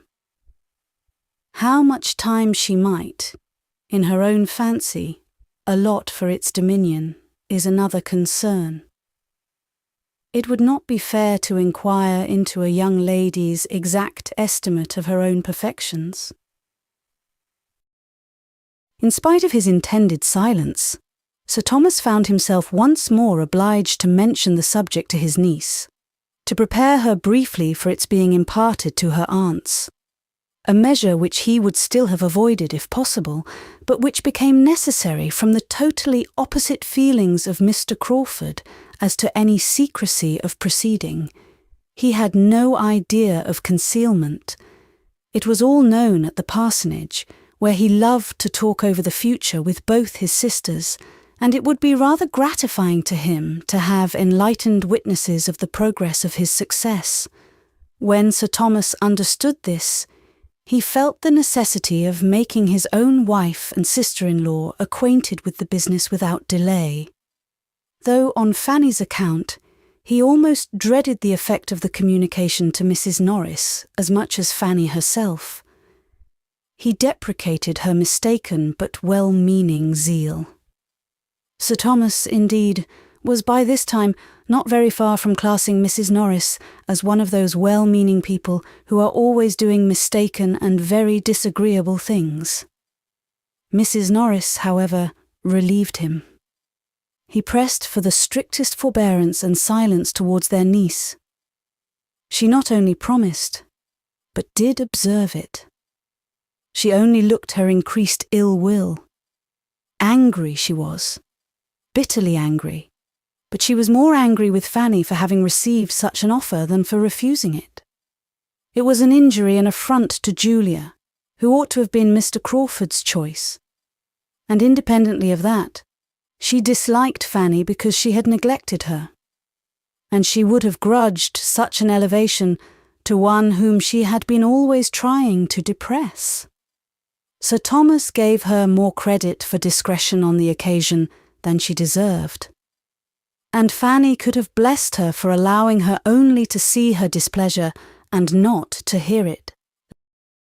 Lady Bertram took it differently. She had been a beauty, and a prosperous beauty, all her life, and beauty and wealth were all that excited her respect. To know Fanny to be sought in marriage by a man of fortune raised her therefore very much in her opinion. By convincing her that Fanny was very pretty, which she had been doubting about before, and that she would be advantageously married, it made her feel a sort of credit in calling her niece. "Well, Fanny," said she, as soon as they were alone together afterwards, and she really had known something like impatience to be alone with her, and her countenance as she spoke had extraordinary animation. "Well, Fanny, I have had a very agreeable surprise this morning. I must just speak of it once. I told Sir Thomas I must once, and then I shall have done. I give you joy, my dear niece." And looking at her complacently, she added, "Humph, we certainly are a handsome family." Fanny coloured, and doubted at first what to say, when, hoping to assail her on her vulnerable side, she presently answered, "My dear aunt, you cannot wish me to do differently from what I have done, I am sure. You cannot wish me to marry, for you would miss me, should you not? Yes, I am sure you would miss me too much for that." "No, my dear, I should not think of missing you, when such an offer as this comes in your way. I could do very well without you if you were married to a man of such good estate as Mr. Crawford. And you must be aware, Fanny, that it is every young woman's duty to accept such a very unexceptionable offer as this." This was almost the only rule of conduct, the only piece of advice which Fanny had ever received from her aunt in the course of 8 years and a half. It silenced her. She felt how unprofitable contention would be. If her aunt's feelings were against her, nothing could be hoped from attacking her understanding. Lady Bertram was quite talkative. "I will tell you what, Fanny," said she. "I am sure he fell in love with you at the ball. I am sure the mischief was done that evening. You did look remarkably well. Everybody said so. Sir Thomas said so. And you know you had Chapman to help you to dress.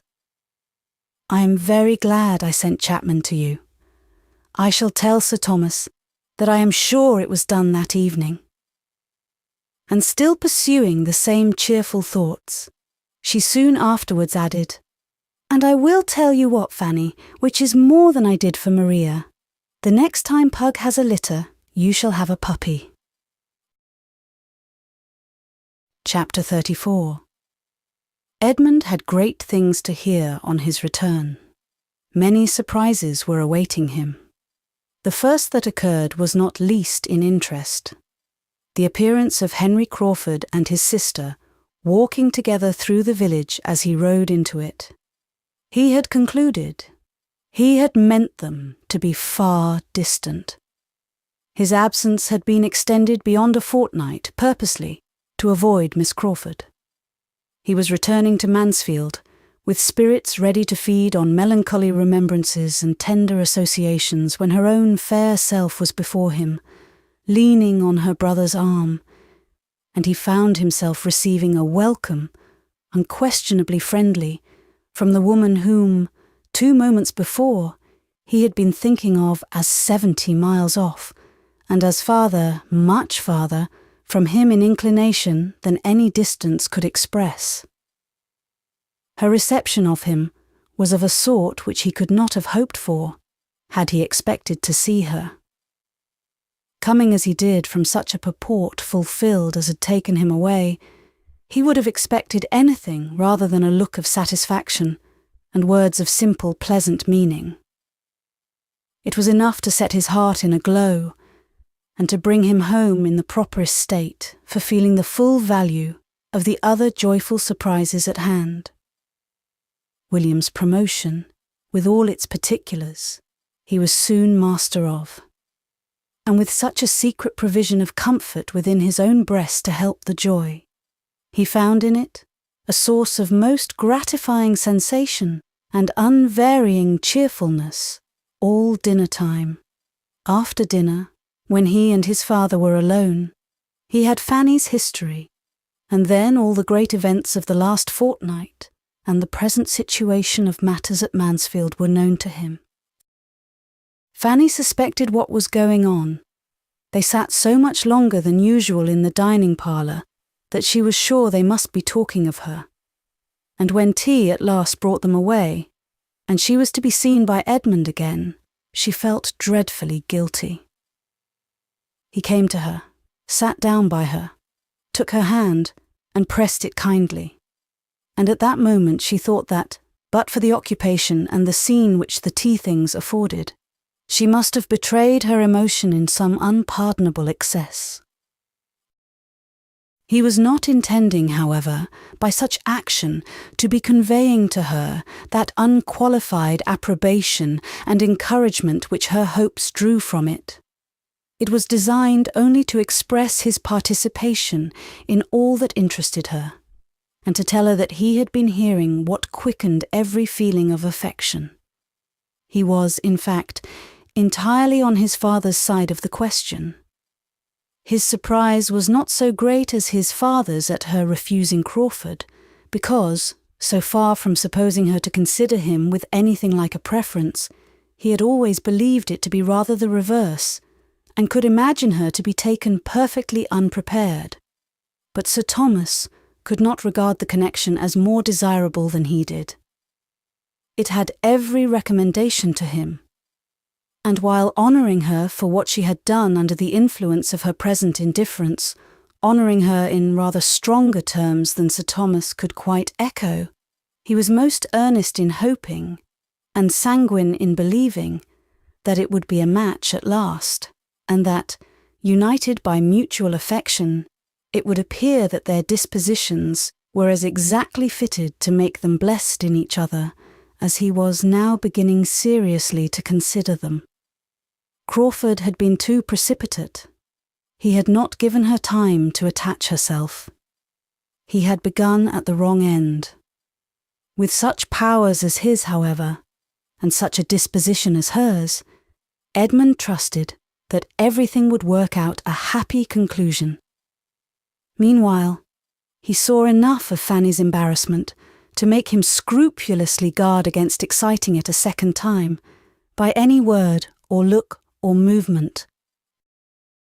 Crawford called the next day, and on the score of Edmund's return, Sir Thomas felt himself more than licensed to ask him to stay for dinner. It was really a necessary compliment.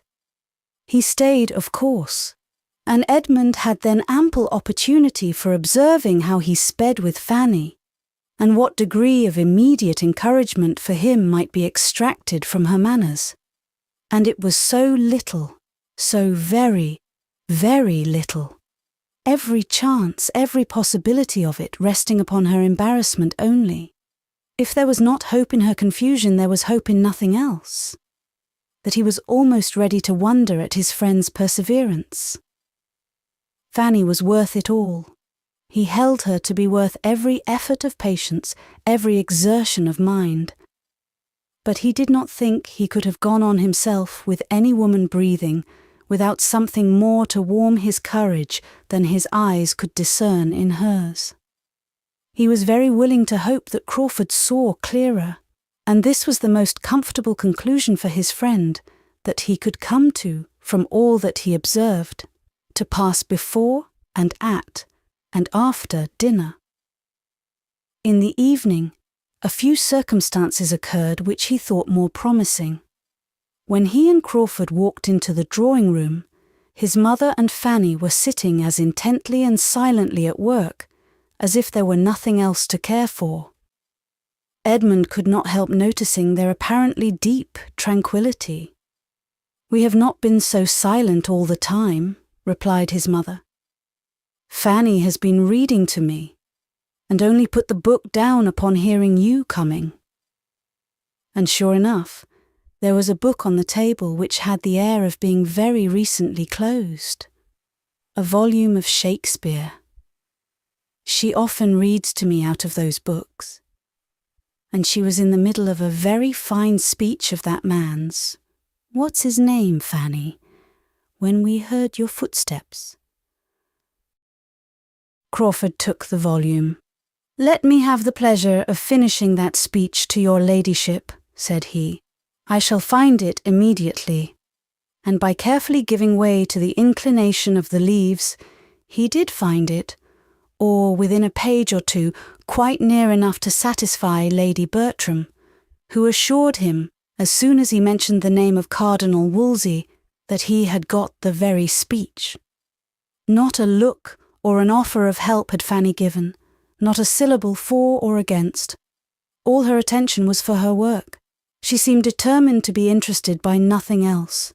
But taste was too strong in her. She could not abstract her mind 5 minutes. She was forced to listen. His reading was capital, and her pleasure in good reading was extreme. To good reading, however, she had been long used. Her uncle read well, her cousins all. Edmund very well. But in Mr. Crawford's reading there was a variety of excellence beyond what she had ever met with. The King, the Queen, Buckingham, Wolsey, Cromwell, all were given in turn. For with the happiest knack, the happiest power of jumping and guessing, he could always alight at will on the best scene, or the best speeches of each. And whether it were dignity, or pride, or tenderness, or remorse, or whatever were to be expressed, he could do it with equal beauty. It was truly dramatic. His acting had first taught Fanny what pleasure a play might give, and his reading brought all his acting before her again. Nay, perhaps with greater enjoyment, for it came unexpectedly, and with no such drawback as she had been used to suffer in seeing him on the stage with Miss Bertram. Edmund watched the progress of her attention and was amused and gratified by seeing how she gradually slackened in the needlework, which at the beginning seemed to occupy her totally. How it fell from her hand while she sat motionless over it.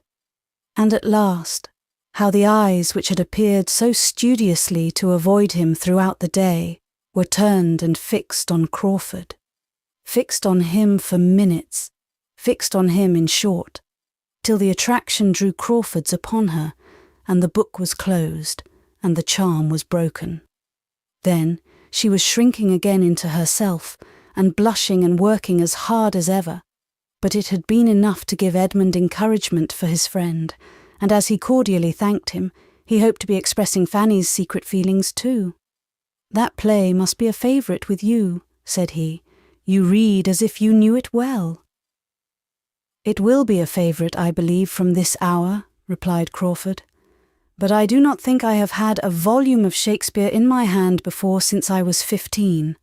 I once saw Henry VIII acted, or I have heard of it from somebody who did. I am not certain which.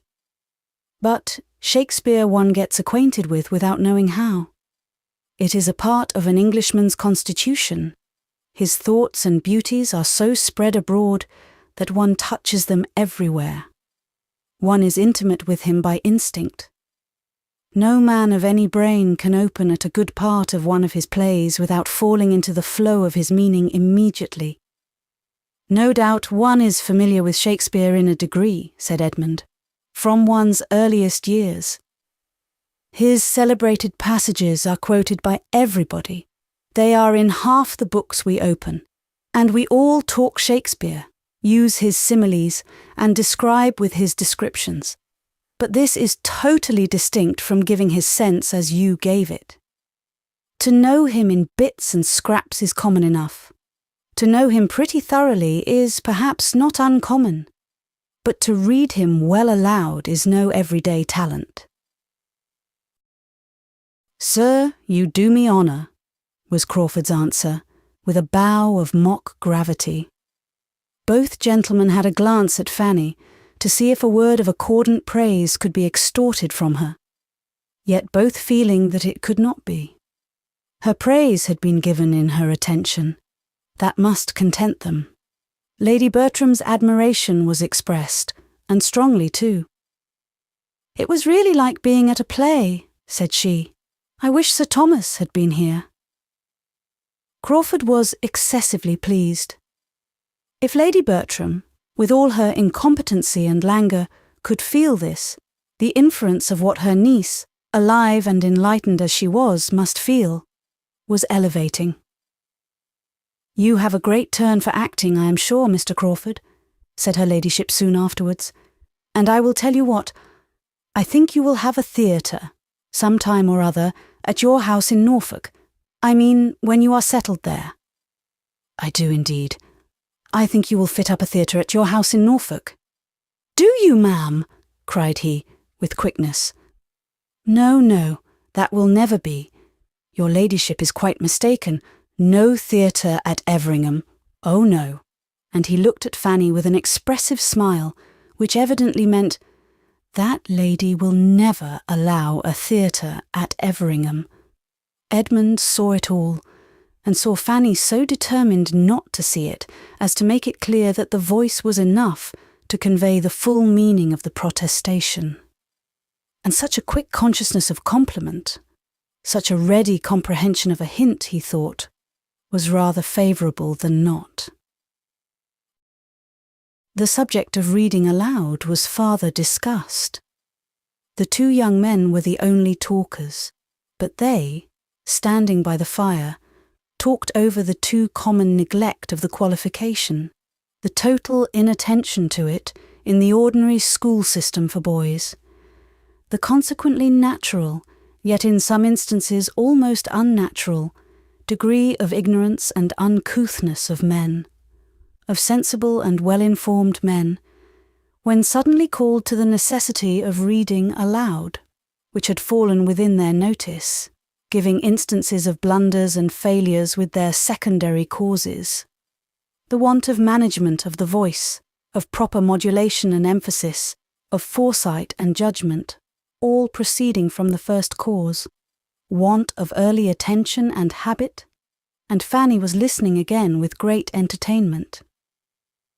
"Even in my profession," said Edmund with a smile, "how little the art of reading has been studied, how little a clear manner and good delivery have been attended to. I speak rather of the past, however, than the present. There is now a spirit of improvement abroad, but among those who were ordained 20, 30, 40 years ago, the larger number, to judge by their performance, must have thought reading was reading and preaching was preaching. It is different now. The subject is more justly considered. It is felt that distinctness and energy may have weight in recommending the most solid truths, and besides, there is more general observation and taste, a more critical knowledge diffused than formerly. In every congregation there is a larger proportion who know a little of the matter, and who can judge and criticize." Edmund had already gone through the service once since his ordination, and upon this being understood, he had a variety of questions from Crawford as to his feelings and success.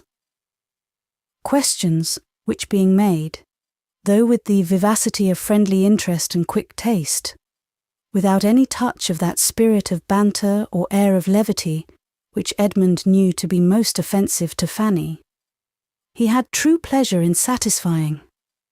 And when Crawford proceeded to ask his opinion and give his own as to the properest manner in which particular passages in the service should be delivered, showing it to be a subject on which he had thought before, and thought with judgment, Edmund was still more and more pleased. This would be the way to Fanny's heart. She was not to be won by all that gallantry and wit and good nature together could do. Or, at least, she would not be won by them nearly so soon, without the assistance of sentiment and feeling, and seriousness on serious subjects. Our liturgy, observed Crawford, has beauties which not even a careless, slovenly style of reading can destroy, but it has also redundancies and repetitions which require good reading not to be felt. For myself, at least, I must confess being not always so attentive as I ought to be. Here was a glance at Fanny. That 19 times out of 20 I'm thinking how such a prayer ought to be read, and longing to have it to read myself. Did you speak? Stepping eagerly to Fanny and addressing her in a softened voice, and upon her saying no, he added, "Are you sure you did not speak? I saw your lips move. I fancied you might be going to tell me I ought to be more attentive and not allow my thoughts to wander. Are not you going to tell me so?" "No, indeed, you know your duty too well for me to, even supposing—" She stopped, felt herself getting into a puzzle, and could not be prevailed on to add another word, not by dint of several minutes of supplication and waiting. He then returned to his former station, and went on, as if there had been no such tender interruption. A sermon, well delivered, is more uncommon even than prayers well read. A sermon, good in itself, is no rare thing. It is more difficult to speak well than to compose well. That is, the rules and trick of composition are oftener an object of study. A thoroughly good sermon, thoroughly well delivered, is a capital gratification. I can never hear such a one without the greatest admiration and respect, and more than half a mind to take orders and preach myself. There is something in the eloquence of the pulpit, when it is really eloquence, which is entitled to the highest praise and honour. The preacher who can touch and affect such a heterogeneous mass of hearers, on subjects limited and long-worn threadbare in all common hands, who can say anything new or striking, anything that rouses the attention without offending the taste, or wearing out the feelings of his hearers, is a man whom one could not, in his public capacity, honour enough. I should like to be such a man. Edmund laughed. I should indeed. I never listened to a distinguished preacher in my life without a sort of envy. But then I must have a London audience. I could not preach but to the educated, to those who were capable of estimating my composition, and I do not know that I should be fond of preaching often. Now and then, perhaps once or twice in the spring, after being anxiously expected for half a dozen Sundays together. But not for a constancy. It would not do for a constancy. Here Fanny, who could not but listen, involuntarily shook her head, and Crawford was instantly by her side again, entreating to know her meaning, and as Edmund perceived by his drawing in a chair and sitting down close by her, that it was to be a very thorough attack, that looks and undertones were to be well tried, he sank as quietly as possible into a corner, turned his back, and took up a newspaper, very sincerely wishing that dear little Fanny might be persuaded into explaining away that shake of the head to the satisfaction of her ardent lover, and as earnestly trying to bury every sound of the business from himself in murmurs of his own, over the various advertisements of a most desirable estate in South Wales, to parents and guardians, and a capital seasoned hunter. Fanny, meanwhile, vexed with herself for not having been as motionless as she was speechless, and grieved to the heart to see Edmund's arrangements, was trying by everything in the power of her modest, gentle nature to repulse Mr. Crawford, and avoid both his looks and inquiries, and he, unrepulsible, was persisting in both. What did that shake of the head mean? Said he. What was it meant to express? Disapprobation, I fear. But of what? What had I been saying to displease you? Did you think me speaking improperly, lightly, irreverently on the subject? Only tell me if I was. Only tell me if I was wrong. I want to be set right. Nay, I entreat you, for one moment put down your work. What did that shake of the head mean? In vain was her, "Pray, sir, don't. Pray, Mr. Crawford," repeated twice over, and in vain did she try to move away. In the same low, eager voice and the same close neighbourhood, he went on, re-urging the same questions as before. She grew more agitated and displeased. "How can you, sir? You quite astonish me. I wonder how you can—" "Do I astonish you?" said he. "Do you wonder? Is there anything in my present entreaty that you do not understand? I will explain to you instantly all that makes me urge you in this manner, all that gives me an interest in what you look and do, and excites my present curiosity.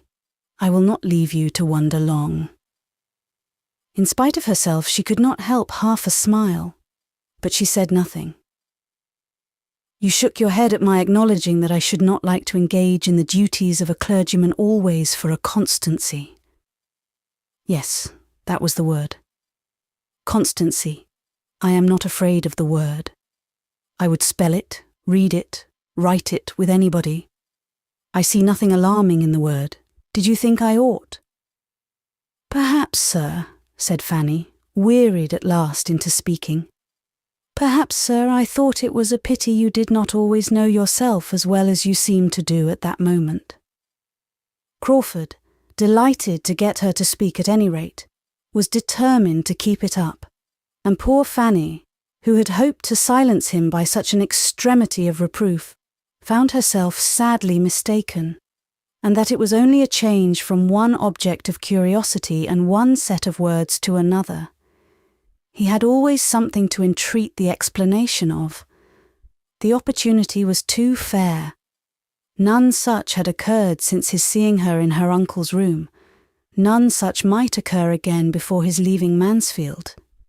Lady Bertram's being just on the other side of the table was a trifle, for she might always be considered as only half awake, and Edmund's advertisements were still of the first utility. "Well," said Crawford, after a course of rapid questions and reluctant answers, "I am happier than I was because I now understand more clearly your opinion of me. You think me unsteady, easily swayed by the whim of the moment, easily tempted, easily put aside. With such an opinion, no wonder that— but we shall see. It is not by protestations that I shall endeavour to convince you I am wronged. It is not by telling you that my affections are steady. My conduct shall speak for me. Absence, distance, time shall speak for me. They shall prove that, as far as you can be deserved by anybody, I do deserve you. You are infinitely my superior in merit, all that I know. You have qualities which I had not before supposed to exist in such a degree in any human creature. You have some touches of the angel in you beyond what— not merely beyond what one sees because one never sees anything like it, but beyond what one fancies might be. But still, I am not frightened. It is not by a quality of merit that you can be won. That is out of the question. It is he who sees and worships your merit the strongest, who loves you most devotedly, that has the best right to a return. There I build my confidence. By that right I do and will deserve you. And when once convinced that my attachment is what I declare it, I know you too well not to entertain the warmest hopes. Yes, dearest, sweetest Fanny, nay," seeing her draw back displeased, "forgive me. Perhaps I have as yet no right. But by what other name can I call you? Do you suppose you are ever present to my imagination under any other? No. It is Fanny that I think of all day and dream of all night. You have given the name such reality of sweetness that nothing else can now be descriptive of you."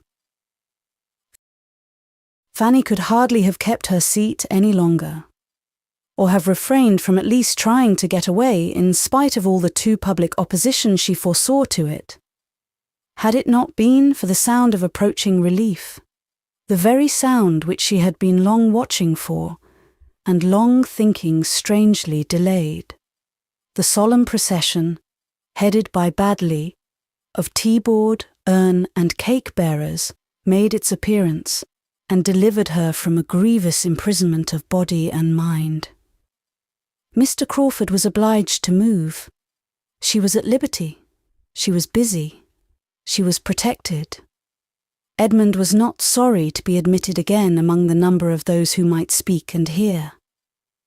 But though the conference had seemed full long to him, and though on looking at Fanny he saw rather a flush of vexation, he inclined to hope that so much could not have been said and listened to without some profit to the speaker. Chapter 35. Edmund had determined that it belonged entirely to Fanny to choose whether her situation with regard to Crawford should be mentioned between them or not, and that if she did not lead the way, it should never be touched on by him.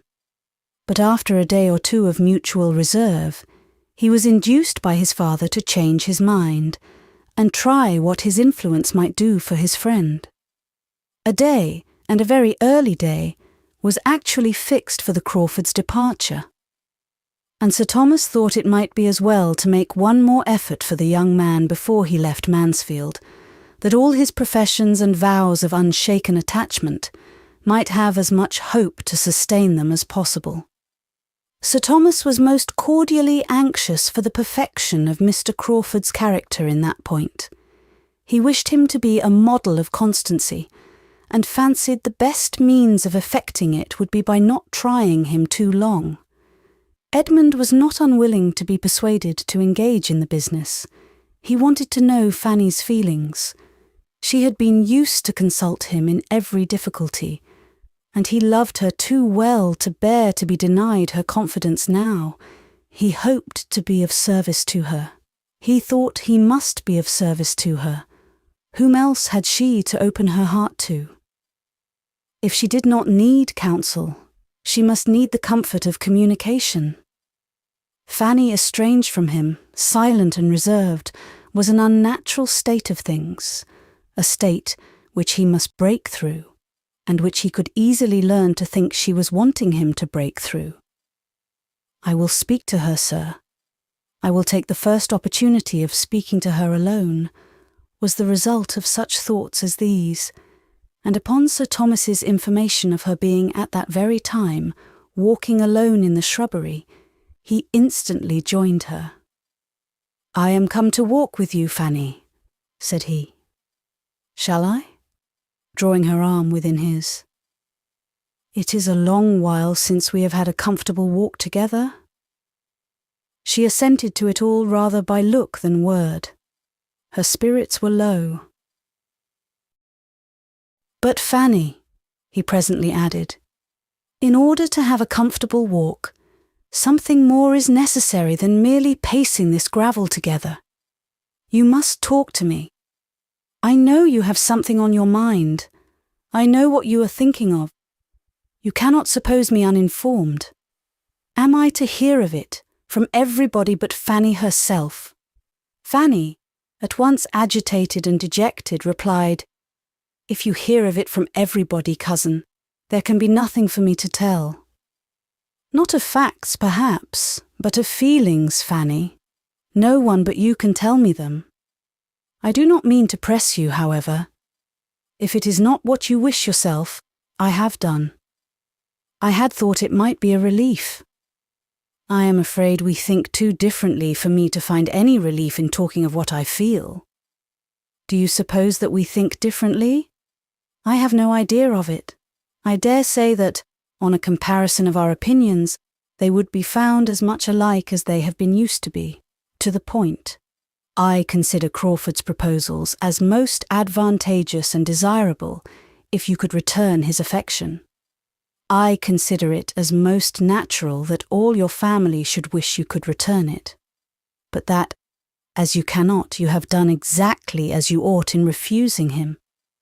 Can there be any disagreement between us here?" "Oh, no, but I thought you blamed me. I thought you were against me. This is such a comfort." "This comfort you might have had sooner, Fanny, had you sought it. But how could you possibly suppose me against you? How could you imagine me an advocate for marriage without love? Were I even careless in general on such matters, how could you imagine me so, where your happiness was at stake? My uncle thought me wrong, and I knew he had been talking to you. As far as you have gone, Fanny, I think you perfectly right. I may be sorry, I may be surprised, though hardly that, for you had not had time to attach yourself. But I think you perfectly right. Can it admit of a question? It is disgraceful to us if it does. You did not love him. Nothing could have justified your accepting him. Fanny had not felt so comfortable for days and days. So far your conduct has been faultless, and they were quite mistaken who wished you to do otherwise. But the matter does not end here. Crawford's is no common attachment. He perseveres, with the hope of creating that regard which had not been created before. This, we know, must be a work of time.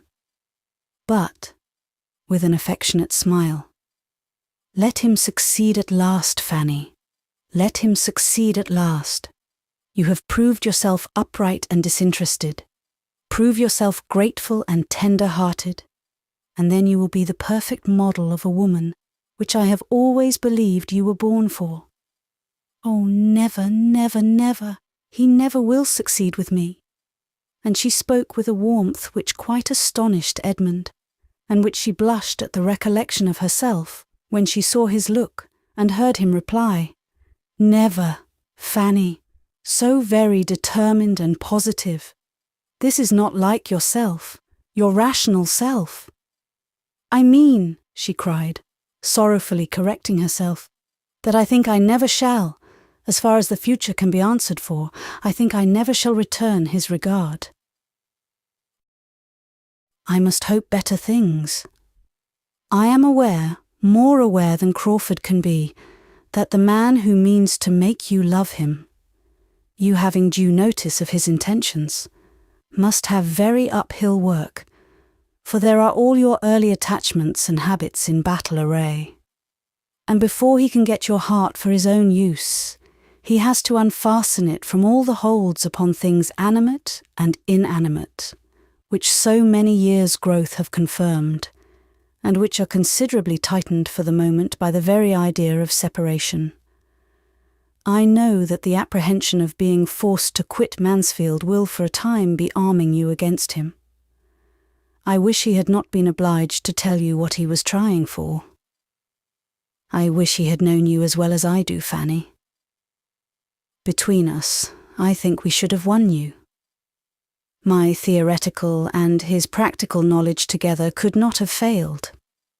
He should have worked upon my plans. I must hope, however, that time, proving him, as I firmly believe it will, to deserve you by his steady affection, will give him his reward.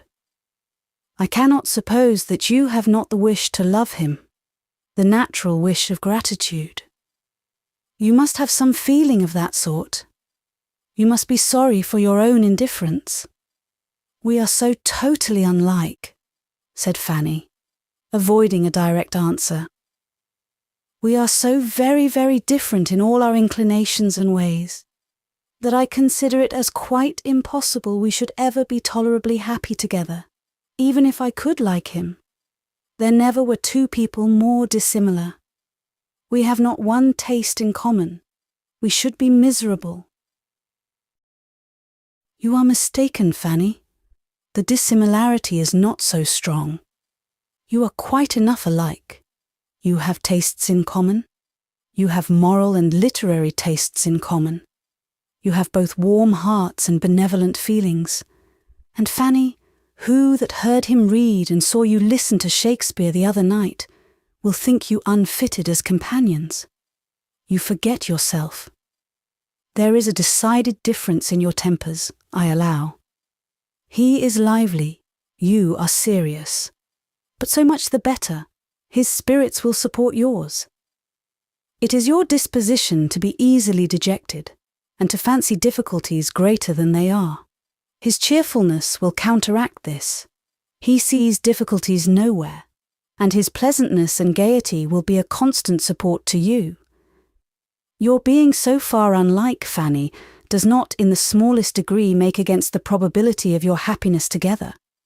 Do not imagine it. I am myself convinced that it is rather a favourable circumstance. I am perfectly persuaded that the tempers had better be unlike. I mean unlike in the flow of the spirits, in the manners, in the inclination for much or little company, in the propensity to talk or to be silent, to be grave or to be gay. Some opposition here is, I am thoroughly convinced, friendly to matrimonial happiness. I exclude extremes, of course, and a very close resemblance in all those points would be the likeliest way to produce an extreme. A counteraction, gentle and continual, is the best safeguard of manners and conduct. Full well could Fanny guess where his thoughts were now. Miss Crawford's power was all returning. He had been speaking of her cheerfully from the hour of his coming home. His avoiding her was quite at an end. He had dined at the parsonage only the preceding day. After leaving him to his happier thoughts for some minutes, Fanny, feeling it due to herself, returned to Mr. Crawford and said, "It is not merely in temper that I consider him as totally unsuited to myself, though in that respect I think the difference between us too great, infinitely too great. His spirits often oppress me, but there is something in him which I object to still more. I must say, cousin, that I cannot approve his character. I have not thought well of him from the time of the play. I then saw him behaving, as it appeared to me, so very improperly and unfeelingly, I may speak of it now because it is all over, so improperly by poor Mr. Rushworth, not seeming to care how he exposed or hurt him, and paying attentions to my cousin Maria, which, in short, at the time of the play, I received an impression which will never be got over." "My dear Fanny," replied Edmund, scarcely hearing her to the end, "let us not any of us be judged by what we appeared at that period of general folly. The time of the play is a time which I hate to recollect. Maria was wrong, Crawford was wrong, we were all wrong together, but none so wrong as myself. Compared with me, all the rest were blameless. I was playing the fool with my eyes open." "As a bystander," said Fanny, "perhaps I saw more than you did. And I do think that Mr. Rushworth was sometimes very jealous. Very possibly. No wonder. Nothing could be more improper than the whole business. I am shocked whenever I think that Maria could be capable of it, but if she could undertake the part, we must not be surprised at the rest. Before the play, I am much mistaken if Julia did not think he was paying her attentions." "Julia! I have heard before from someone of his being in love with Julia, but I could never see anything of it. And Fanny, though I hope I do justice to my sister's good qualities, I think it very possible that they might, one or both, be more desirous of being admired by Crawford, and might show that desire rather more unguardedly than was perfectly prudent. I can remember that they were evidently fond of his society, and with such encouragement a man like Crawford, lively, and it may be a little unthinking, might be led on too. There could be nothing very striking, because it is clear that he had no pretensions. His heart was reserved for you. And I must say that its being for you has raised him inconceivably in my opinion. It does him the highest honour. It shows his proper estimation of the blessing of domestic happiness and pure attachment. It proves him unspoilt by his uncle. It proves him, in short, everything that I had been used to wish to believe him, and feared he was not. I am persuaded that he does not think, as he ought, on serious subjects. Say rather that he has not thought at all upon serious subjects, which I believe to be a good deal the case. How could it be otherwise, with such an education and adviser? Under the disadvantages indeed which both have had, is it not wonderful that they should be what they are? Crawford's feelings, I am ready to acknowledge, have hitherto been too much his guides. Happily, those feelings have generally been good. You will supply the rest, and a most fortunate man he is to attach himself to such a creature, to a woman who, firm as a rock in her own principles, has a gentleness of character so well adapted to recommend them. He has chosen his partner indeed, with rare felicity. He will make you happy, Fanny. I know he will make you happy, but you will make him everything.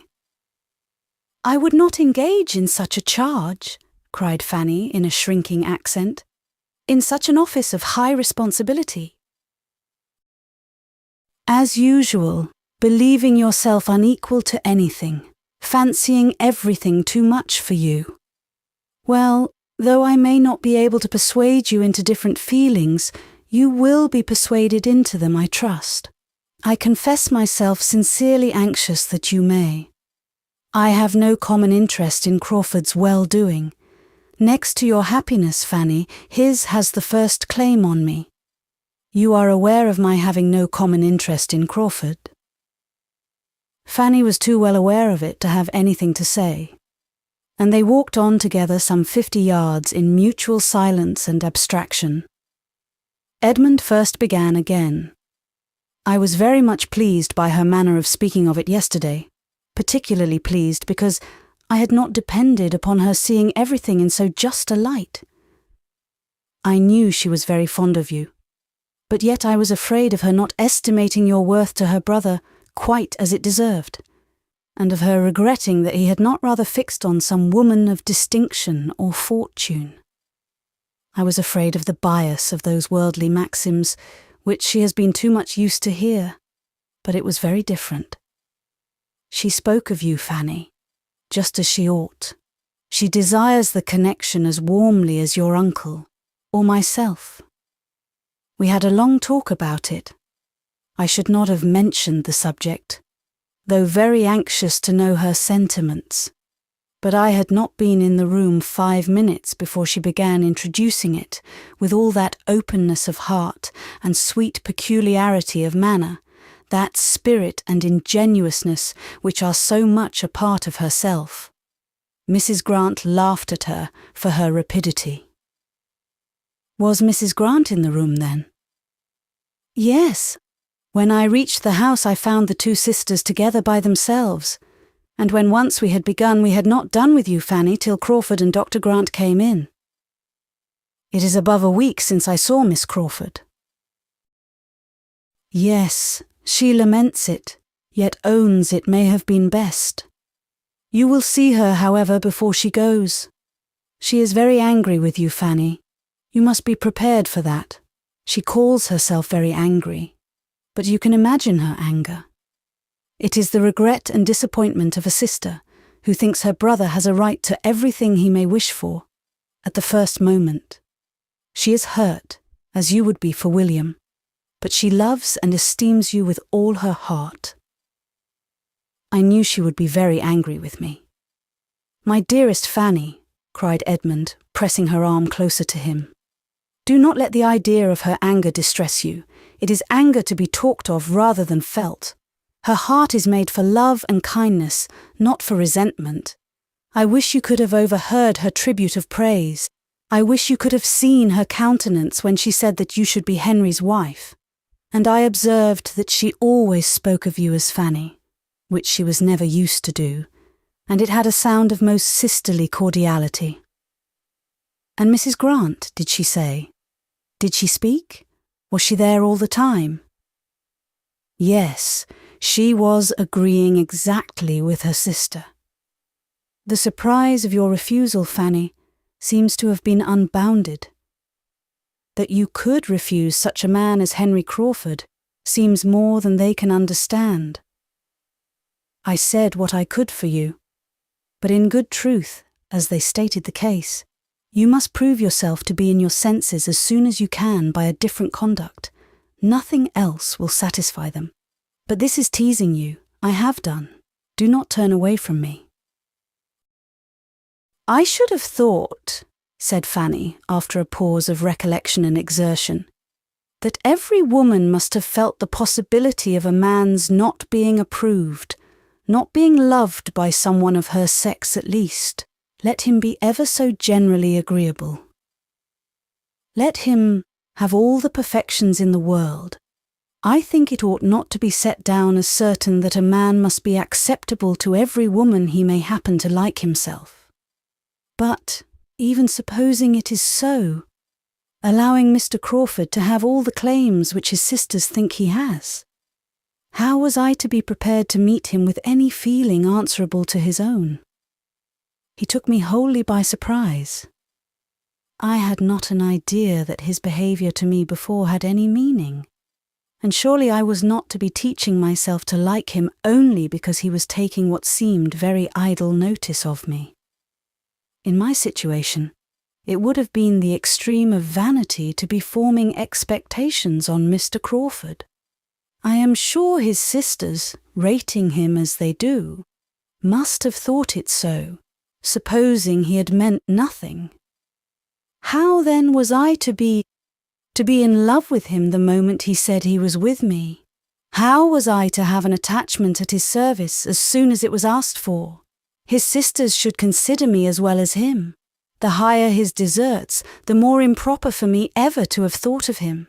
And we think very differently of the nature of women, if they can imagine a woman so very soon capable of returning an affection as this seems to imply. My dear, dear Fanny, now I have the truth. I know this to be the truth, and most worthy of you are such feelings. I had attributed them to you before. I thought I could understand you. You have now given exactly the explanation which I ventured to make for you to your friend and Mrs. Grant, and they were both better satisfied, though your warm-hearted friend was still run away with a little by the enthusiasm of her fondness for Henry. I told them that you were of all human creatures the one over whom habit had most power and novelty least, and that the very circumstance of the novelty of Crawford's addresses was against him. Their being so new and so recent was all in their disfavour, that you could tolerate nothing that you were not used to, and a great deal more to the same purpose, to give them a knowledge of your character. Miss Crawford made us laugh by her plans of encouragement for her brother. She meant to urge him to persevere in the hope of being loved in time and of having his addresses most kindly received at the end of about 10 years' happy marriage. Fanny could with difficulty give the smile that was here asked for. Her feelings were all in revolt. She feared she had been doing wrong, saying too much, overacting the caution which she had been fancying necessary, in guarding against one evil, laying herself open to another, and to have Miss Crawford's liveliness repeated to her at such a moment, and on such a subject, was a bitter aggravation. Edmund saw weariness and distress in her face, and immediately resolved to forbear all farther discussion, and not even to mention the name of Crawford again, except as it might be connected with what must be agreeable to her. On this principle, he soon afterwards observed, "They go on Monday.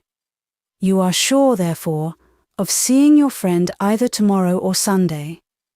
They really go on Monday, and I was within a trifle of being persuaded to stay at Lessingby till that very day. I had almost promised it. What a difference it might have made! Those 5 or 6 days more at Lessingby might have been felt all my life. You were near staying there?" "Very. I was most kindly pressed, and had nearly consented. Had I received any letter from Mansfield to tell me how you were all going on, I believe I should certainly have stayed, but I knew nothing that had happened here for a fortnight, and felt that I had been away long enough. You spent your time pleasantly there? Yes, that is, it was the fault of my own mind if I did not. They were all very pleasant. I doubt their finding me so. I took uneasiness with me, and there was no getting rid of it till I was in Mansfield again. The Miss Owens, you liked them, did you not? Yes, very well. Pleasant, good-humoured, unaffected girls. But I am spoilt, Fanny, for common female society. Good-humoured, unaffected girls will not do for a man who has been used to sensible women. They are two distinct orders of being. You and Miss Crawford have made me too nice. Still, however, Fanny was oppressed and wearied. He saw it in her looks. It could not be talked away. And attempting it no more, he led her directly, with the kind authority of a privileged guardian, into the house. Chapter 36. Edmund now believed himself perfectly acquainted with all that Fanny could tell, or could leave to be conjectured of her sentiments, and he was satisfied. It had been, as he before presumed, too hasty a measure on Crawford's side, and time must be given to make the idea first familiar and then agreeable to her. She must be used to the consideration of his being in love with her, and then a return of affection might not be very distant. He gave this opinion as the result of the conversation to his father, and recommended there being nothing more said to her, no farther attempts to influence or persuade, but that everything should be left to Crawford's assiduities and the natural workings of her own mind. Sir Thomas promised that it should be so. Edmund's account of Fanny's disposition he could believe to be just. He supposed she had all those feelings, but he must consider it as very unfortunate that she had. For, less willing than his son to trust to the future, he could not help fearing that if such very long allowances of time and habit were necessary for her, she might not have persuaded herself into receiving his addresses properly before the young man's inclination for paying them was over. There was nothing to be done, however, but to submit quietly and hope the best. The promised visit from her friend, as Edmund called Miss Crawford, was a formidable threat to Fanny, and she lived in continual terror of it. As a sister, so partial and so angry, and so little scrupulous of what she said, and in another light so triumphant and secure, she was in every way an object of painful alarm. Her displeasure, her penetration, and her happiness were all fearful to encounter, and the dependence of having others present when they met was Fanny's only support in looking forward to it. She absented herself as little as possible from Lady Bertram, kept away from the east room, and took no solitary walk in the shrubbery, in her caution to avoid any sudden attack. She succeeded. She was safe in the breakfast-room with her aunt when Miss Crawford did come, and the first misery over, and Miss Crawford looking and speaking with much less particularity of expression than she had anticipated, Fanny began to hope there would be nothing worse to be endured than a half-hour of moderate agitation. But here she hoped too much.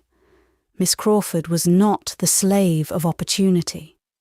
She was determined to see Fanny alone, and therefore said to her tolerably soon, in a low voice, "I must speak to you for a few minutes somewhere."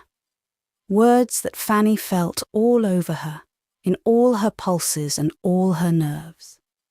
Denial was impossible. Her habits of ready submission, on the contrary, made her almost instantly rise and lead the way out of the room. She did it with wretched feelings, but it was inevitable. They were no sooner in the hall than all restraint of countenance was over on Miss Crawford's side. She immediately shook her head at Fanny, with arch yet affectionate reproach, and taking her hand, seemed hardly able to help beginning directly. She said nothing, however, but, "Sad, sad girl, I do not know when I shall have done scolding you," and had discretion enough to reserve the rest, till they might be secure of having four walls to themselves. Fanny naturally turned upstairs and took her guest to the apartment, which was now always fit for comfortable use. Opening the door, however, with a most aching heart, and feeling that she had a more distressing scene before her than ever that spot had yet witnessed.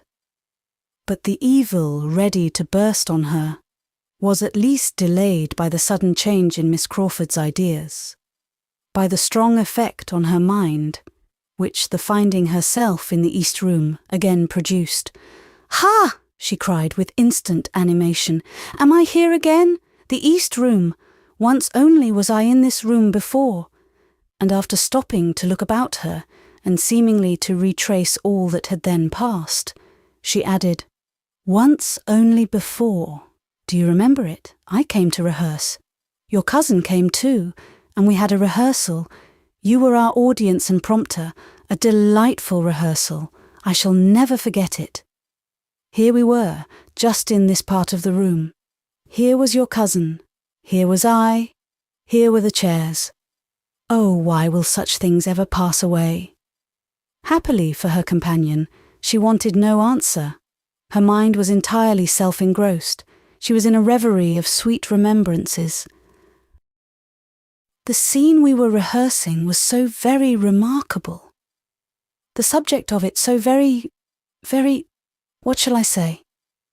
He was to be describing and recommending matrimony to me. I think I see him now, trying to be as demure and composed as Anhalt ought through the two long speeches. When two sympathetic hearts meet in the marriage state, matrimony may be called a happy life. I suppose no time can ever wear out the impression I have of his looks and voice as he said those words.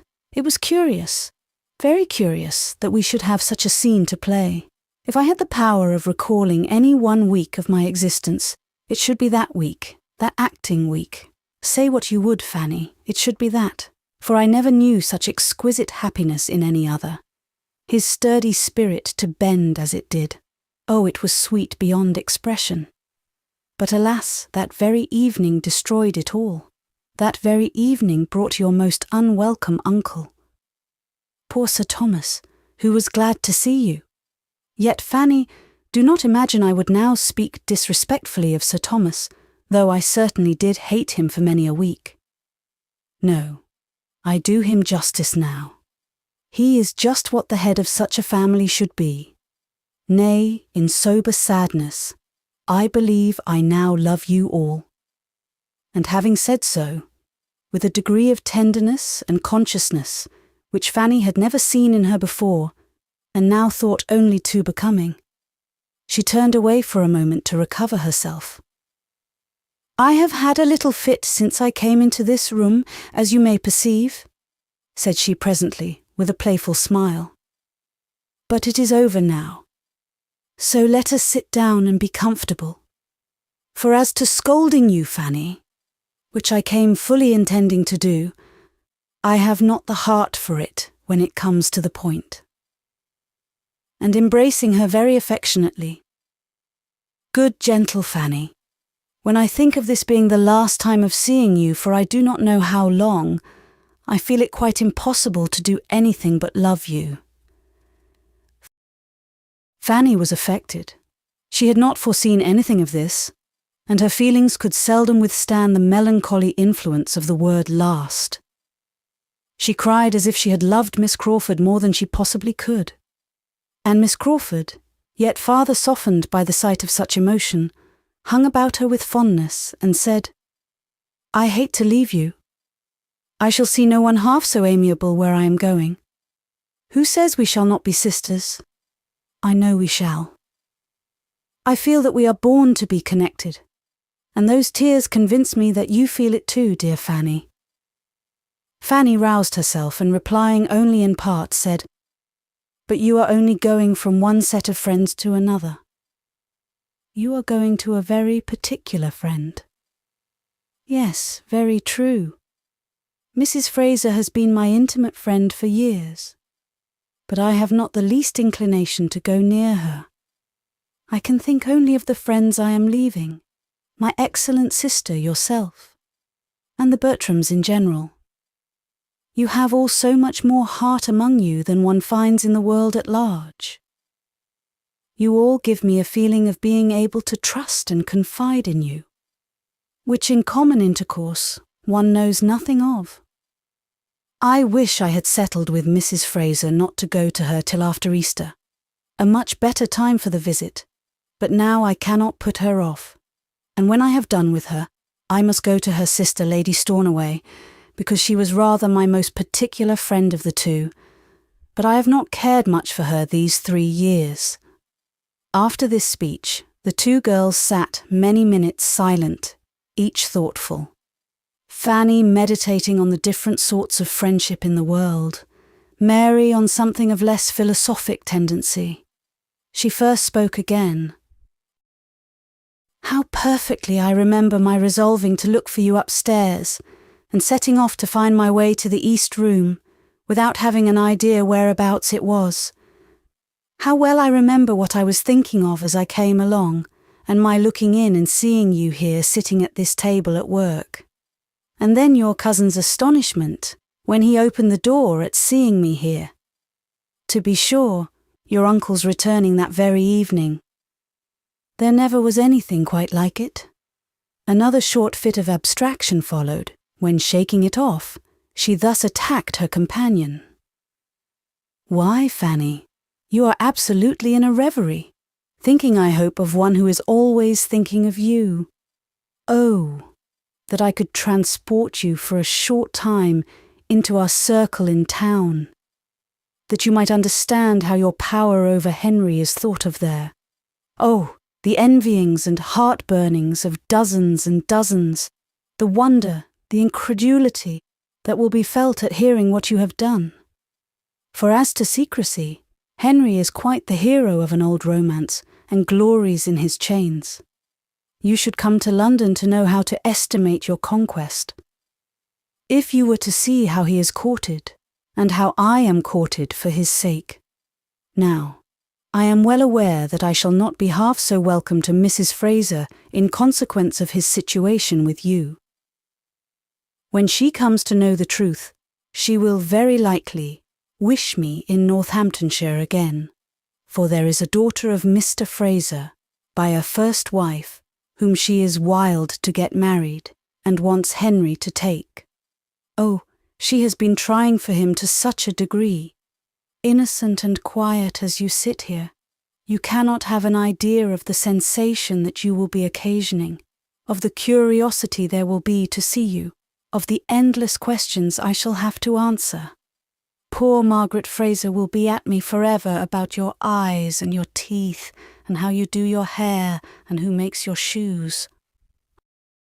I wish Margaret were married, for my poor friend's sake, for I look upon the Frasers to be about as unhappy as most other married people dot. And yet, it was a most desirable match for Janet at the time. We were all delighted. She could not do otherwise than accept him, for he was rich, and she had nothing. But he turns out ill-tempered and exigent, and wants a young woman, a beautiful young woman of 25, to be as steady as himself. And my friend does not manage him well. She does not seem to know how to make the best of it. There is a spirit of irritation which, to say nothing worse, is certainly very ill-bred. In their house I shall call to mind the conjugal manners of Mansfield Parsonage with respect. Even Dr. Grant does show a thorough confidence in my sister, and a certain consideration for her judgment, which makes one feel there is attachment, but of that I shall see nothing with the Frasers. I shall be at Mansfield forever, Fanny. My own sister as a wife, Sir Thomas Bertram as a husband, are my standards of perfection. Poor Janet has been sadly taken in. And yet there was nothing improper on her side. She did not run into the match inconsiderately. There was no want of foresight. She took 3 days to consider his proposals, and during those 3 days asked the advice of everybody connected with her whose opinion was worth having, and especially applied to my late dear aunt, whose knowledge of the world made her judgment very generally and deservedly looked up to by all the young people of her acquaintance, and she was decidedly in favour of Mr. Fraser. This seems as if nothing were a security for matrimonial comfort. I have not so much to say for my friend Flora, who jilted a very nice young man in the Blues for the sake of that horrid Lord Stornoway, who has about as much sense, Fanny, as Mr. Rushworth, but much worse looking, and with a blackguard character. I had my doubts at the time about her being right, for he has not even the air of a gentleman, and now I am sure she was wrong. By the by, Flora Ross was dying for Henry the first winter she came out. But were I to attempt to tell you of all the women whom I have known to be in love with him, I should never have done. It is you, only you, insensible Fanny, who can think of him with anything like indifference. But are you so insensible as you profess yourself? No, no, I see you are not. There was, indeed, so deep a blush over Fanny's face at that moment as might warrant strong suspicion in a predisposed mind. Excellent creature! I will not tease you. Everything shall take its course. But, dear Fanny, you must allow that you were not so absolutely unprepared to have the question asked as your cousin fancies. It is not possible but that you must have had some thoughts on the subject, some surmises as to what might be. You must have seen that he was trying to please you by every attention in his power. Was he not devoted to you at the ball? And then before the ball the necklace? Oh, you received it just as it was meant. You were as conscious as heart could desire. I remember it perfectly. Do you mean then that your brother knew of the necklace beforehand? Oh, Miss Crawford, that was not fair. Knew of it?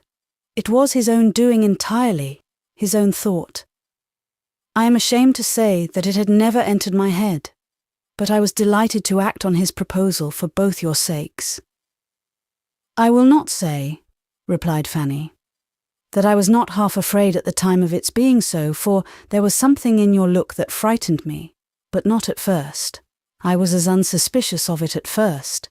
Indeed, I was. It is as true as that I sit here, and had I had an idea of it, nothing should have induced me to accept the necklace. As to your brother's behaviour, certainly I was sensible of a particularity. I had been sensible of it some little time, perhaps 2 or 3 weeks. But then I considered it as meaning nothing. I put it down as simply being his way, and was as far from supposing as from wishing him to have any serious thoughts of me. I had not, Miss Crawford, been an inattentive observer of what was passing between him and some part of this family in the summer and autumn. I was quiet, but I was not blind. I could not but see that Mr. Crawford amused himself in gallantries which did mean nothing. Ah, I cannot deny it. He has now and then been a sad flirt, and cared very little for the havoc he might be making in young ladies' affections. I have often scolded him for it, but it is his only fault. And there is this to be said, that very few young ladies have any affections worth caring for. And then, Fanny, the glory of fixing one who has been shot at by so many, of having it in one's power to pay off the debts of one's sex. Oh, I am sure it is not in woman's nature to refuse such a triumph. Fanny shook her head. I cannot think well of a man who sports with any woman's feelings, and there may often be a great deal more suffered than a stander-by can judge of. I do not defend him. I leave him entirely to your mercy, and when he has got you at Everingham, I do not care how much you lecture him. But this I will say, that his fault, the liking to make girls a little in love with him, is not half so dangerous to a wife's happiness as a tendency to fall in love himself, which he has never been addicted to. And I do seriously and truly believe that he is attached to you in a way that he never was to any woman before, that he loves you with all his heart, and will love you as nearly forever as possible. If any man ever loved a woman forever, I think Henry will do as much for you. Fanny could not avoid a faint smile, but had nothing to say. I cannot imagine Henry ever to have been happier, continued Mary presently, than when he had succeeded in getting your brother's commission. She had made a sure push at Fanny's feelings here. Oh, yes, how very, very kind of him. I know he must have exerted himself very much, for I know the parties he had to move. The Admiral hates trouble and scorns asking favours, and there are so many young men's claims to be attended to in the same way that a friendship and energy not very determined is easily put by. What a happy creature William must be. I wish we could see him. Poor Fanny's mind was thrown into the most distressing of all its varieties. The recollection of what had been done for William was always the most powerful disturber of every decision against Mr. Crawford, and she sat thinking deeply of it till Mary, who had been first watching her complacently, and then musing on something else, suddenly called her attention by saying, "I should like to sit talking with you here all day, but we must not forget the ladies below.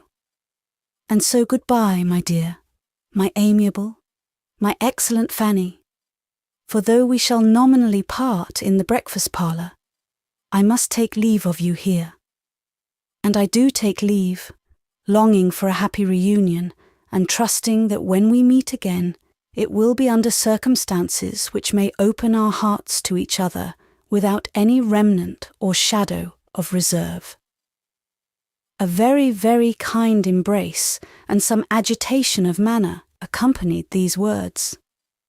"I shall see your cousin in town soon. He talks of being there tolerably soon. And Sir Thomas, I dare say, in the course of the spring, and your eldest cousin, and the Rushworths and Julia.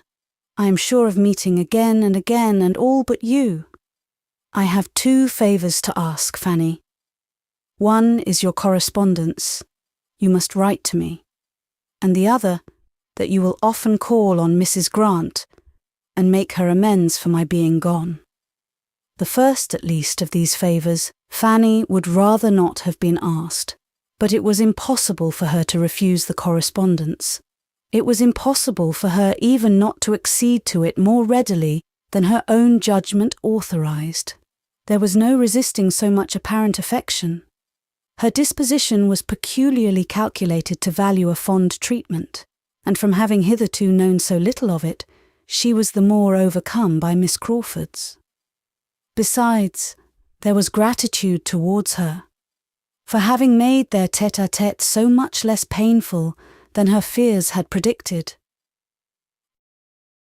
It was over, and she had escaped without reproaches and without detection.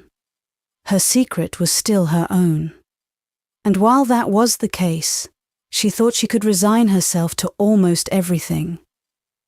In the evening there was another parting. Henry Crawford came and sat some time with them, and her spirits not being previously in the strongest state, her heart was softened for a while towards him, because he really seemed to feel. Quite unlike his usual self, he scarcely said anything. He was evidently oppressed, and Fanny must grieve for him, though hoping she might never see him again till he were the husband of some other woman. When it came to the moment of parting, he would take her hand. He would not be denied it. He said nothing, however, or nothing that she heard, and when he had left the room, she was better pleased that such a token of friendship had passed. On the morrow, the Crawfords were gone. Chapter 37. Mr. Crawford gone, Sir Thomas's next object was that he should be missed, and he entertained great hope that his niece would find a blank in the loss of those attentions which at the time she had felt, or fancied, an evil.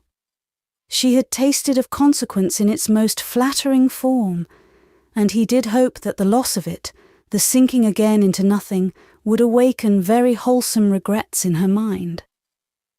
He watched her with this idea, but he could hardly tell with what success. He hardly knew whether there were any difference in her spirits or not. She was always so gentle and retiring that her emotions were beyond his discrimination. He did not understand her. He felt that he did not, and therefore applied to Edmund to tell him how she stood affected on the present occasion, and whether she were more or less happy than she had been. Edmund did not discern any symptoms of regret, and thought his father a little unreasonable in supposing the first 3 or 4 days could produce any. What chiefly surprised Edmund was that Crawford's sister, the friend and companion who had been so much to her, should not be more visibly regretted. He wondered that Fanny spoke so seldom of her, and had so little voluntarily to say of her concern at this separation. Alas! It was this sister, this friend and companion, who was now the chief bane of Fanny's comfort.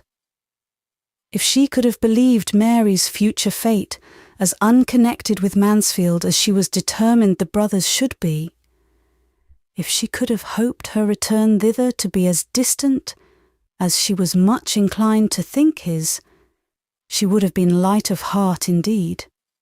But the more she recollected and observed, the more deeply was she convinced that everything was now in a fairer train for Miss Crawford's marrying Edmund than it had ever been before. On his side, the inclination was stronger, on hers, less equivocal.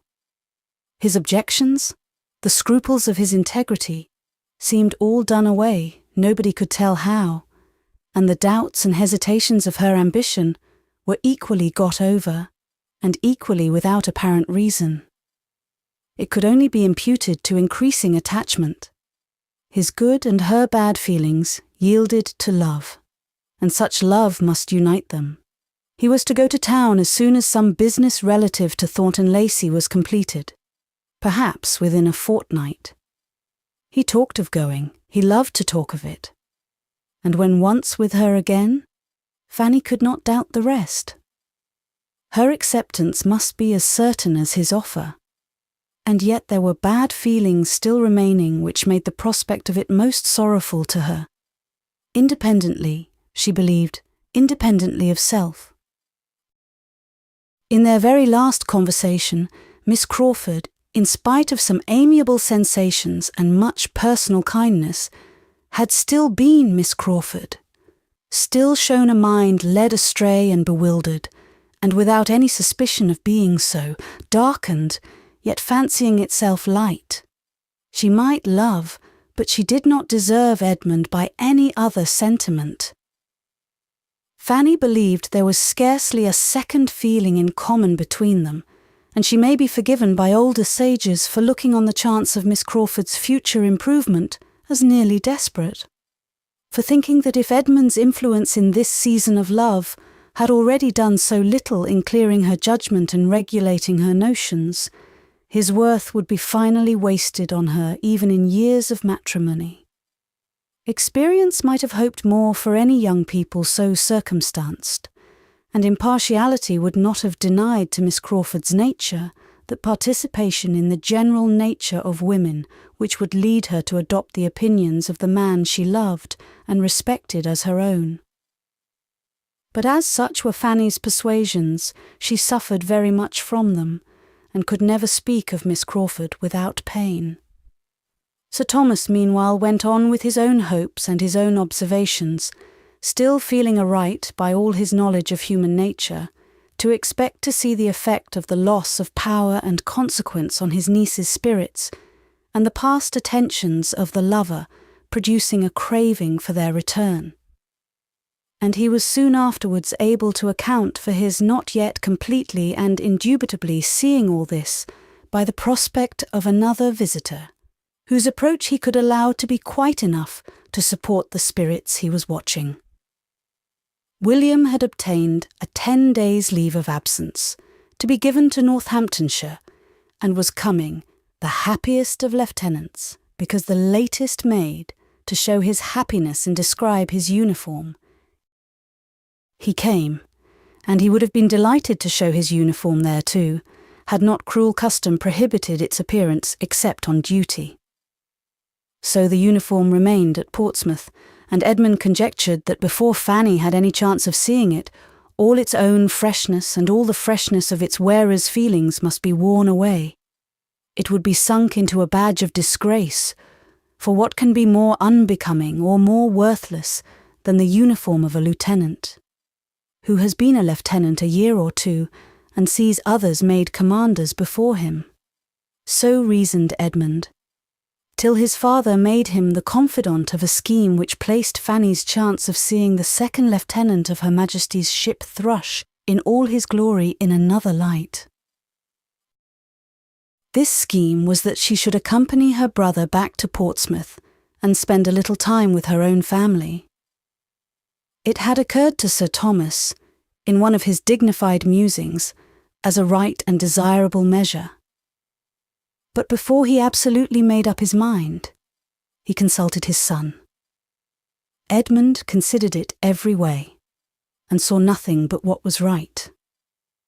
The thing was good in itself, and could not be done at a better time, and he had no doubt of it being highly agreeable to Fanny.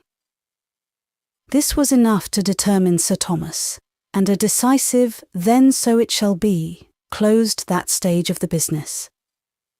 Sir Thomas retiring from it with some feelings of satisfaction and views of good over and above what he had communicated to his son.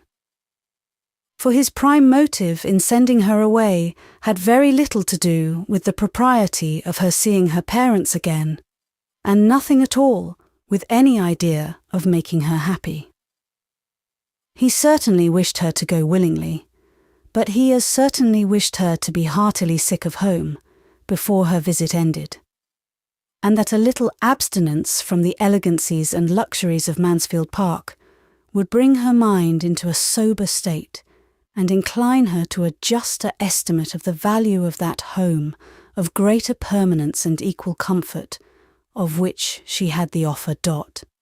It was a medicinal project upon his niece's understanding, which he must consider as at present diseased. A residence of 8 or 9 years in the abode of wealth and plenty had a little disordered her powers of comparing and judging. Her father's house would, in all probability, teach her the value of a good income, and he trusted that she would be the wiser and happier woman all her life for the experiment he had devised. Had Fanny been at all addicted to raptures, she must have had a strong attack of them when she first understood what was intended. When her uncle first made her the offer of visiting the parents and brothers and sisters from whom she had been divided almost half her life, of returning for a couple of months to the scenes of her infancy, with William for the protector and companion of her journey, and the certainty of continuing to see William to the last hour of his remaining on land. Had she ever given way to bursts of delight? It must have been then, for she was delighted. But her happiness was of a quiet, deep, heart-swelling sort, and though never a great talker, she was always more inclined to silence when feeling most strongly. At the moment, she could only thank and accept. Afterwards, when familiarized with the visions of enjoyment so suddenly opened, she could speak more largely to William and Edmund of what she felt. But still there were emotions of tenderness that could not be clothed in words. The remembrance of all her earliest pleasures, and of what she had suffered in being torn from them, came over her with renewed strength, and it seemed as if to be at home again would heal every pain that had since grown out of the separation. To be in the centre of such a circle, loved by so many, and more loved by all than she had ever been before, to feel affection without fear or restraint, to feel herself the equal of those who surrounded her, to be at peace from all mention of the Crawfords, safe from every look which could be fancied a reproach on their account. This was a prospect to be dwelt on with a fondness that could be but half acknowledged. Edmund, too, to be 2 months from him, and perhaps she might be allowed to make her absence 3, must do her good. At a distance, unassailed by his looks or his kindness, and safe from the perpetual irritation of knowing his heart and striving to avoid his confidence, she should be able to reason herself into a proper estate. She should be able to think of him as in London, and arranging everything there without wretchedness. What might have been hard to bear at Mansfield was to become a slight evil at Portsmouth. The only drawback was the doubt of her Aunt Bertram's being comfortable without her. She was of use to no one else, but there she might be missed to a degree that she did not like to think of. And that part of the arrangement was, indeed, the hardest for Sir Thomas to accomplish, and what only he could have accomplished at all. But he was master at Mansfield Park. When he had really resolved on any measure, he could always carry it through. And now, by dint of long talking on the subject, explaining and dwelling on the duty of Fanny's sometimes seeing her family, he did induce his wife to let her go, obtaining it rather from submission, however, than conviction, for Lady Bertram was convinced of very little more than that Sir Thomas thought Fanny ought to go, and therefore that she must. In the calmness of her own dressing-room, in the impartial flow of her own meditations, unbiased by his bewildering statements, she could not acknowledge any necessity for Fanny's ever going near a father and mother who had done without her so long, while she was so useful to herself. And as to the not missing her, which under Mrs. Norris's discussion was the point attempted to be proved, she set herself very steadily against admitting any such thing. Sir Thomas had appealed to her reason, conscience, and dignity.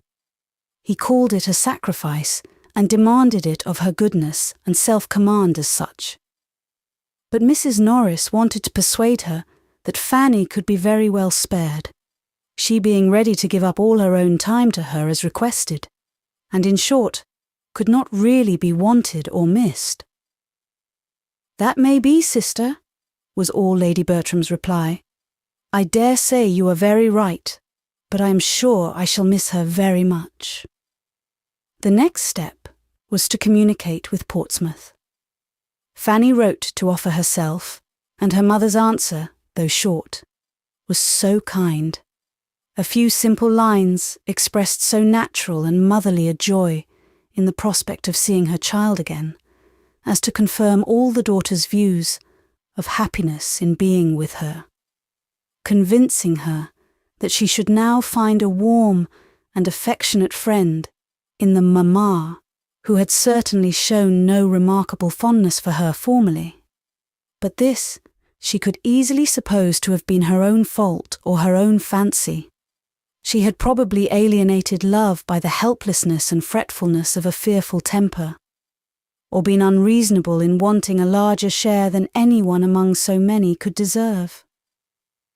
Now, when she knew better how to be useful, and how to forbear, and when her mother could be no longer occupied by the incessant demands of a house full of little children, there would be leisure and inclination for every comfort, and they should soon be what mother and daughter ought to be to each other.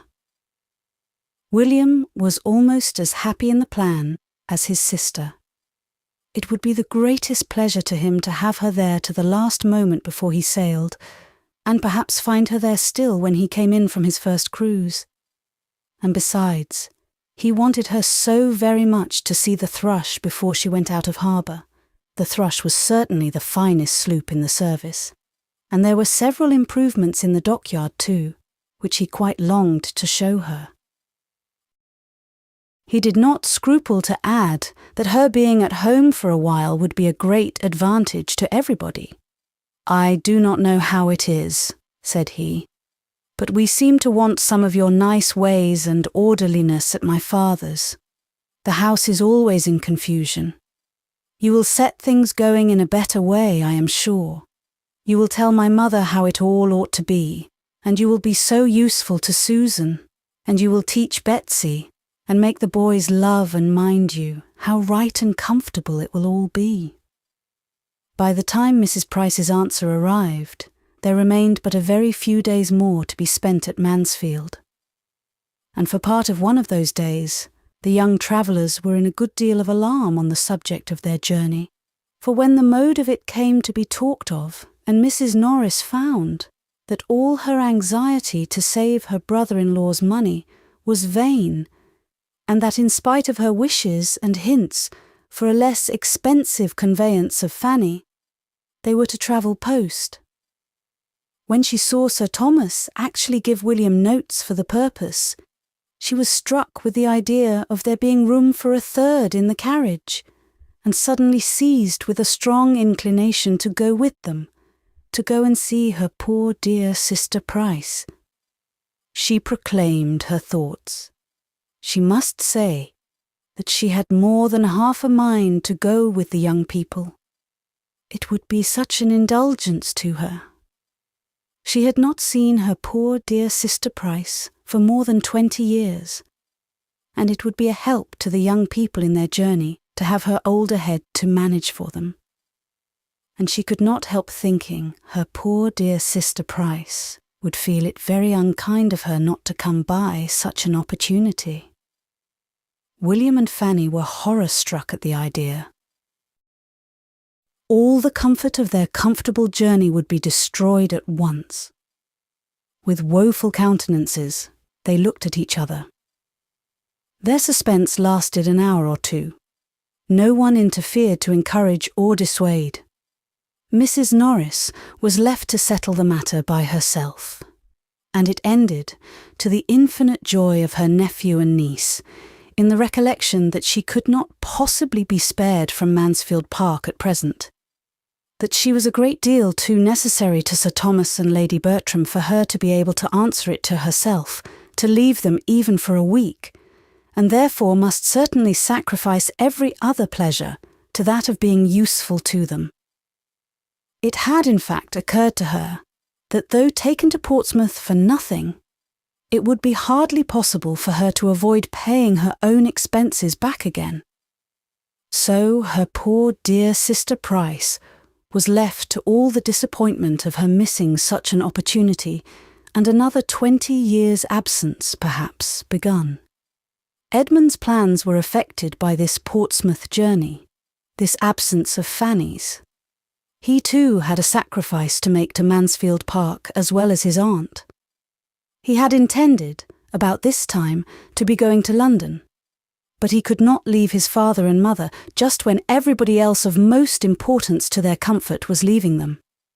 And with an effort, felt but not boasted of, he delayed for a week or two longer, a journey which he was looking forward to, with the hope of its fixing his happiness forever. He told Fanny of it. She knew so much already that she must know everything. It made the substance of one other confidential discourse about Miss Crawford, and Fanny was the more affected from feeling it to be the last time in which Miss Crawford's name would ever be mentioned between them with any remains of liberty. Once afterwards she was alluded to by him. Lady Bertram had been telling her niece in the evening to write to her soon and often, and promising to be a good correspondent herself. And Edmund, at a convenient moment, then added in a whisper, "And I shall write to you, Fanny, when I have anything worth writing about, anything to say that I think you will like to hear, and that you will not hear so soon from any other quarter." Had she doubted his meaning while she listened, the glow in his face when she looked up at him would have been decisive. For this letter, she must try to arm herself. That a letter from Edmund should be a subject of terror. She began to feel that she had not yet gone through all the changes of opinion and sentiment which the progress of time and variation of circumstances occasion in this world of changes. The vicissitudes of the human mind had not yet been exhausted by her. Poor Fanny, though going as she did willingly and eagerly, the last evening at Mansfield Park must still be wretchedness. Her heart was completely sad at parting. She had tears for every room in the house, much more for every beloved inhabitant. She clung to her aunt because she would miss her. She kissed the hand of her uncle with struggling sobs because she had displeased him. And as for Edmund, she could neither speak nor look nor think when the last moment came with him. And it was not till it was over that she knew he was giving her the affectionate farewell of a brother. All this passed overnight, for the journey was to begin very early in the morning, and when the small, diminished party met at breakfast, William and Fanny were talked of as already advanced one stage. Chapter 38. The novelty of travelling and the happiness of being with William soon produced their natural effect on Fanny's spirits, when Mansfield Park was fairly left behind. And by the time their first stage was ended, and they were to quit Sir Thomas's carriage, she was able to take leave of the old coachman and send back proper messages with cheerful looks. Of pleasant talk between the brother and sister there was no end. Everything supplied an amusement to the high glee of William's mind, and he was full of frolic and joke in the intervals of their higher-toned subjects. All of which ended, if they did not begin, in praise of the thrush, conjectures how she would be employed, schemes for an action with some superior force which, supposing the first lieutenant out of the way, and William was not very merciful to the first lieutenant, was to give himself the next step as soon as possible, or speculations upon prize money, which was to be generously distributed at home, with only the reservation of enough to make the little cottage comfortable in which he and Fanny were to pass all their middle and later life together. Fanny's immediate concerns, as far as they involved Mr. Crawford, made no part of their conversation. William knew what had passed, and from his heart lamented that his sister's feelings should be so cold towards a man whom he must consider as the first of human characters. But he was of an age to be all for love, and therefore unable to blame, and knowing her wish on the subject, he would not distress her by the slightest allusion. She had reason to suppose herself not yet forgotten by Mr. Crawford. She had heard repeatedly from his sister within the 3 weeks which had passed since their leaving Mansfield, and in each letter there had been a few lines from himself, warm and determined like his speeches. It was a correspondence which Fanny found quite as unpleasant as she had feared. Miss Crawford's style of writing, lively and affectionate, was itself an evil, independent of what she was thus forced into reading from the brother's pen. For Edmund would never rest till she had read the chief of the letter to him. And then she had to listen to his admiration of her language and the warmth of her attachments. There had, in fact, been so much of message, of allusion, of recollection, so much of Mansfield in every letter, that Fanny could not but suppose it meant for him to hear, and to find herself forced into a purpose of that kind, compelled into a correspondence which was bringing her the addresses of the man she did not love, and obliging her to administer to the adverse passion of the man she did, was cruelly mortifying. Here, too, her present removal promised advantage. When no longer under the same roof with Edmund, she trusted that Miss Crawford would have no motive for writing strong enough to overcome the trouble, and that at Portsmouth their correspondence would dwindle into nothing. With such thoughts as these, among 100 others, Fanny proceeded in her journey safely and cheerfully, and as expeditiously as could rationally be hoped in the dirty month of February. They entered Oxford, but she could take only a hasty glimpse of Edmund's College as they passed along, and made no stop anywhere till they reached Newbury, where a comfortable meal, uniting dinner and supper, wound up the enjoyments and fatigues of the day. The next morning saw them off again at an early hour, and with no events and no delays, they regularly advanced, and were in the environs of Portsmouth, while there was yet daylight for Fanny to look around her and wonder at the new buildings. They passed the drawbridge and entered the town, and the light was only beginning to fail as, guided by William's powerful voice, they were rattled into a narrow street leading from the High Street and drawn up before the door of a small house now inhabited by Mr. Price. Fanny was all agitation and flutter, all hope and apprehension. The moment they stopped, a trollopy-looking maidservant, seemingly in waiting for them at the door, stepped forward, and more intent on telling the news than giving them any help, immediately began with, "The Thrush is gone out of harbour, please, sir, and one of the officers has been here to—" She was interrupted by a fine tall boy of 11 years old, who, rushing out of the house, pushed the maid aside, and while William was opening the chaise door himself, called out, "You are just in time. We have been looking for you this half hour. The Thrush went out of harbour this morning. I saw her.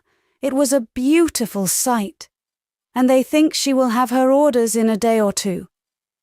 And Mr. Campbell was here at 4 o'clock to ask for you. He has got one of the Thrush's boats, and is going off to her at 6, and hoped you would be here in time to go with him." A stare or two at Fanny, as William helped her out of the carriage, was all the voluntary notice which this brother bestowed. But he made no objection to her kissing him, though still entirely engaged in detailing further particulars of the Thrush's going out of harbour, in which he had a strong right of interest, being to commence his career of seamanship in her at this very time.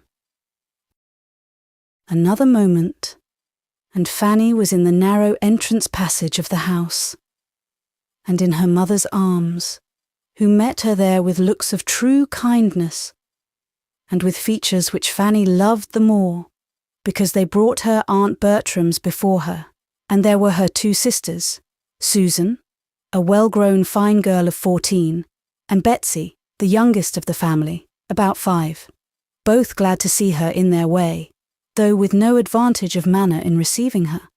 But manner Fanny did not want. Would they but love her, she should be satisfied. She was then taken into a parlour, so small that her first conviction was of its being only a passage-room to something better, and she stood for a moment expecting to be invited on.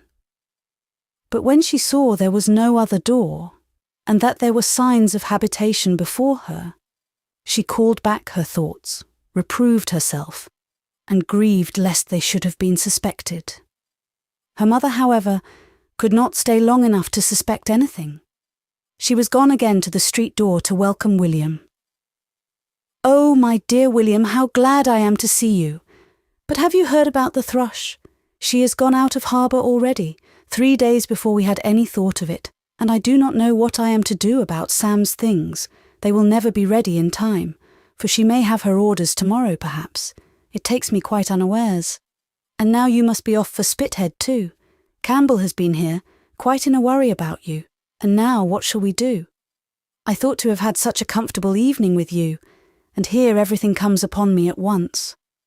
Her son answered cheerfully, telling her that everything was always for the best, and making light of his own inconvenience in being obliged to hurry away so soon.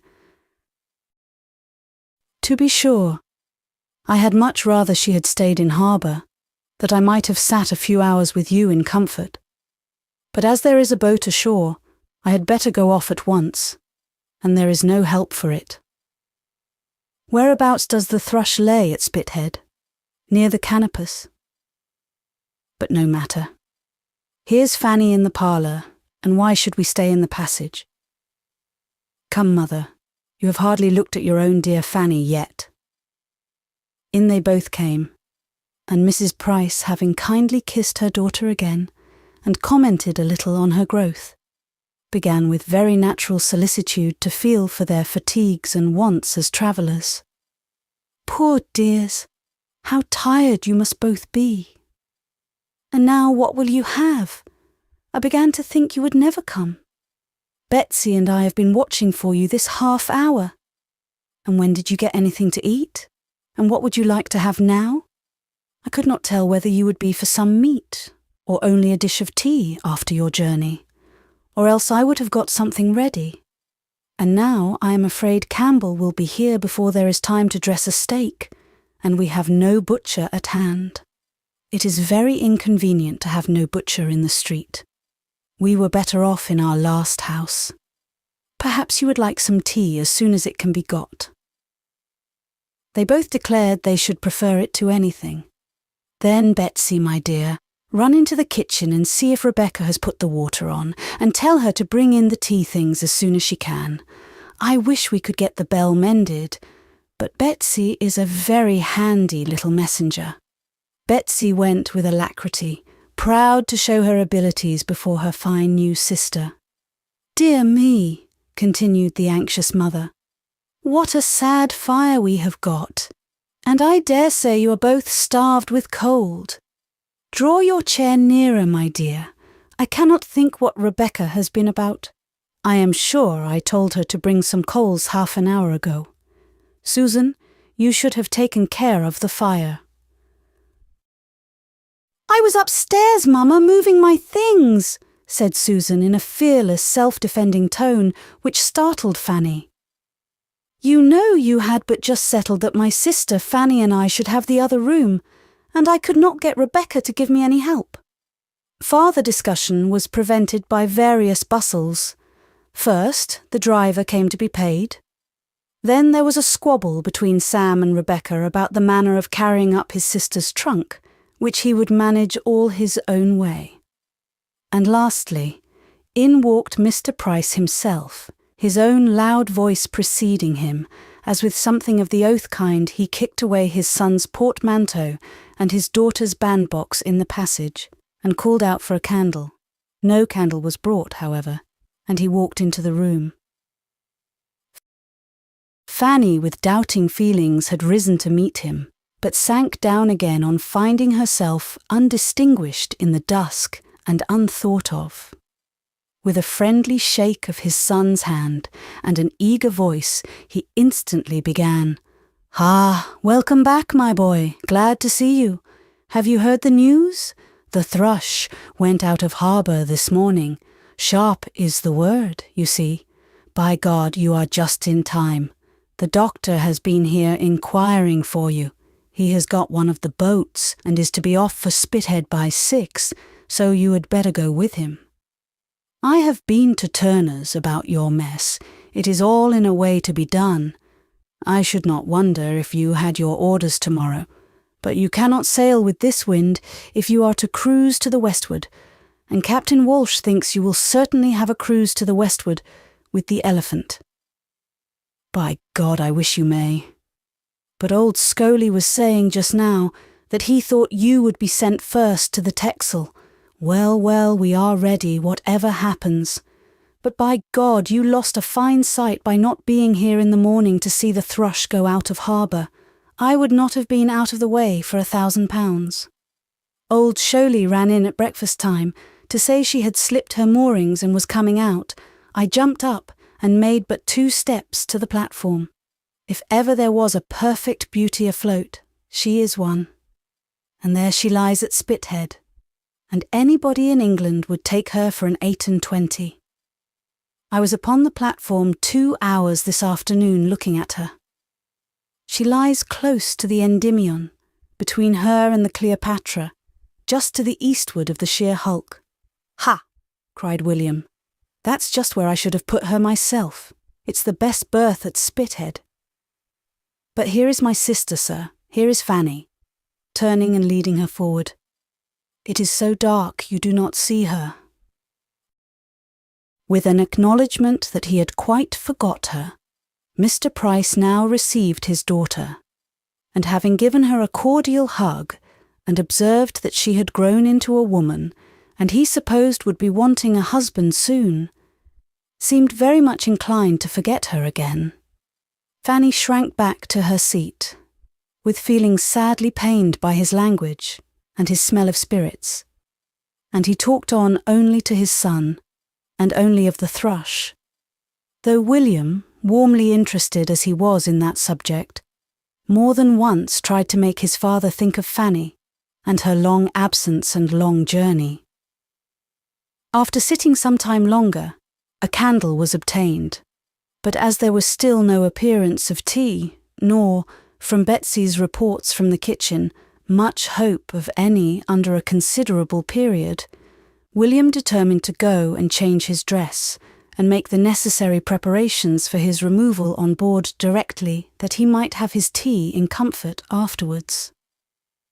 As he left the room, 2 rosy-faced boys, ragged and dirty, about 8 and 9 years old, rushed into it just released from school, and coming eagerly to see their sister and tell her that the thrush was gone out of harbour, Tom and Charles.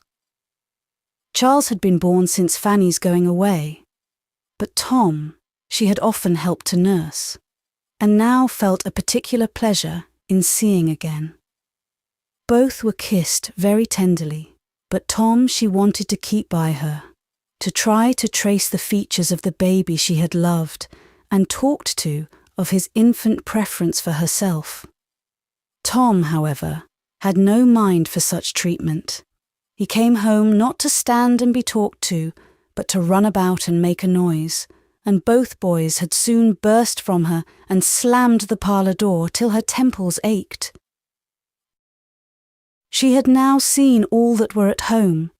There remained only 2 brothers between herself and Susan, one of whom was a clerk in a public office in London, and the other midshipman on board an Indiaman. But though she had seen all the members of the family, she had not yet heard all the noise they could make. Another quarter of an hour brought her a great deal more. William was soon calling out from the landing place of the 2nd story for his mother and for Rebecca. He was in distress for something that he had left there, and did not find again. A key was mislaid. Betsy was accused of having got at his new hat, and some slight but essential alteration of his uniform waistcoat, which he had been promised to have done for him, entirely neglected. Mrs. Price, Rebecca and Betsy all went up to defend themselves, all talking together, but Rebecca loudest, and the job was to be done as well as it could in a great hurry. William trying in vain to send Betsy down again, or keep her from being troublesome where she was. The whole of which, as almost every door in the house was open, could be plainly distinguished in the parlour, except when drowned at intervals by the superior noise of Sam, Tom and Charles chasing each other up and down stairs and tumbling about and hallooing. Fanny was almost stunned. The smallness of the house and thinness of the walls brought everything so close to her that, added to the fatigue of her journey and all her recent agitation, she hardly knew how to bear it. Within the room all was tranquil enough, for Susan having disappeared with the others, there were soon only her father and herself remaining, and he, taking out a newspaper, the customary loan of a neighbour, applied himself to studying it without seeming to recollect her existence. The solitary candle was held between himself and the paper, without any reference to her possible convenience. But she had nothing to do, and was glad to have the light screened from her aching head as she sat in bewildered, broken, sorrowful contemplation. She was at home. But alas, it was not such a home, she had not such a welcome as She checked herself. She was unreasonable. What right had she to be of importance to her family? She could have none so long lost sight of. William's concerns must be dearest, they always had been, and he had every right. Yet to have so little said or asked about herself, to have scarcely an inquiry made after Mansfield. It did pain her to have Mansfield forgotten. The friends who had done so much, the dear, dear friends. But here, one subject swallowed up all the rest. Perhaps it must be so. The destination of the thrush must be now preeminently interesting. A day or two might show the difference.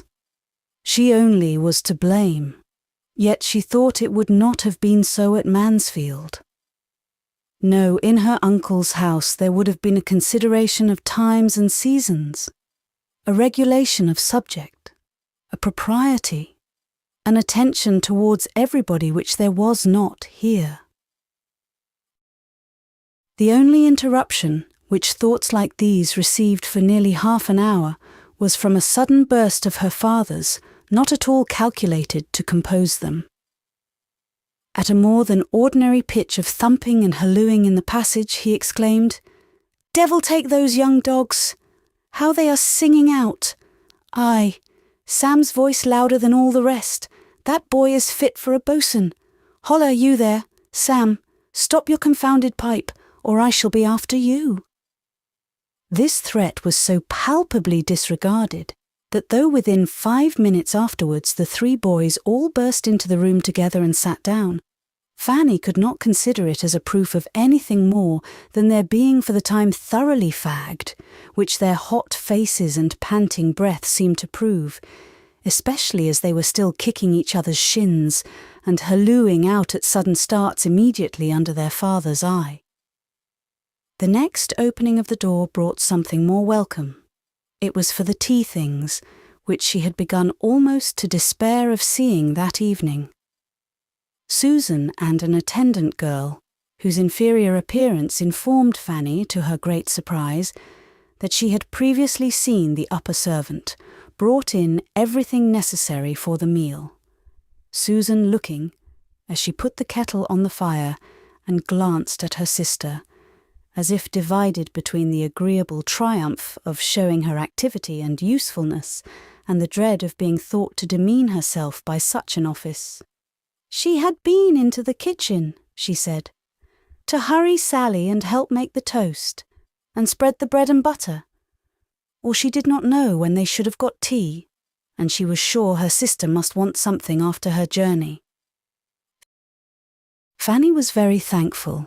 She could not but own that she should be very glad of a little tea, and Susan immediately set about making it, as if pleased to have the employment all to herself, and with only a little unnecessary bustle and some few injudicious attempts at keeping her brothers in better order than she could, acquitted herself very well.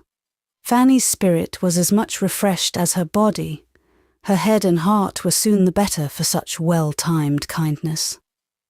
Susan had an open, sensible countenance. She was like William, and Fanny hoped to find her like him in disposition and goodwill towards herself. In this more placid state of things, William re-entered, followed not far behind by his mother and Betsy.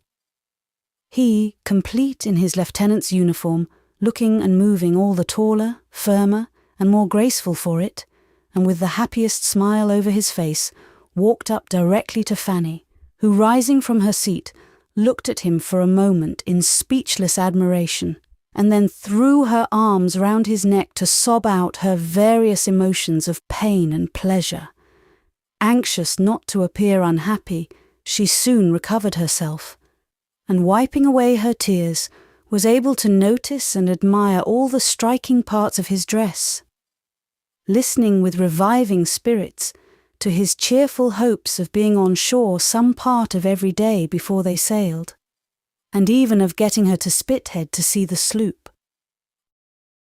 The next bustle brought in Mr. Campbell, the surgeon of the Thrush, a very well-behaved young man, who came to call for his friend, and for whom there was with some contrivance found a chair, and with some hasty washing of the young tea-makers, a cup and saucer. And after another quarter of an hour of earnest talk between the gentlemen, noise rising upon noise and bustle upon bustle, men and boys at last all in motion together, the moment came for setting off.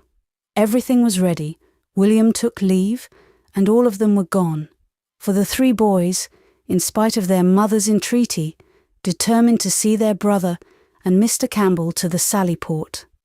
And Mr. Price walked off at the same time to carry back his neighbour's newspaper. Something like tranquillity might now be hoped for, and accordingly, when Rebecca had been prevailed on to carry away the tea things, and Mrs. Price had walked about the room some time looking for a shirt sleeve, which Betsy at last hunted out from a drawer in the kitchen. The small party of females were pretty well composed, and the mother, having lamented again over the impossibility of getting Sam ready in time, was at leisure to think of her eldest daughter and the friends she had come from. A few inquiries began, but one of the earliest: how did Sister Bertram manage about her servants? Was she as much plagued as herself to get tolerable servants? Soon led her mind away from Northamptonshire and fixed it on her own domestic grievances and the shocking character of all the Portsmouth servants, of whom she believed her own 2 were the very worst, engrossed her completely.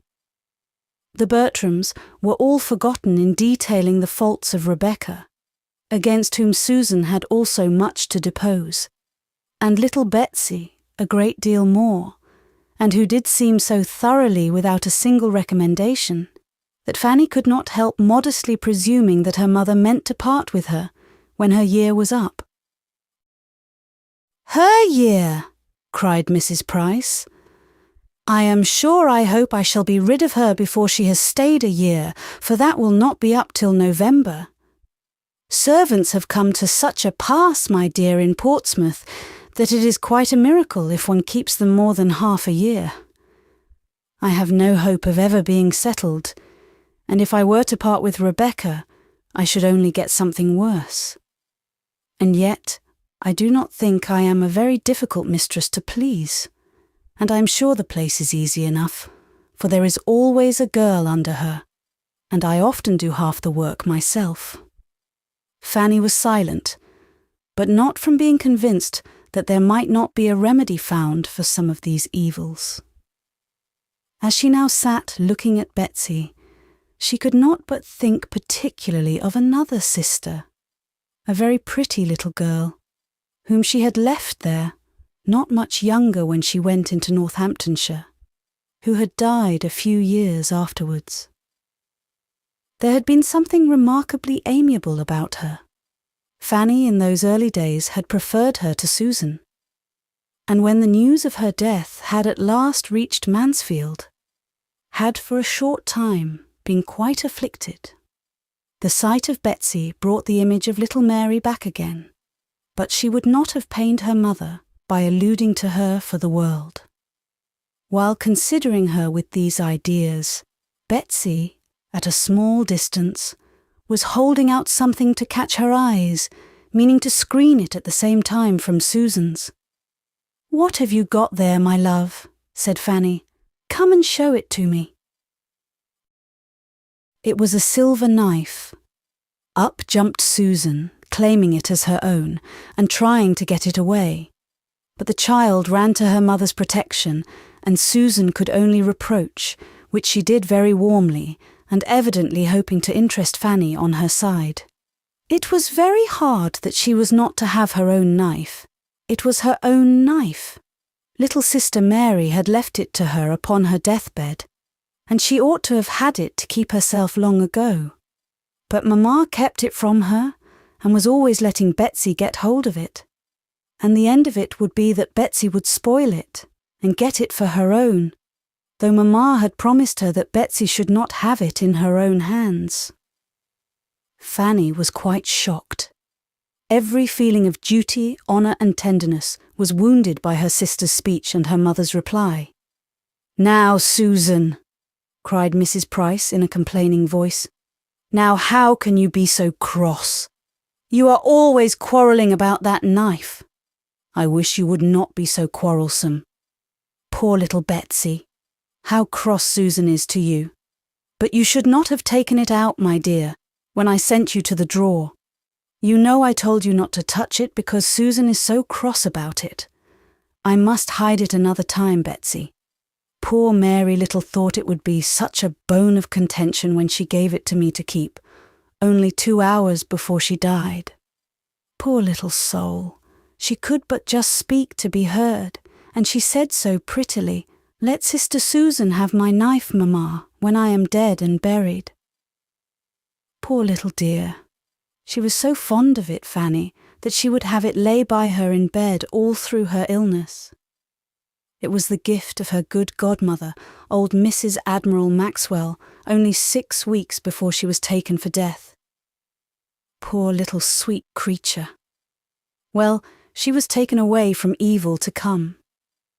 My own Betsy, fondling her, you have not the luck of such a good godmother. Aunt Norris lives too far off to think of such little people as you. Fanny had indeed nothing to convey from Aunt Norris, but a message to say she hoped that her goddaughter was a good girl and learned her book.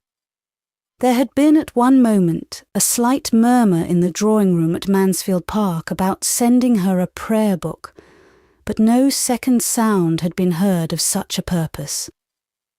Mrs. Norris, however, had gone home and taken down 2 old prayer books of her husband with that idea, but upon examination the ardour of generosity went off. One was found to have too small a print for a child's eyes, and the other to be too cumbersome for her to carry about.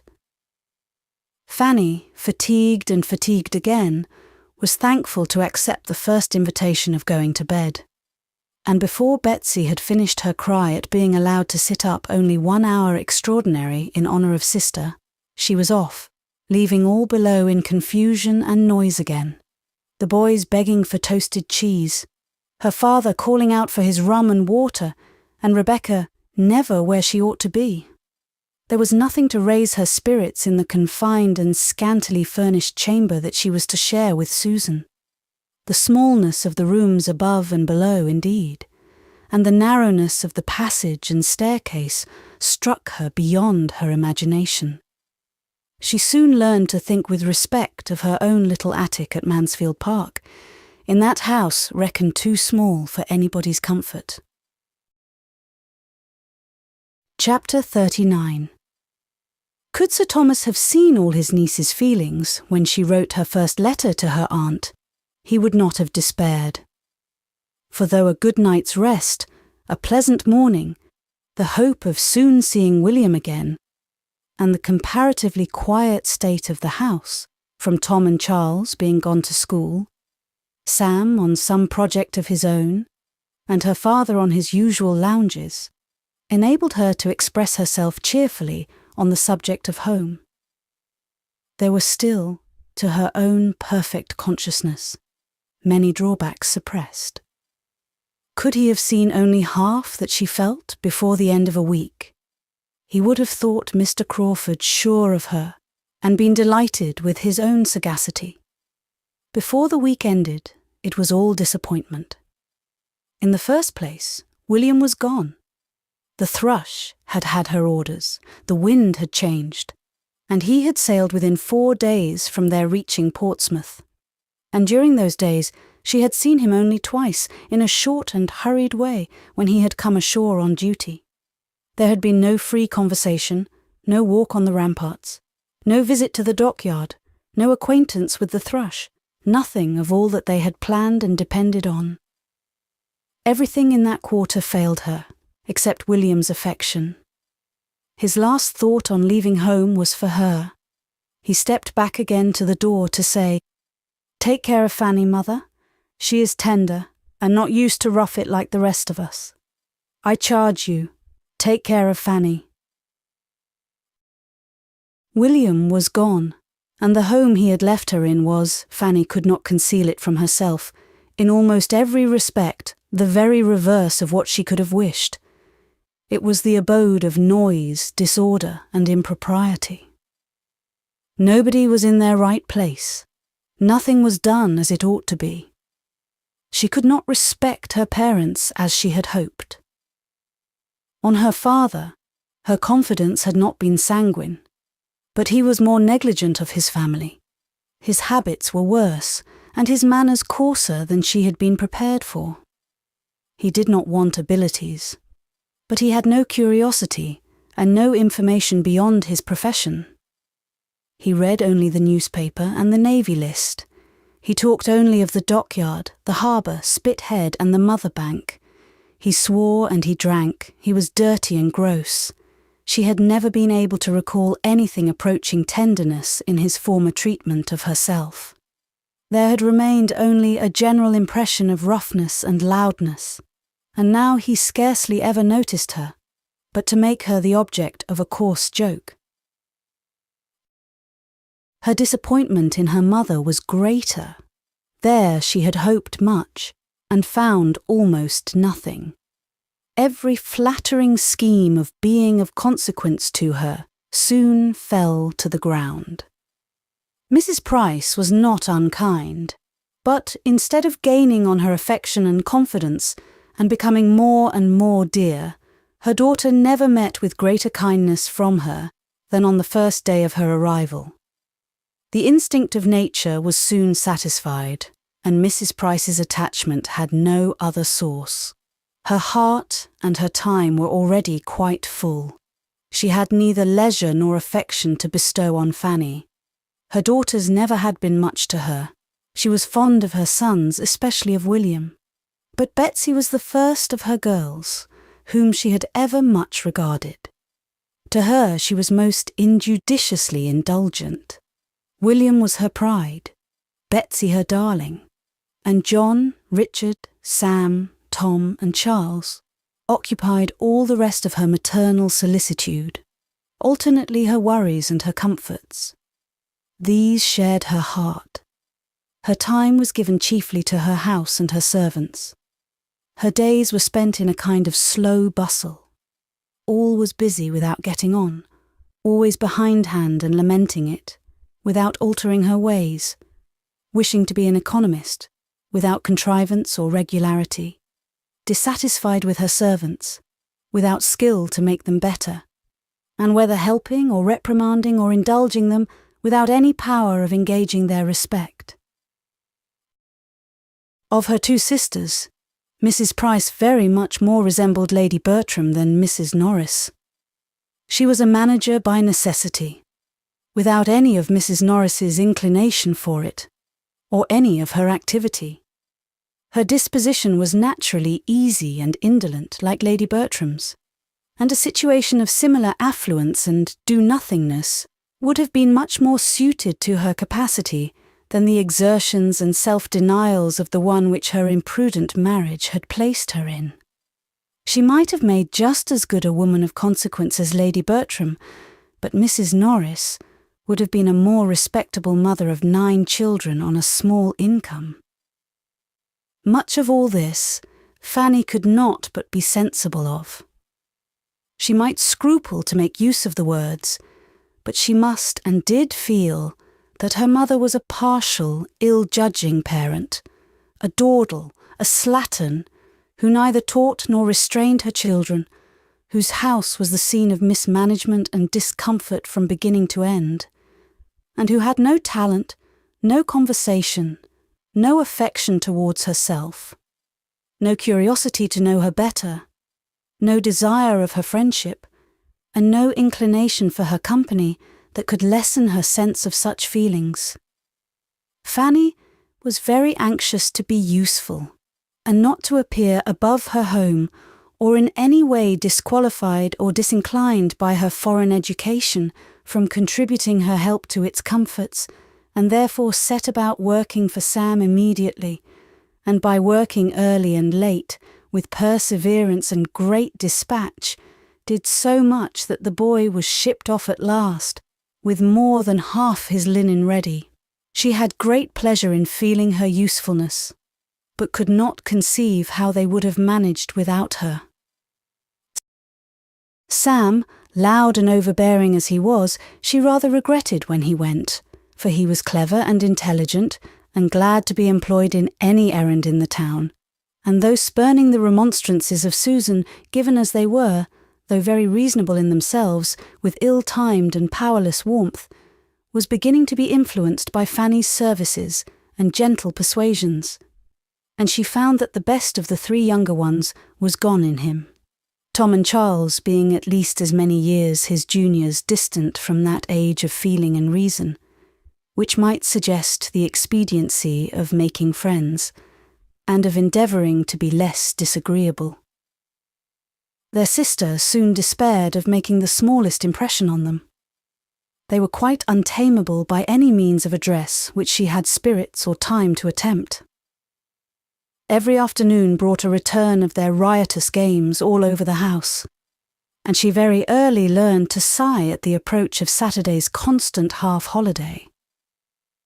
Betsy, too, a spoiled child, trained up to think the alphabet her greatest enemy, left to be with the servants at her pleasure, and then encouraged to report any evil of them. She was almost as ready to despair of being able to love or assist. And of Susan's temper, she had many doubts. Her continual disagreements with her mother, her rash squabbles with Tom and Charles, and petulance with Betsy, were at least so distressing to Fanny, that, though admitting they were by no means without provocation, she feared the disposition that could push them to such lengths must be far from amiable, and from affording any repose to herself. Such was the home which was to put Mansfield out of her head, and teach her to think of her cousin Edmund with moderated feelings. On the contrary, she could think of nothing but Mansfield, its beloved inmates, its happy ways.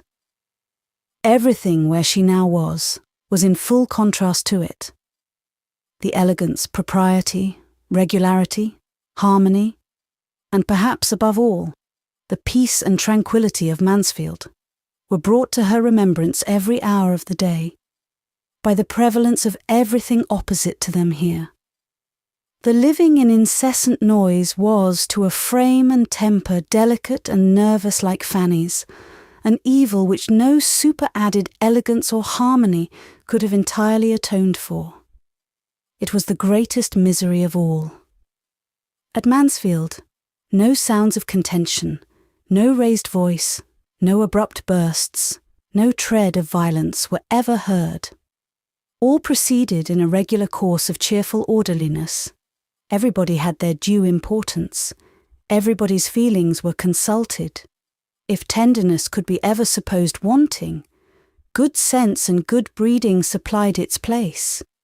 And as to the little irritations sometimes introduced by Aunt Norris, they were short, they were trifling, they were as a drop of water to the ocean, compared with the ceaseless tumult of her present abode.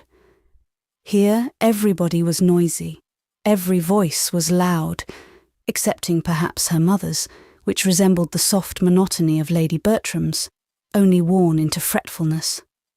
Whatever was wanted was hallooed for, and the servants hallooed out their excuses from the kitchen.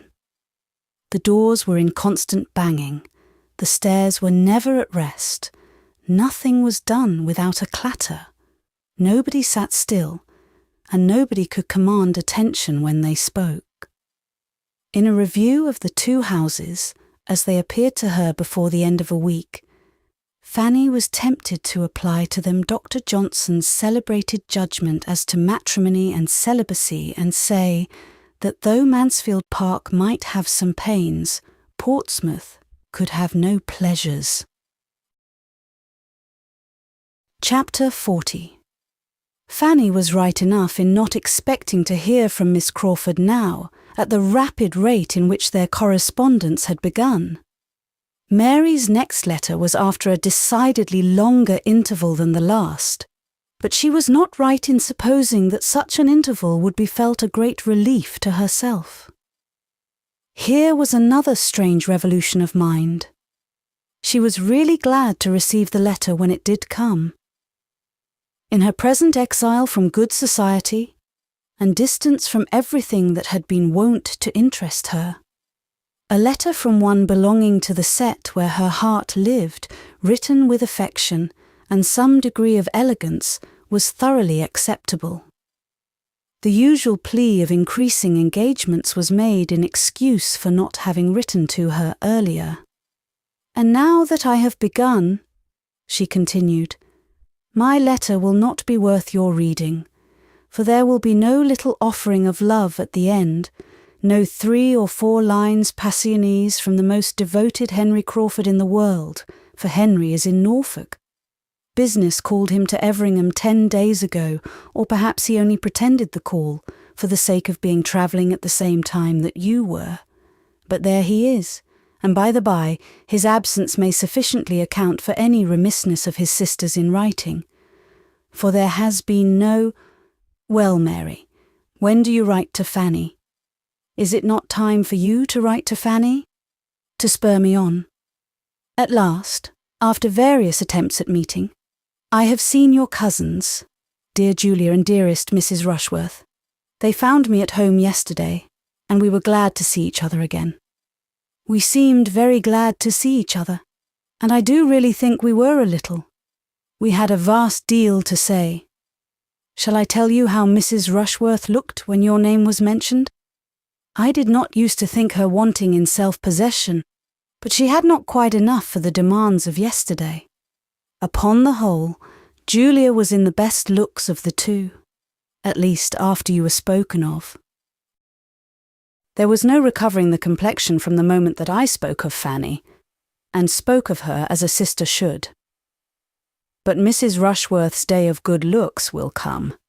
We have cards for her first party on the 28th. Then she will be in beauty, for she will open one of the best houses in Wimpole Street. I was in it 2 years ago, when it was Lady Lascelles, and prefer it to almost any I know in London, and certainly she will then feel, to use a vulgar phrase, that she has got her pennyworth for her penny. Henry could not have afforded her such a house. I hope she will recollect it, and be satisfied, as well as she may, with moving the Queen of a palace, though the King may appear best in the background, and as I have no desire to tease her, I shall never force your name upon her again. She will grow sober by degrees. From all that I hear and guess, Baron Wildenheim's attentions to Julia continue. But I do not know that he has any serious encouragement. She ought to do better. A poor honourable is no catch, and I cannot imagine any liking in the case, for take away his rants, and the poor Baron has nothing. What a difference a vowel makes, if his rents were but equal to his rants. Your cousin Edmund moves slowly, detained perchance by parish duties. There may be some old woman at Thornton Lacey to be converted. I am unwilling to fancy myself neglected for a young one. Adieu. My dear sweet Fanny, this is a long letter from London. Write me a pretty one in reply to gladden Henry's eyes when he comes back, and send me an account of all the dashing young captains whom you disdain for his sake. There was great food for meditation in this letter, and chiefly for unpleasant meditation, and yet, with all the uneasiness it supplied, it connected her with the absent. It told her of people and things about whom she had never felt so much curiosity as now, and she would have been glad to have been sure of such a letter every week. Her correspondence with her Aunt Bertram was her only concern of higher interest. As for any society in Portsmouth that could at all make amends for deficiencies at home, there were none within the circle of her father's and mother's acquaintance to afford her the smallest satisfaction. She saw nobody in whose favour she could wish to overcome her own shyness and reserve. The men appeared to her all coarse, the women all pert, everybody underbred, and she gave as little contentment as she received from introductions either to old or new acquaintance. The young ladies who approached her at first with some respect, in consideration of her coming from a baronet's family, were soon offended by what they termed airs, for, as she neither played on the pianoforte nor wore fine pelisses, they could, on further observation, admit no right of superiority. The first solid consolation which Fanny received for the evils of home, the first which her judgment could entirely approve, and which gave any promise of durability, was in a better knowledge of Susan and a hope of being of service to her. Susan had always behaved pleasantly to herself, but the determined character of her general manners had astonished and alarmed her, and it was at least a fortnight before she began to understand a disposition so totally different from her own. Susan saw that much was wrong at home, and wanted to set it right. That a girl of 14, acting only on her own unassisted reason, should err in the method of reform, was not wonderful, and Fanny soon became more disposed to admire the natural light of the mind, which could so early distinguish justly, than to censure severely the faults of conduct to which it led. Susan was only acting on the same truths, and pursuing the same system, which her own judgment acknowledged, but which her more supine and yielding temper would have shrunk from asserting. Susan tried to be useful, where she could only have gone away and cried, and that Susan was useful she could perceive. That things, bad as they were, would have been worse but for such interposition, and that both her mother and Betsy were restrained from some excesses of very offensive indulgence and vulgarity. In every argument with her mother, Susan had in point of reason the advantage, and never was there any maternal tenderness to buy her off. The blind fondness which was forever producing evil around her, she had never known. There was no gratitude for affection past or present to make her better bear with its excesses to the others. All this became gradually evident, and gradually placed Susan before her sister as an object of mingled compassion and respect. That her manner was wrong, however, at times very wrong, her measures often ill-chosen and ill-timed, and her looks and language very often indefensible, Fanny could not cease to feel, but she began to hope they might be rectified. Susan, she found, looked up to her and wished for her good opinion, and knew as anything like an office of authority was to Fanny, knew as it was to imagine herself capable of guiding or informing anyone.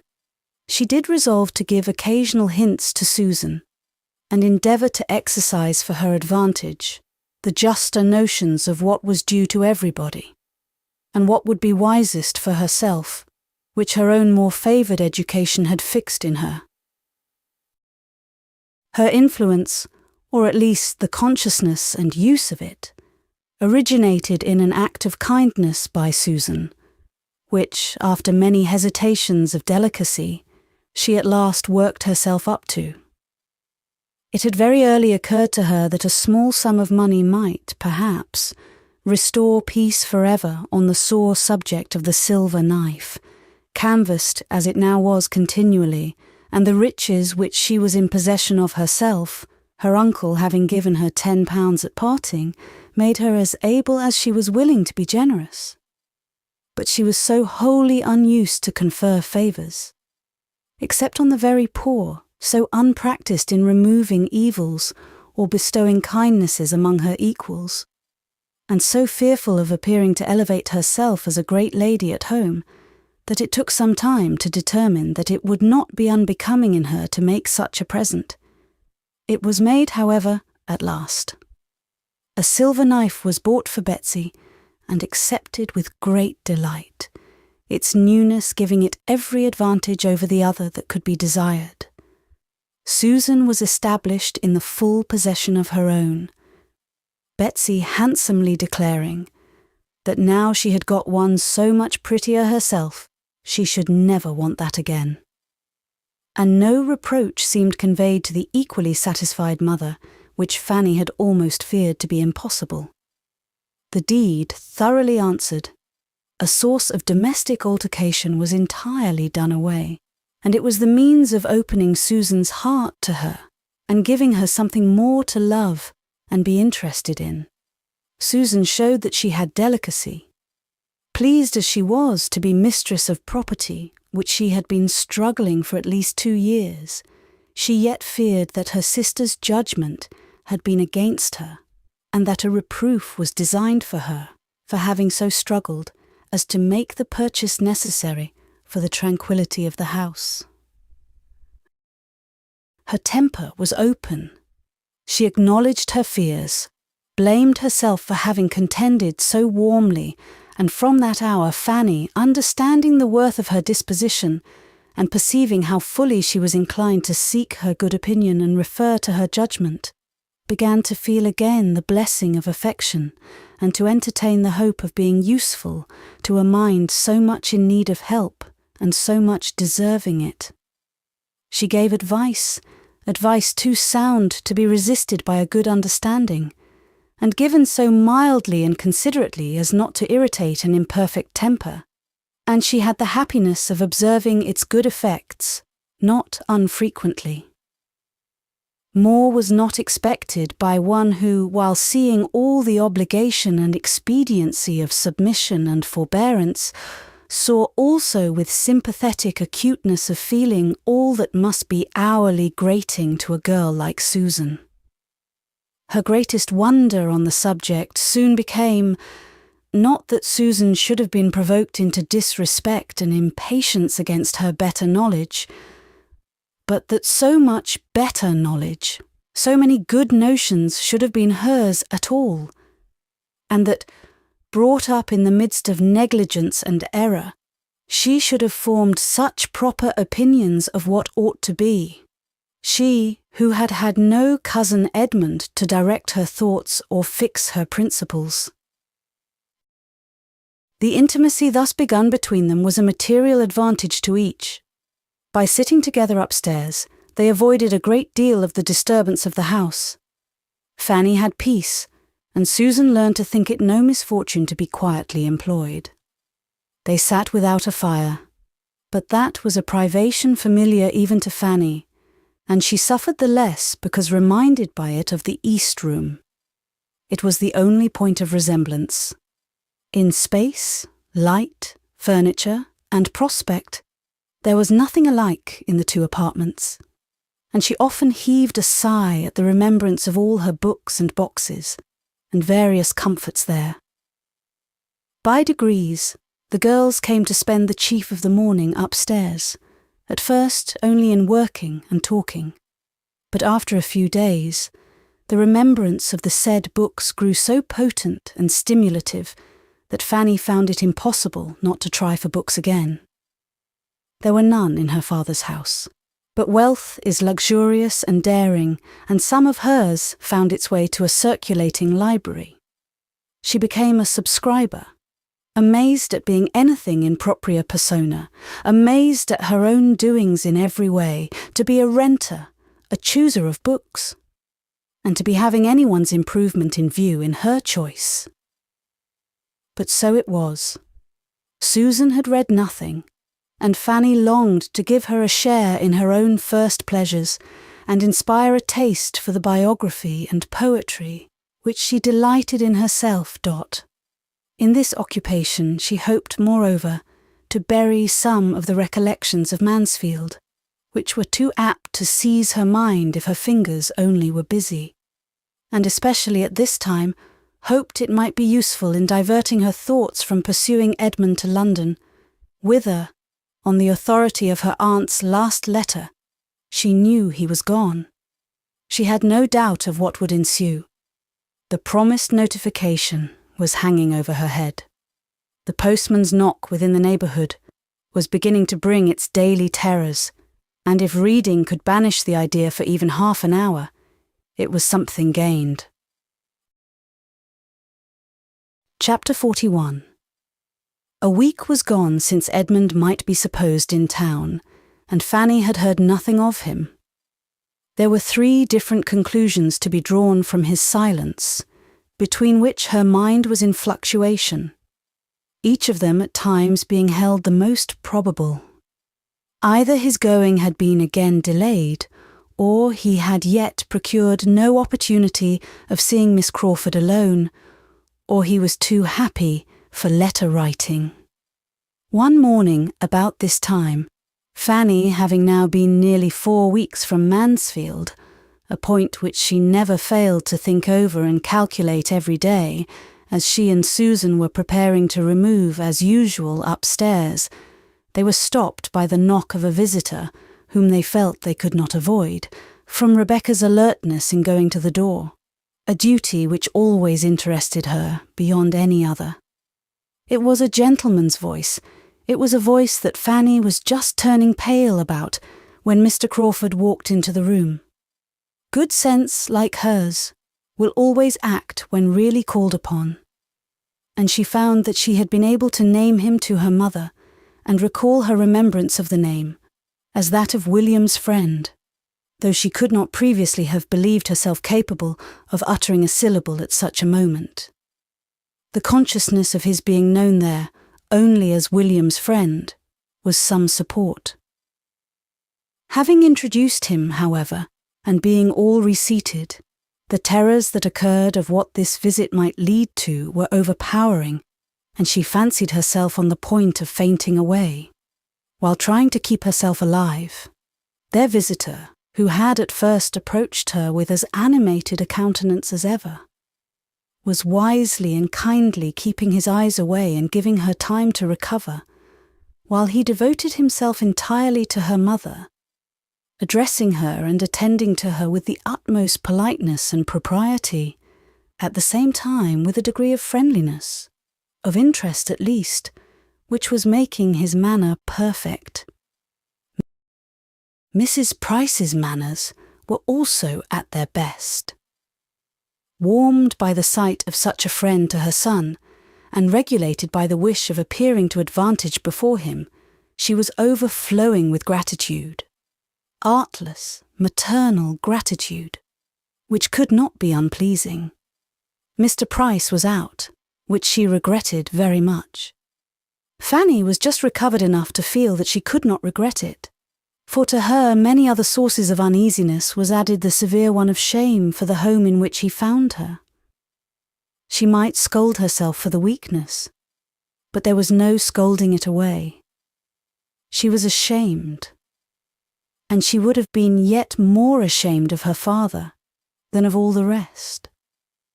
They talked of William, a subject on which Mrs. Price could never tire, and Mr. Crawford was as warm in his commendation as even her heart could wish.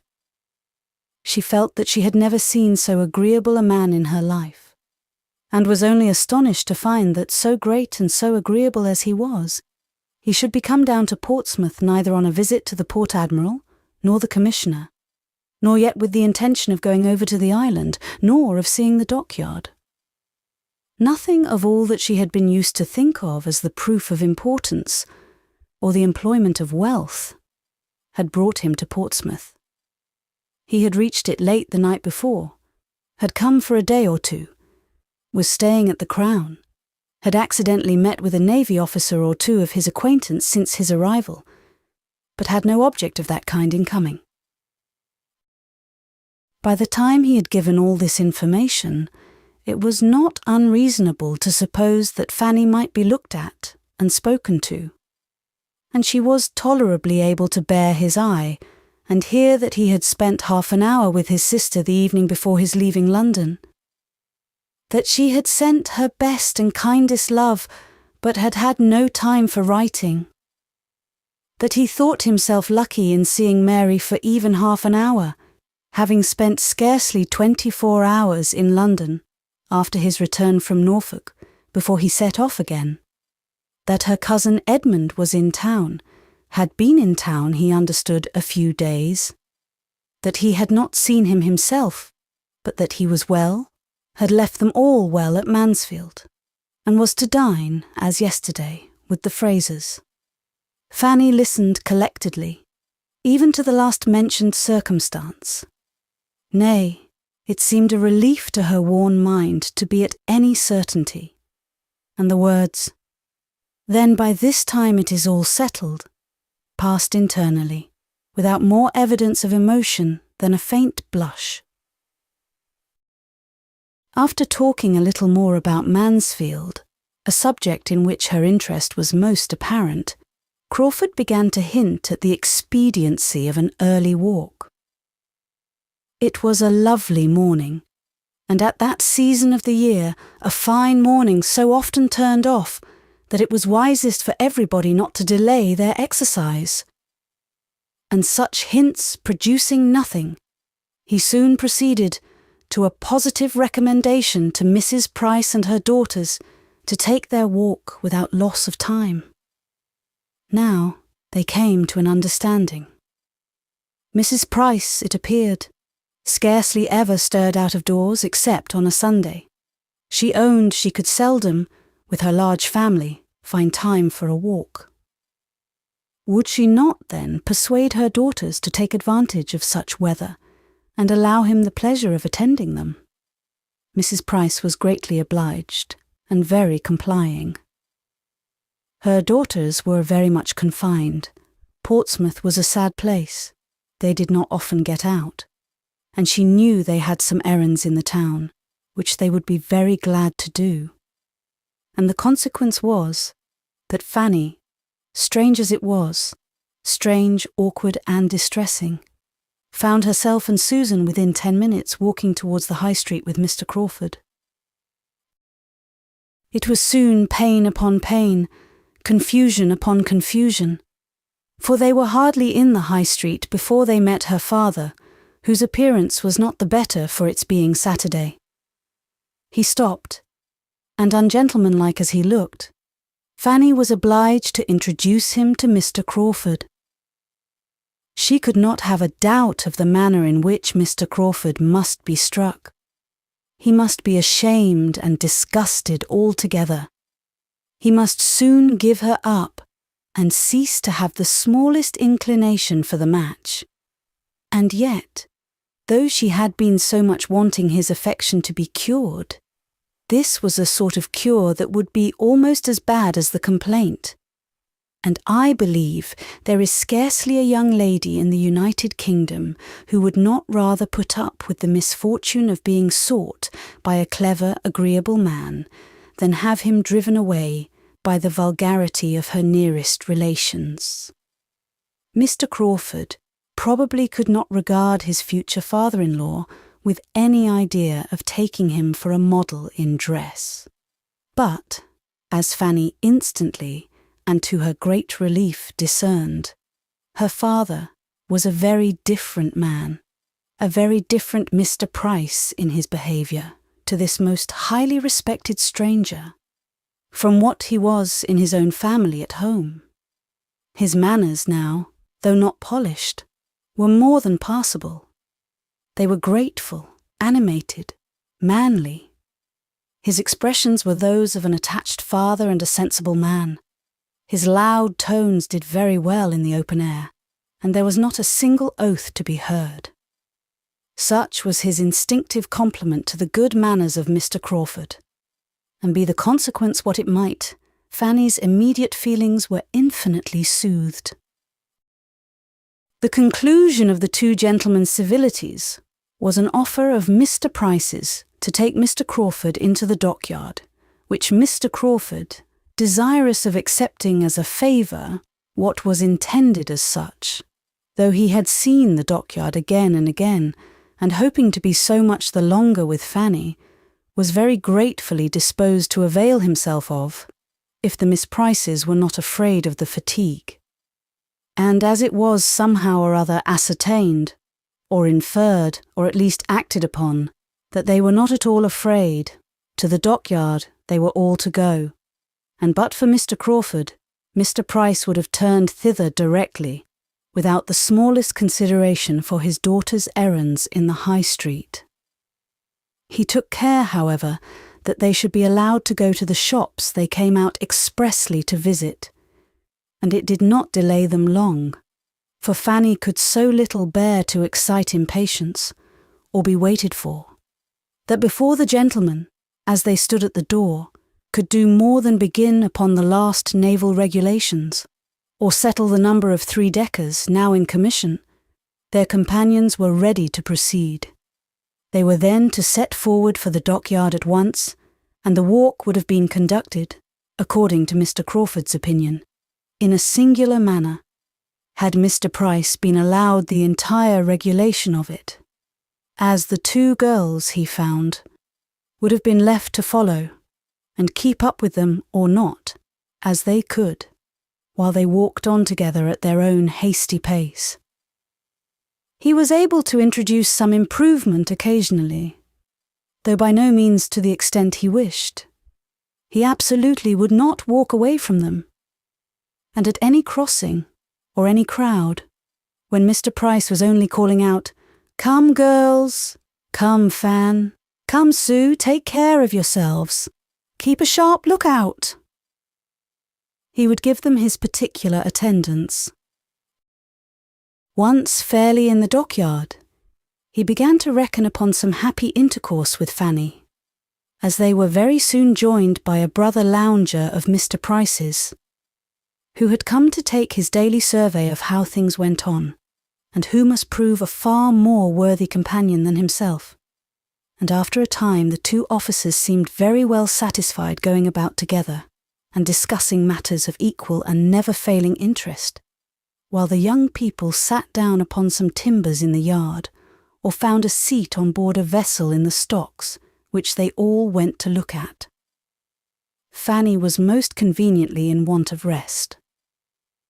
Crawford could not have wished her more fatigued or more ready to sit down, but he could have wished her sister away.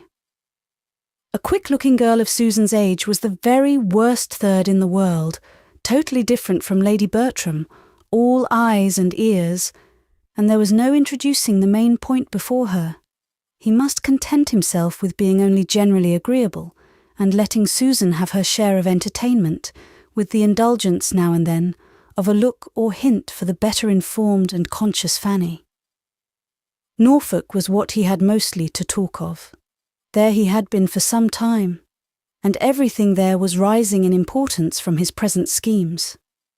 Such a man could come from no place, no society, without importing something to amuse. His journeys and his acquaintance were all of use, and Susan was entertained in a way quite new to her. For Fanny, somewhat more was related than the accidental agreeableness of the parties he had been in.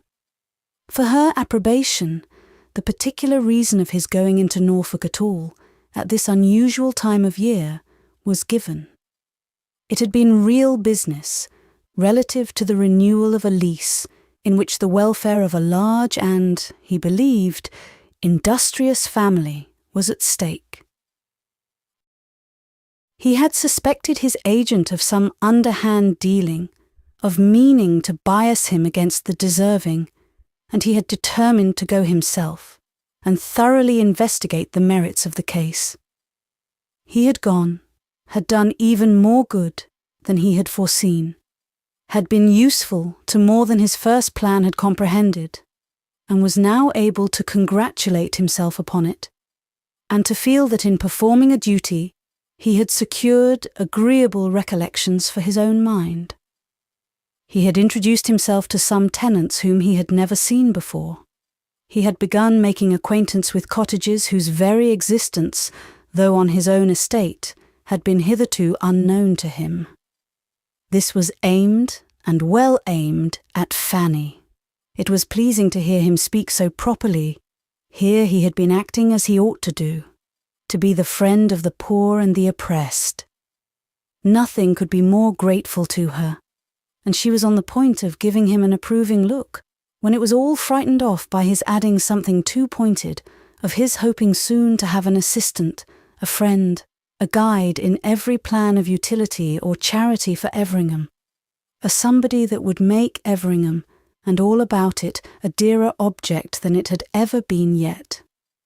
She turned away, and wished he would not say such things. she was willing to allow he might have more good qualities than she had been wont to suppose. She began to feel the possibility of his turning out well at last. But he was, and must ever be, completely unsuited to her, and ought not to think of her. He perceived that enough had been said of Everingham, and that it would be as well to talk of something else, and turned to Mansfield. He could not have chosen better. That was a topic to bring back her attention and her looks almost instantly. It was a real indulgence to her to hear or to speak of Mansfield.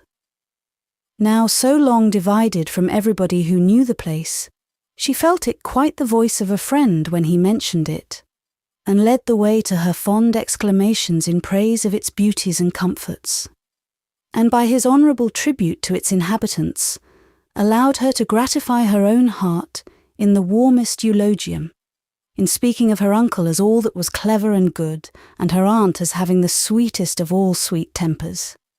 He had a great attachment to Mansfield himself, he said so. He looked forward with the hope of spending much, very much, of his time there, always there, or in the neighbourhood. He particularly built upon a very happy summer and autumn there this year. He felt that it would be so. He depended upon it. A summer and autumn infinitely superior to the last, as animated, as diversified, as social, but with circumstances of superiority undescribable. Mansfield, Southerton, Thornton Lacey, he continued. What a society will be comprised in those houses! And at Michaelmas, perhaps, a fourth may be added, some small hunting box in the vicinity of everything so dear. For as to any partnership in Thornton Lacey, as Edmund Bertram once good-humouredly proposed, I hope I foresee two objections. Two fair, excellent, irresistible objections to that plan. Fanny was doubly silenced here, though when the moment was past, she could regret that she had not forced herself into the acknowledged comprehension of one half of his meaning, and encouraged him to say something more of his sister and Edmund. It was a subject which she must learn to speak of, and the weakness that shrank from it would soon be quite unpardonable. When Mr. Price and his friend had seen all that they wished, or had time for, the others were ready to return, and in the course of their walk back, Mr. Crawford contrived a minute's privacy for telling Fanny that his only business in Portsmouth was to see her, that he had come down for a couple of days on her account and hers only, and because he could not endure a longer total separation. She was sorry, really sorry, and yet, in spite of this and the 2 or 3 other things which she wished he had not said, she thought him altogether improved since she had seen him. He was much more gentle, obliging, and attentive to other people's feelings than he had ever been at Mansfield. She had never seen him so agreeable, so near being agreeable. His behaviour to her father could not offend, and there was something particularly kind and proper in the notice he took of Susan. He was decidedly improved. She wished the next day over. She wished he had come only for one day. But it was not so very bad as she would have expected. The pleasure of talking of Mansfield was so very great. Before they parted, she had to thank him for another pleasure, and one of no trivial kind. Her father asked him to do them the honour of taking his mutton with them, and Fanny had time for only one thrill of horror before he declared himself prevented by a prior engagement. He was engaged to dinner already both for that day and the next. He had met with some acquaintance at the Crown, who would not be denied. He should have the honour, however, of waiting on them again on the morrow, etc., and so they parted, Fanny in a state of actual felicity from escaping so horrible an evil. To have had him join their family dinner party and see all their deficiencies would have been dreadful.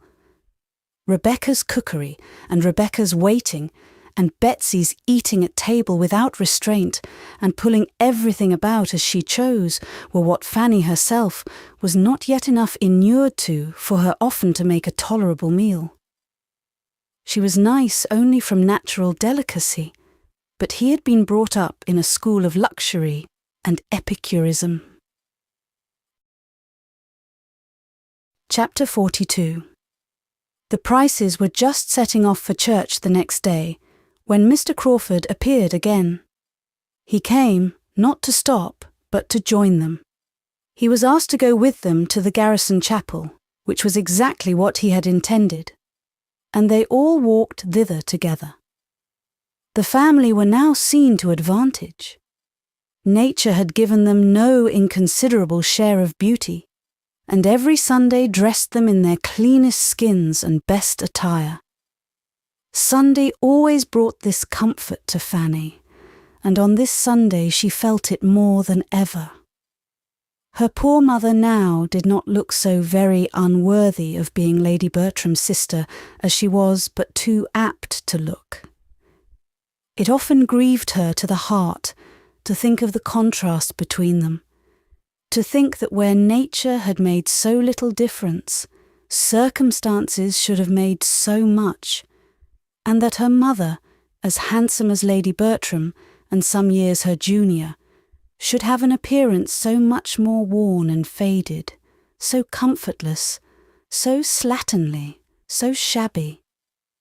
But Sunday made her a very creditable and tolerably cheerful-looking Mrs. Price, coming abroad with a fine family of children, feeling a little respite of her weekly cares, and only discomposed if she saw her boys run into danger, or Rebecca pass by with a flower in her hat.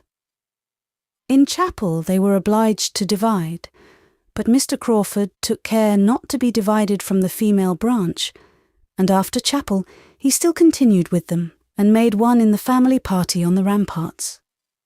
Mrs. Price took her weekly walk on the ramparts every fine Sunday throughout the year, always going directly after morning service and staying till dinner time. It was her public place. There she met her acquaintance, heard a little news, talked over the badness of the Portsmouth servants, and wound up her spirits for the 6 days ensuing. Thither they now went, Mr. Crawford most happy to consider the Miss Prices as his peculiar charge, and before they had been there long, somehow or other, there was no saying how, Fanny could not have believed it, but he was walking between them with an arm of each under his, and she did not know how to prevent or put an end to it. It made her uncomfortable for a time, but yet there were enjoyments in the day and in the view which would be felt. The day was uncommonly lovely. It was really March, but it was April in its mild air, brisk soft wind, and bright sun occasionally clouded for a minute. And everything looked so beautiful under the influence of such a sky, the effects of the shadows pursuing each other on the ships at Spithead, and the island beyond, with the ever-varying hues of the sea, now at high water, dancing in its glee, and dashing against the ramparts with so fine a sound, produced altogether such a combination of charms for Fanny as made her gradually almost careless of the circumstances under which she felt them. Nay, had she been without his arm, she would soon have known that she needed it, for she wanted strength for a 2 hours' saunter of this kind, coming, as it generally did, upon a week's previous inactivity. Fanny was beginning to feel the effect of being debarred from her usual regular exercise. She had lost ground as to health since her being in Portsmouth, and but for Mr. Crawford and the beauty of the weather, would soon have been knocked up now. The loveliness of the day and of the view he felt like herself. They often stopped with the same sentiment and taste, leaning against the wall for some minutes to look and admire. And considering he was not Edmund, Fanny could not but allow that he was sufficiently open to the charms of nature and very well able to express his admiration. She had a few tender reveries now and then, which he could sometimes take advantage of to look in her face without detection. And the result of these looks was that though as bewitching as ever, her face was less blooming than it ought to be. She said she was very well, and did not like to be supposed otherwise. But take it all in all, he was convinced that her present residence could not be comfortable, and therefore could not be salutary for her, and he was growing anxious for her being again at Mansfield, where her own happiness, and his in seeing her, must be so much greater. "You have been here a month, I think," said he. "No, not quite a month. It is only 4 weeks tomorrow since I left Mansfield." "You are a most accurate and honest reckoner. I should call that a month. I did not arrive here till Tuesday evening." "And it is to be a 2 months' visit, is it not?" "Yes, my uncle talked of 2 months. I suppose it will not be less." "And how are you to be conveyed back again? Who comes for you?" "I do not know. I have heard nothing about it yet from my aunt. Perhaps I may be to stay longer. It may not be convenient for me to be fetched exactly at the 2 months' end." After a moment's reflection, Mr. Crawford replied, "I know Mansfield. I know its way. I know its faults towards you. I know the danger of your being so far forgotten as to have your comforts give way to the imaginary convenience of any single being in the family. I am aware that you may be left here week after week, if Sir Thomas cannot settle everything for coming himself, or sending your aunt's maid for you, without involving the slightest alteration of the arrangements which he may have laid down for the next quarter of a year. This will not do. 2 months is an ample allowance. I should think 6 weeks quite enough. I am considering your sister's health," said he, addressing himself to Susan, "which I think the confinement of Portsmouth unfavourable to. She requires constant air and exercise. When you know her as well as I do, I am sure you will agree that she does, and that she ought never to be long banished from the free air and liberty of the country. If therefore," turning again to Fanny, "you find yourself growing unwell, and any difficulties arise about your returning to Mansfield, without waiting for the 2 months to be ended, that must not be regarded as of any consequence. If you feel yourself at all less strong or comfortable than usual, and will only let my sister know it, give her only the slightest hint, she and I will immediately come down and take you back to Mansfield. You know the ease and the pleasure with which this would be done. You know all that would be felt on the occasion." Fanny thanked him, but tried to laugh it off. "I am perfectly serious," he replied, "as you perfectly know, and I hope you will not be cruelly concealing any tendency to indisposition. Indeed, you shall not. It shall not be in your power. For so long only as you positively say, in every letter to Mary, 'I am well, and I know you cannot speak or write a falsehood,' so long only shall you be considered as well." Fanny thanked him again, but was affected and distressed to a degree that made it impossible for her to say much, or even to be certain of what she ought to say. This was towards the close of their walk. He attended them to the last, and left them only at the door of their own house, when he knew them to be going to dinner, and therefore pretended to be waited for elsewhere. "I wish you were not so tired," said he, still detaining Fanny after all the others were in the house. "I wish I left you in stronger health. Is there anything I can do for you in town? I have half an idea of going into Norfolk again soon. I am not satisfied about Madison. I am sure he still means to impose on me if possible, and get a cousin of his own into a certain mill, which I design for somebody else. I must come to an understanding with him. I must make him know that I will not be tricked on the south side of Everingham, any more than on the north, that I will be master of my own property. I was not explicit enough with him before. The mischief such a man does on an estate, both as to the credit of his employer and the welfare of the poor, is inconceivable. I have a great mind to go back into Norfolk directly and put everything at once on such a footing as cannot be afterwards swerved from. Madison is a clever fellow. I do not wish to displace him, provided he does not try to displace me. But it would be simple to be duped by a man who has no right of creditor to dupe me, and worse than simple, to let him give me a hard-hearted, griping fellow for a tenant, instead of an honest man, to whom I have given half a promise already. Would it not be worse than simple? Shall I go? Do you advise it? I advise. You know very well what is right. Yes. When you give me your opinion, I always know what is right. Your judgment is my rule of right. Oh no, do not say so. We have all a better guide in ourselves, if we would attend to it, than any other person can be. Goodbye. I wish you a pleasant journey tomorrow. Is there nothing I can do for you in town? Nothing. I am much obliged to you. Have you no message for anybody?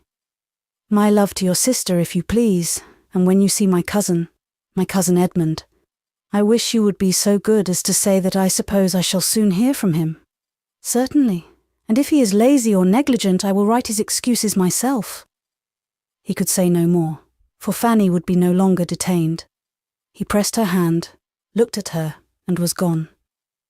He went to while away the next 3 hours as he could, with his other acquaintance, till the best dinner that a capital inn afforded was ready for their enjoyment, and she turned into her more simple one immediately. Their general fare bore a very different character, and could he have suspected how many privations, besides that of exercise, she endured in her father's house, he would have wondered that her looks were not much more affected than he found them. She was so little equal to Rebecca's puddings and Rebecca's hashes, brought to table as they all were, with such accompaniments of half-cleaned plates, and not half-cleaned knives and forks, that she was very often constrained to defer her heartiest meal till she could send her brothers in the evening for biscuits and buns.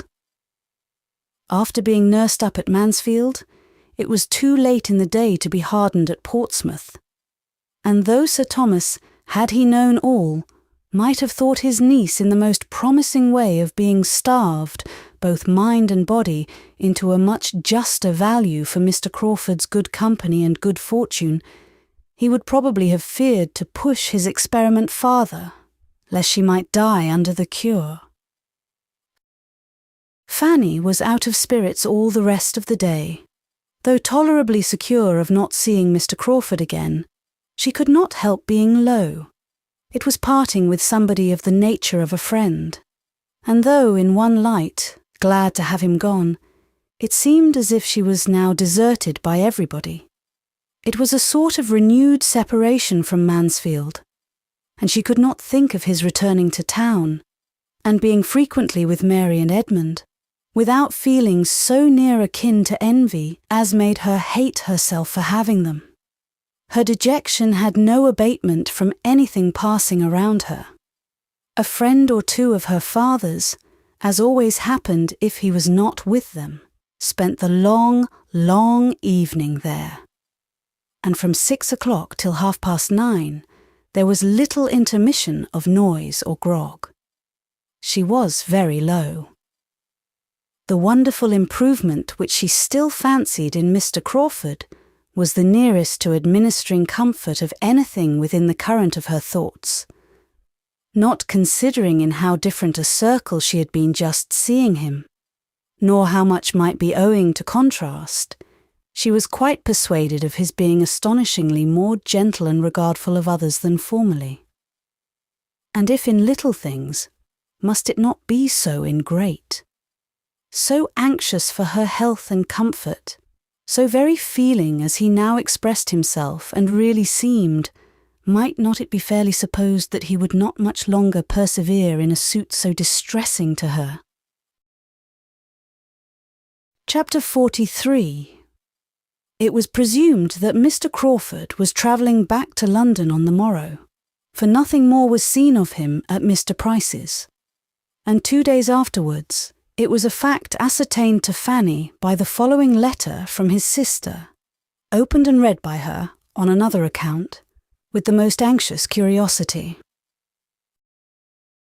I have to inform you, my dearest Fanny, that Henry has been down to Portsmouth to see you, that he had a delightful walk with you to the dockyard last Saturday, and one still more to be dwelt on the next day, on the ramparts, when the balmy air, the sparkling sea, and your sweet looks and conversation were altogether in the most delicious harmony, and afforded sensations which are to raise ecstasy, even in retrospect.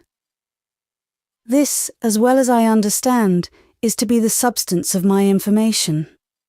He makes me write, but I do not know what else is to be communicated, except this said visit to Portsmouth, and these 2 said walks, and his introduction to your family, especially to a fair sister of yours, a fine girl of 15, who was of the party on the ramparts, taking her first lesson, I presume, in love.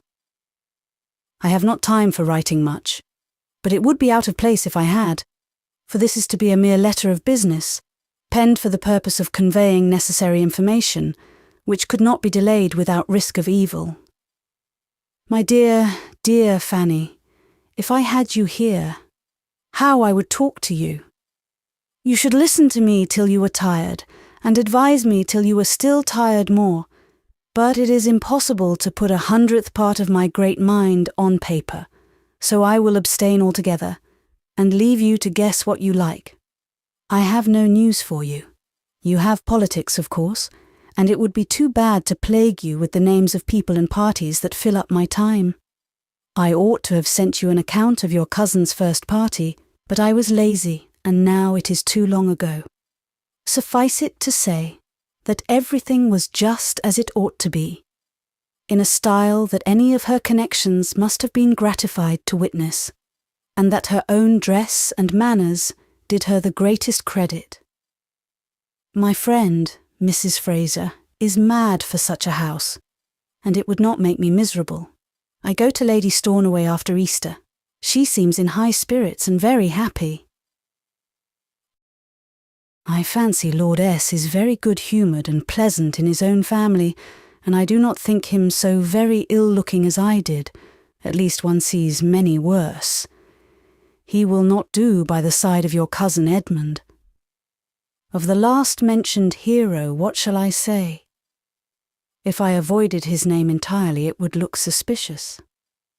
I will say then that we have seen him 2 or 3 times, and that my friends here are very much struck with his gentlemanlike appearance.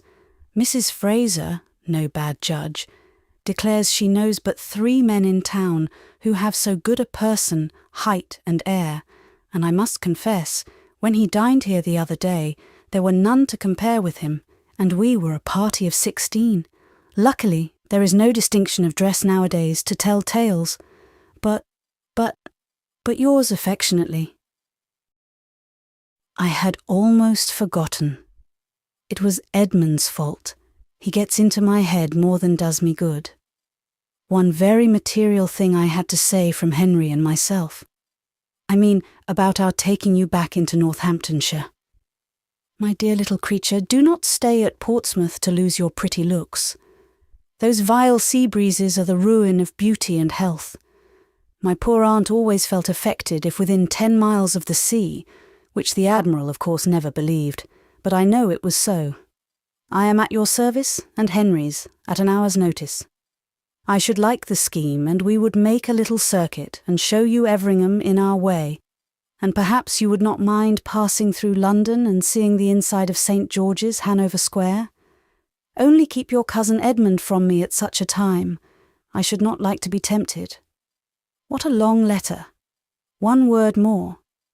Henry, I find, has some idea of going into Norfolk again upon some business that you approve, but this cannot possibly be permitted before the middle of next week. That is, he cannot anyhow be spared till after the 14th, for we have a party that evening.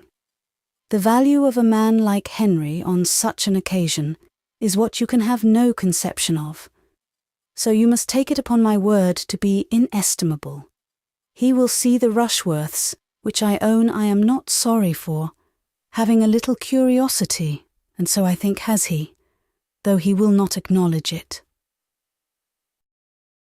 This was a letter to be run through eagerly, to be read deliberately, to supply matter for much reflection, and to leave everything in greater suspense than ever. The only certainty to be drawn from it was that nothing decisive had yet taken place. Edmund had not yet spoken. How Miss Crawford really felt, how she meant to act, or might act without or against her meaning, whether his importance to her were quite what it had been before the last separation, whether, if lessened, it were likely to lessen more, or to recover itself, were subjects for endless conjecture, and to be thought of on that day and many days to come, without producing any conclusion. The idea that returned the oftenest was that Miss Crawford, after proving herself cooled and staggered by a return to London habits, would yet prove herself in the end too much attached to him to give him up. She would try to be more ambitious than her heart would allow. She would hesitate, she would tease, she would condition, she would require a great deal, but she would finally accept. This was Fanny's most frequent expectation. A house in town. That, she thought, must be impossible. Yet there was no saying what Miss Crawford might not ask. The prospect for her cousin grew worse and worse. The woman who could speak of him, and speak only of his appearance. What an unworthy attachment! To be deriving support from the commendations of Mrs. Fraser, she who had known him intimately for half a year. Fanny was ashamed of her. Those parts of the letter which related only to Mr. Crawford and herself touched her, in comparison, slightly. Whether Mr. Crawford went into Norfolk before or after the 14th was certainly no concern of hers. Though everything considered, she thought he would go without delay. That Miss Crawford should endeavour to secure a meeting between him and Mrs. Rushworth was all in her worst line of conduct, and grossly unkind and ill-judged. But she hoped he would not be actuated by any such degrading curiosity. He acknowledged no such inducement, and his sister ought to have given him credit for better feelings than her own.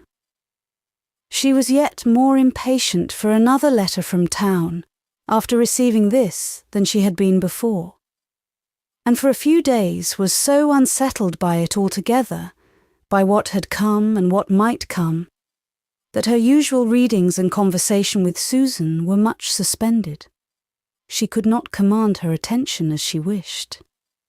If Mr. Crawford remembered her message to her cousin, she thought it very likely, most likely, that he would write to her at all events. It would be most consistent with his usual kindness. Until she got rid of this idea, till it gradually wore off, by no letters appearing in the course of 3 or 4 days more, she was in a most restless, anxious state. At length, a something like composure succeeded. Suspense must be submitted to, and must not be allowed to wear her out and make her useless.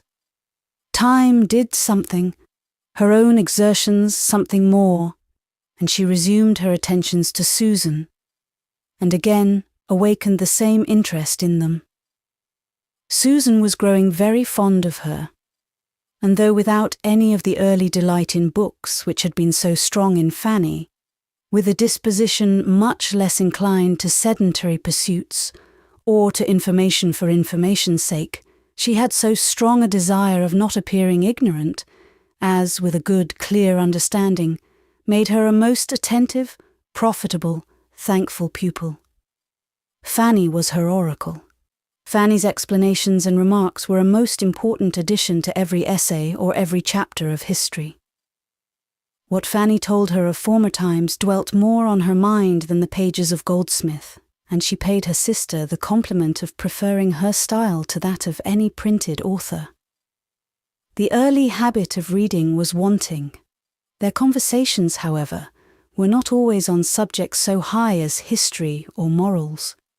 Others had their hour, and of lesser matters, none returned so often, or remained so long between them, as Mansfield Park. A description of the people, the manners, the amusements, the ways of Mansfield Park. Susan, who had an innate taste for the genteel and well-appointed, was eager to hear, and Fanny could not but indulge herself in dwelling on so beloved a theme. She hoped it was not wrong, though after a time Susan's very great admiration of everything said or done in her uncle's house, and earnest longing to go into Northamptonshire, seemed almost to blame her for exciting feelings which could not be gratified. Poor Susan was very little better fitted for home than her elder sister, and as Fanny grew thoroughly to understand this, she began to feel that when her own release from Portsmouth came, her happiness would have a material drawback in leaving Susan behind. That a girl so capable of being made everything good should be left in such hands distressed her more and more. Were she likely to have a home to invite her to, what a blessing it would be! And had it been possible for her to return Mr. Crawford's regard, the probability of his being very far from objecting to such a measure would have been the greatest increase of all her own comforts. She thought he was really good-tempered, and could fancy his entering into a plan of that sort most pleasantly. Chapter 44. 7 weeks of the 2 months were very nearly gone, when the one letter, the letter from Edmund so long expected, was put into Fanny's hands. As she opened it and saw its length, she prepared herself for a minute detail of happiness and a profusion of love and praise towards the fortunate creature who was now mistress of his fate. These were the contents. My dear Fanny, excuse me that I have not written before. Crawford told me that you were wishing to hear from me, but I found it impossible to write from London, and persuaded myself that you would understand my silence. Could I have sent a few happy lines? They should not have been wanting, but nothing of that nature was ever in my power. I am returned to Mansfield in a less assured state than when I left it. My hopes are much weaker. You are probably aware of this already. So very fond of you as Miss Crawford is, it is most natural that she should tell you enough of her own feelings to furnish a tolerable guess at mine. I will not be prevented, however, from making my own communication. Our confidences in you need not clash. I ask no questions. There is something soothing in the idea that we have the same friend, and that whatever unhappy differences of opinion may exist between us, we are united in our love of you. It will be a comfort to me to tell you how things now are, and what are my present plans, if plans I can be said to have. I have been returned since Saturday. I was 3 weeks in London, and saw her, for London, very often. I had every attention from the Frasers that could be reasonably expected. I dare say I was not reasonable in carrying with me hopes of an intercourse, at all like that of Mansfield. It was her manner, however, rather than any unfrequency of meeting. Had she been different when I did see her, I should have made no complaint. But from the very first she was altered. My first reception was so unlike what I had hoped, that I had almost resolved on leaving London again directly. I need not particularize. You know the weak side of her character, and may imagine the sentiments and expressions which were torturing me. She was in high spirits, and surrounded by those who were giving all the support of their own bad sense to her too lively mind. I do not like Mrs. Fraser.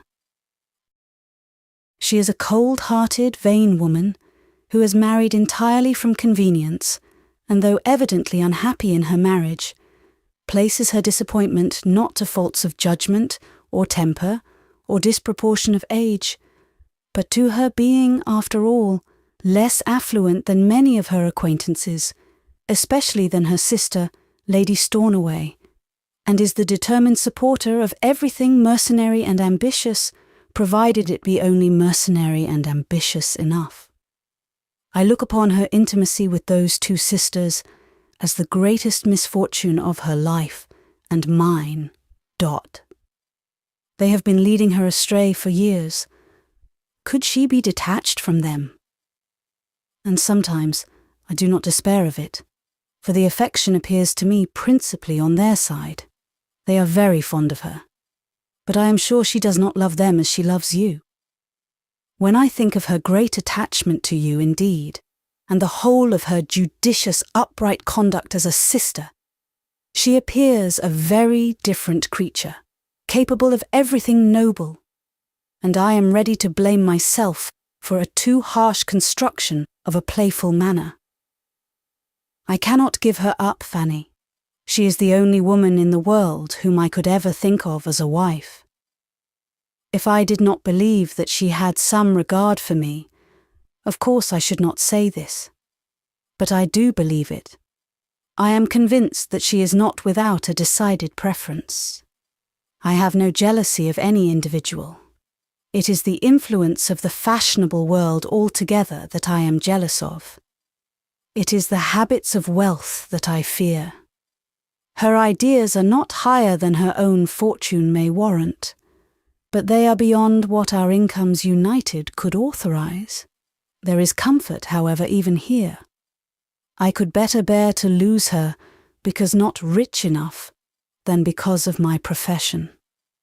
That would only prove her affection not equal to sacrifices, which in fact I am scarcely justified in asking, and if I am refused, that, I think, will be the honest motive. Her prejudices, I trust, are not so strong as they were. You have my thoughts exactly as they arise, my dear Fanny. Perhaps they are sometimes contradictory, but it will not be a less faithful picture of my mind. Having once begun, it is a pleasure to me to tell you all I feel. I cannot give her up. Connected as we already are, and I hope are to give up Mary Crawford would be to give up the society of some of those most dear to me. To banish myself from the very houses and friends whom, under any other distress, I should turn to for consolation. The loss of Mary I must consider as